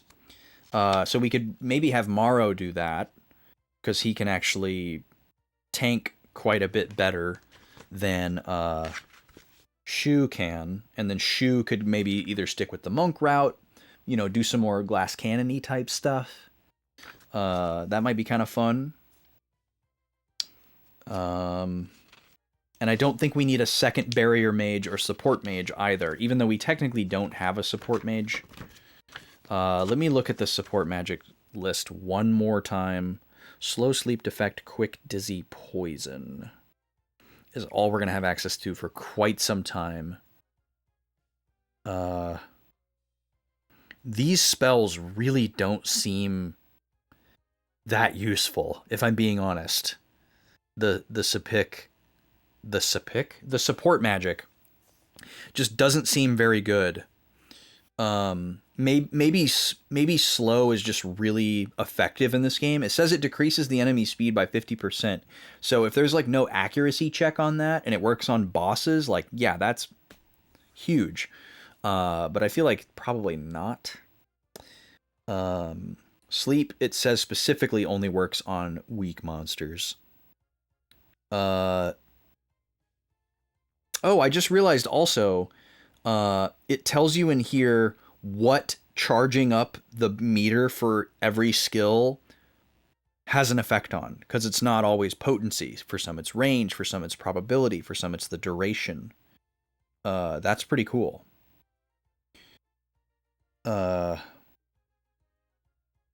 So like some of these single target spells, if you charge them up enough, will hit everybody and become an AoE.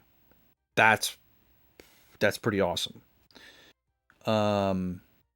Slowing enemies down is really, really powerful in old Dragon Quest games. That's pretty much the only use case where I can think of using slow on an enemy being like really, really high value. I know it's like a very niche thing for certain enemies in like certain Final Fantasy games, but it's one of those things where you would never find that out. It's like, you know, it's like the speedrunners know that kind of thing. Or like what bosses to use poison on and stuff like that. It's not something that you would figure out by just experimenting through normal gameplay unless you used it on every single enemy, which I hate the idea of. So yeah, I think I'm going to go Guardian here. I think I'm going to go Guardian here to open up some options for Shu. Probably Generalist for Shu. The next time he gets the opportunity. So maybe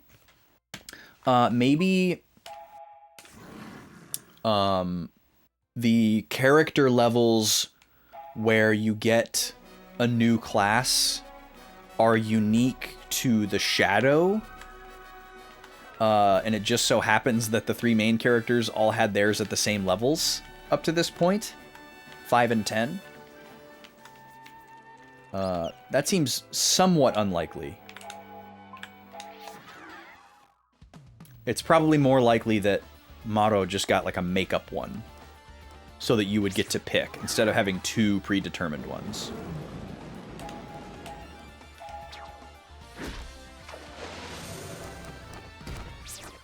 But yeah, for the yield that we're getting,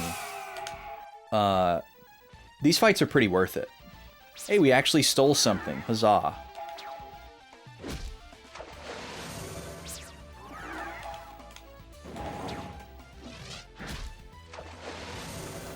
So I'll need to familiarize myself with some of the charging mechanics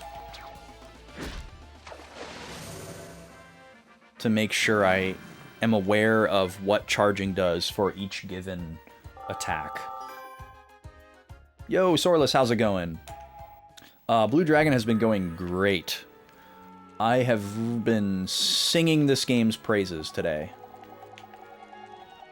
So many cool things happening, mechanically and lore-wise. Oh, they kind of like disappear, huh?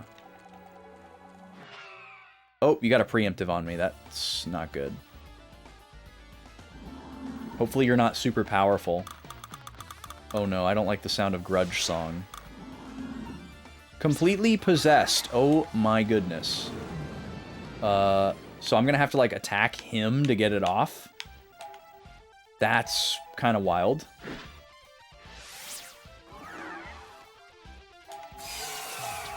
Okay, so these guys have a gimmick. They're fragile, but you don't want to let them get in front of you. She got home from a week at your brother's, so it's good to be home and relaxing. I know that feel. There's meditation. Huzzah. Excellent. That's a great cue for us to switch. Oh god. Where did you come from? You just... I wasn't even moving. Okay, I'm very scared of this enemy. Oh god, 42 damage is nothing to play about. At least he's all by himself.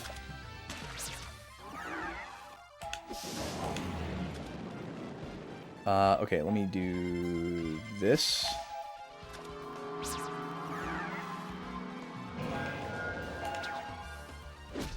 What are we looking at here? 31 is not a lot.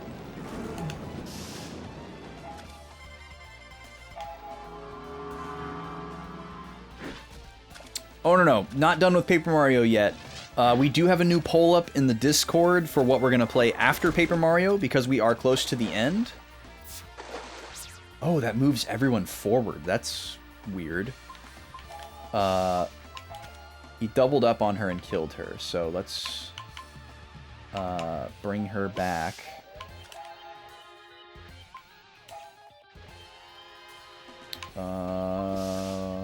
What's my item? Phoenix Talon. Yeah, no, Paper Mario is sort of, or technically, or, you know, depending on who you ask, an RPG, but we're playing it as a non-RPG game on a Tuesday. We're kind of giving it a pass, a technicality.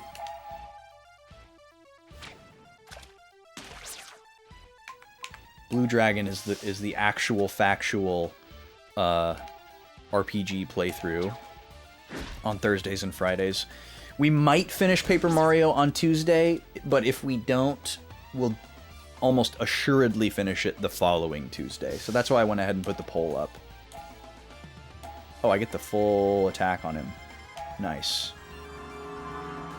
This should hurt pretty bad. Okay. So that thing is scary. But it's not as scary as the skeleton guy. And see, not worth fighting. The yield is the same as a mob of trivial moths. So, we're better off just fighting moths. I was trying to figure out what that sound was. That bubble, bubble, bubble, bubble, bubble, bubble. What is that?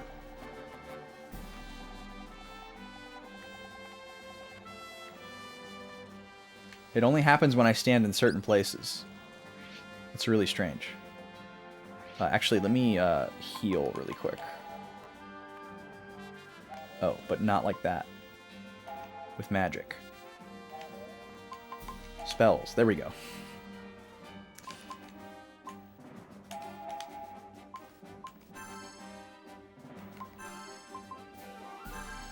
There we go. I would really like to try to get a preemptive on somebody.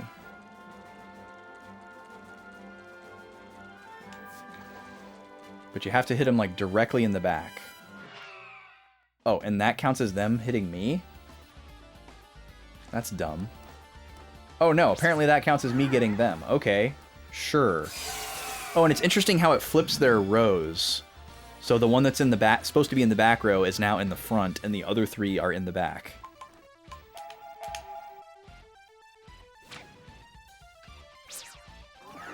And a miss on steel is enough to flip them around. Interesting. I forgot to switch Maru over to something new.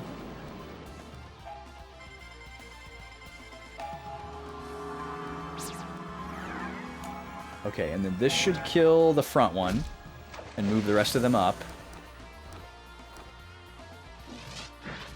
And then we'll get some big hits on them. Cool.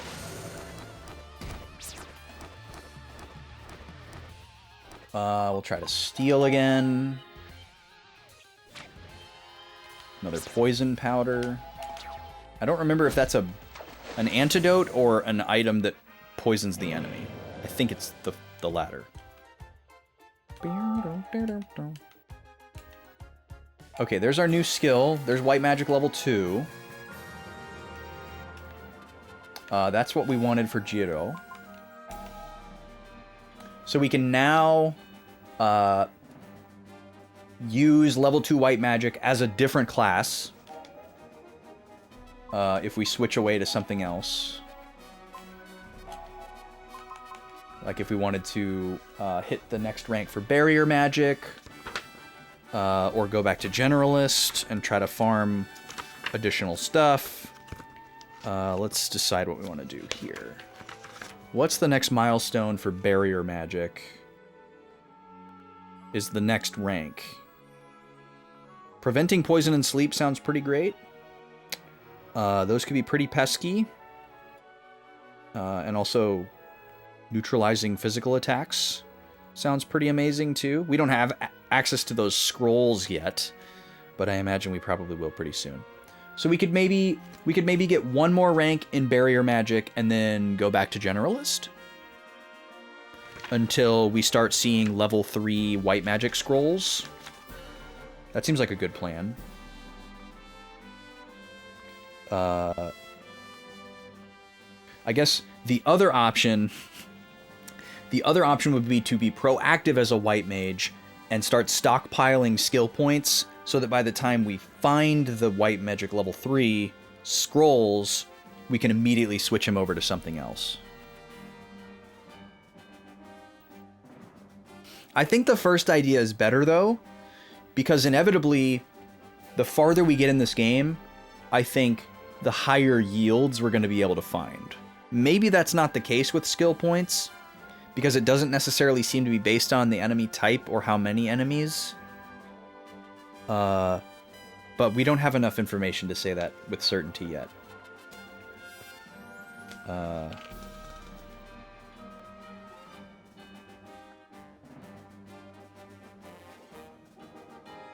What is this? What?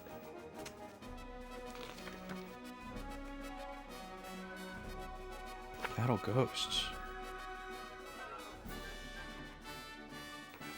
What are these? There's just a thing below the skill list for white magic that says Battle Ghosts allows you to damage ghosts using recovery spells. Like, I get what that means. You can use healing magic against an undead enemy or whatever. But is that just like a passive skill that I have all the time? Because not all of the skill lists have like a little blurb underneath them. Monk has one about how to use the charged attack. White Mage has that one. Swordmaster says something about magic swords. And then there's a note about black magic under Black Mage.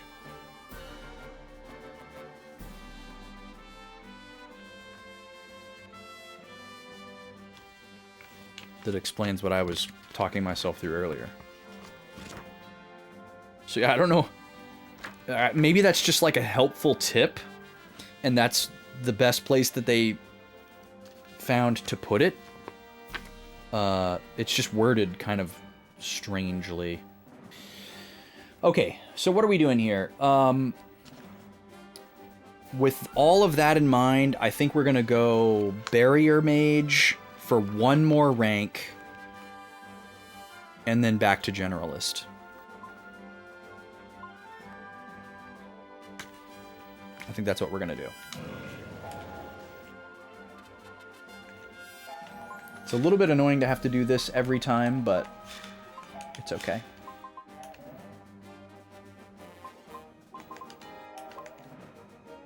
Okay, and then Kluk is gonna stay an assassin until she learns whatever it is, and now we need to switch Marumaru to Guardian so he can start learning stuff. We want meditation, we want counterattack.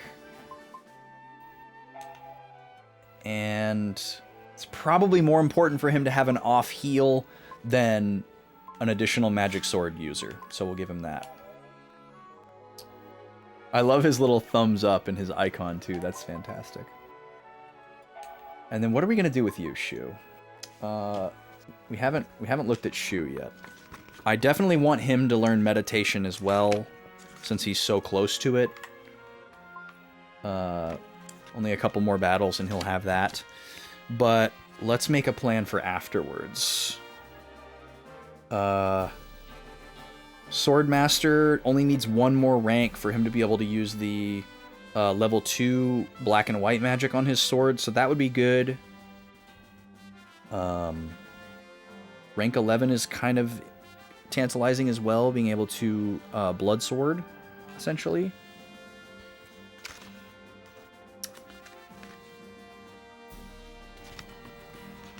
Otherwise, we're kind of just waiting for his next rank up, where we could give him Generalist.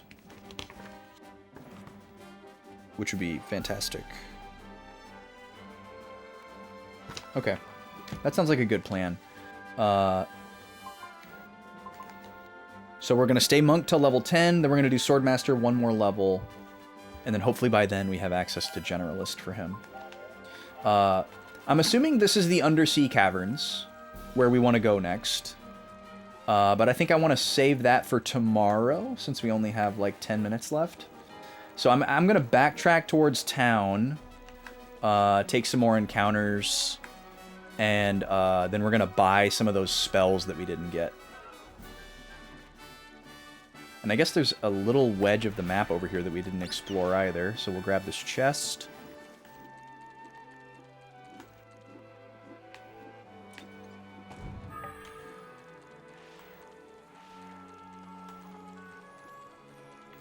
I'm enjoying how straightforward this world map is. Where'd your friend go? Can I fight 2 of you in a row?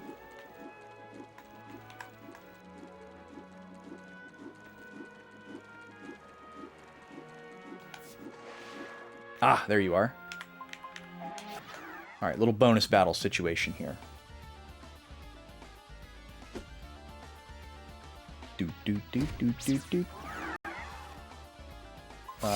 Steal! Wonder if stealing is reduced probability from the back row. Wouldn't be surprised.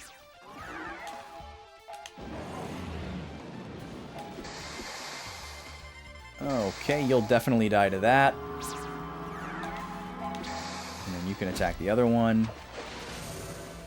And that should be all she wrote. Yep. Wave 2. Magic power increased. Well, that doesn't really help me. Yay, we got something.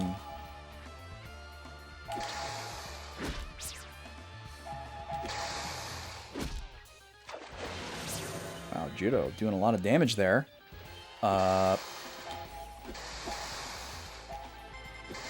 Okay, we can one-hit KO this guy. Easy peasy. You can try to steal again. Nice, 2 in a row. Some good luck for a change. You die to that. You die to that. You come up front. 4 damage. Whoop-de-doozy. 3 in a row. Wow, we are killing it on the steals all of a sudden.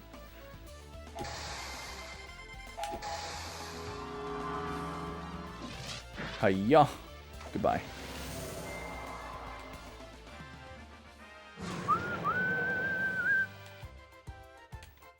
Do-do-do-do-do-do. All right. We want to go this way. Ooh. Yes. Groups of 2. We like groups of 2. The bonus doesn't seem to have any effect on your yield. It's not like doing multiple battles in a row on a Bravely game. But it's just convenient. The bonus is pretty much a crapshoot. But just the convenience of immediately getting the second battle is nice.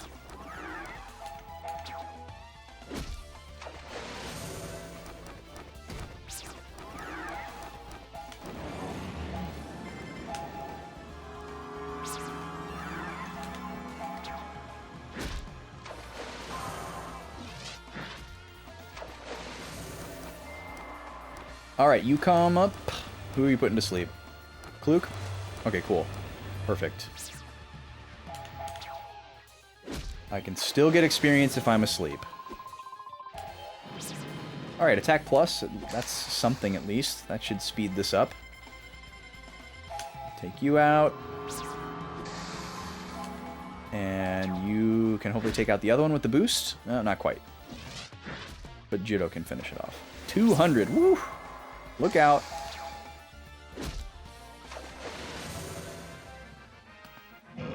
Ooh, that was a good neck crack. Microphone might have even picked that one up. Sorry if that's bad ASMR for anybody. Alright, Barrier Magic level 2 for Jiro. So we're going to switch him again. What did I say? I think I said we're going back to Generalist. So his stats go down a little bit. But we have access to all the magic that we want. And he's working his way towards a skill +3, which is phenomenal. How far away is he from that?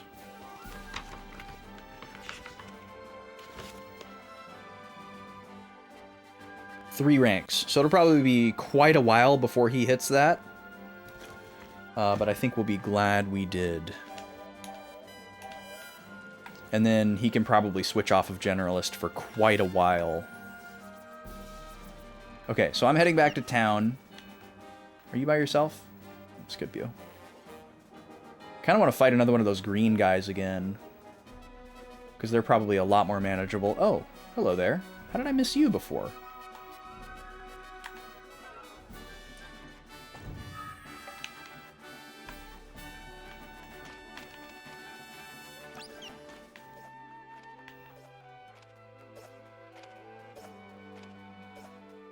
Oh, I can see how I missed you before.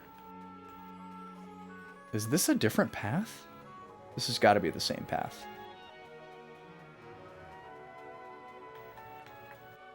It would be nice if there was a way to zoom out a little bit on this overworld, but I can see why there's not. It's probably a draw distance, object limit type of issue. Okay.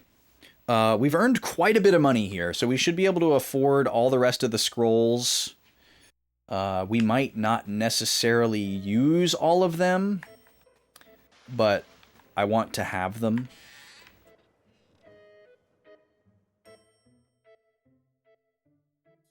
If we have extra money left over, we could try to upgrade some people who don't have silver equipment yet, but I think we're kind of set, actually. Also, I love that this guy is called a bookseller. Okay, Cure Kellalon, Shadow Magic, Sleep Magic, Trap Floor. That's everything. We're pretty broke after that.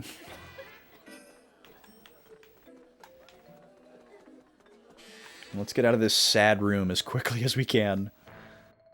Although I might need to go back in and sleep at the inn. Now that I think about it. Let me go up to the accessory shop first, though, and just kind of... Well, actually, let me look at my equipment.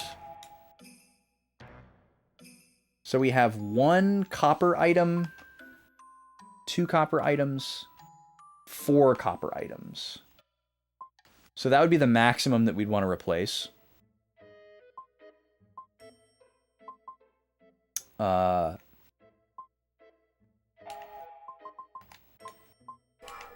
Really anxious to find out what goes in this special slot that we've earned. It's kind of a bummer that you can unlock it right away, but you can't utilize it. But I guess we're prepared for whenever that happens. Let me just see what it would take to get those 4 items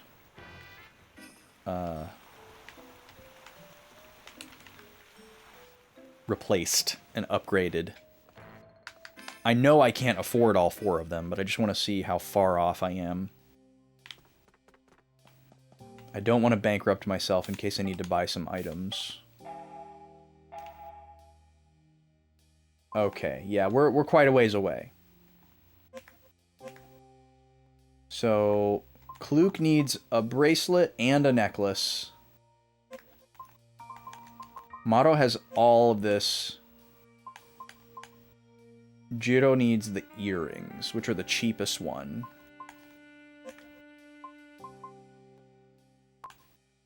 And then Shu needs a ring, but he doesn't really use magical attack, so that's really not super applicable for him even. So we can probably skip that one. Magic defense for Jiro is probably a good idea though, so let's go ahead and buy that. Oh, pressed the wrong button. And then for Kluk, magic defense is good.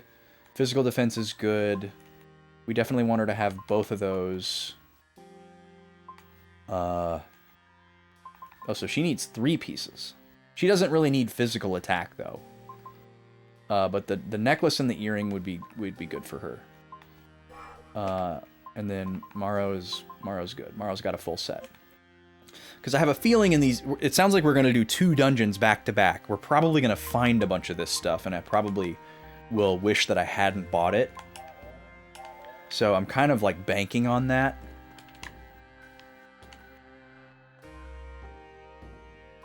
We'll call it there for now. And I guess I'll go back down to the inn to top off my health. And then it'll be time to save and quit. This is where we'll leave it for today. So tomorrow we'll pick right up with the undersea caverns. Head into another dungeon, see what that's got in store for us. This will be kind of like our second proper dungeon, so we'll get a chance to see like how strict of a gameplay loop this is establishing. You know, will this dungeon also have special mechanics like the previous one did? Will it be similar in size? You know, we'll get to see if it feels like the difficulty is scaling up, whether it's the monsters or puzzles or special mechanics or size. That's exciting to think about. Just kind of getting a sense on how the game is going to scale as we go forward. So we'll save here. And this is going to be slot 4.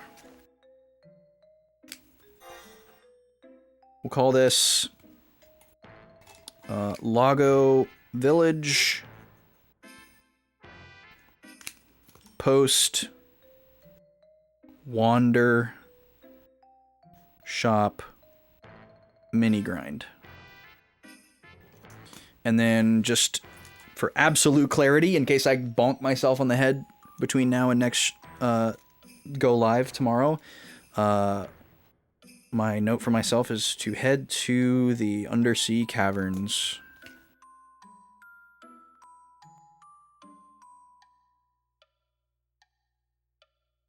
So that'll be first thing tomorrow. We're all caught up on wheel spin redeems. I don't think the gift sub discount is going to carry over to tomorrow. Pretty sure today will be the last day that it will work here. But if you have other streams that you watch where you want to take advantage of that, I think it is continuing a couple of hours into tomorrow. I think it ends like 10 a.m. Pacific time or something like that. So maybe if you watch like a morning streamer or something, you might still be able to dump a 5-pack on them at a lower rate. Let's find someone to raid and get the heck out of here. Why is Twitch auto-playing volume? Where do we want to go tonight? Let's see who is online.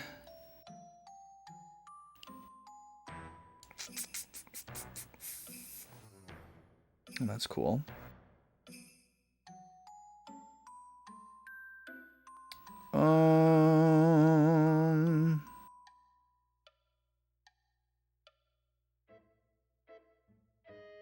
Okay.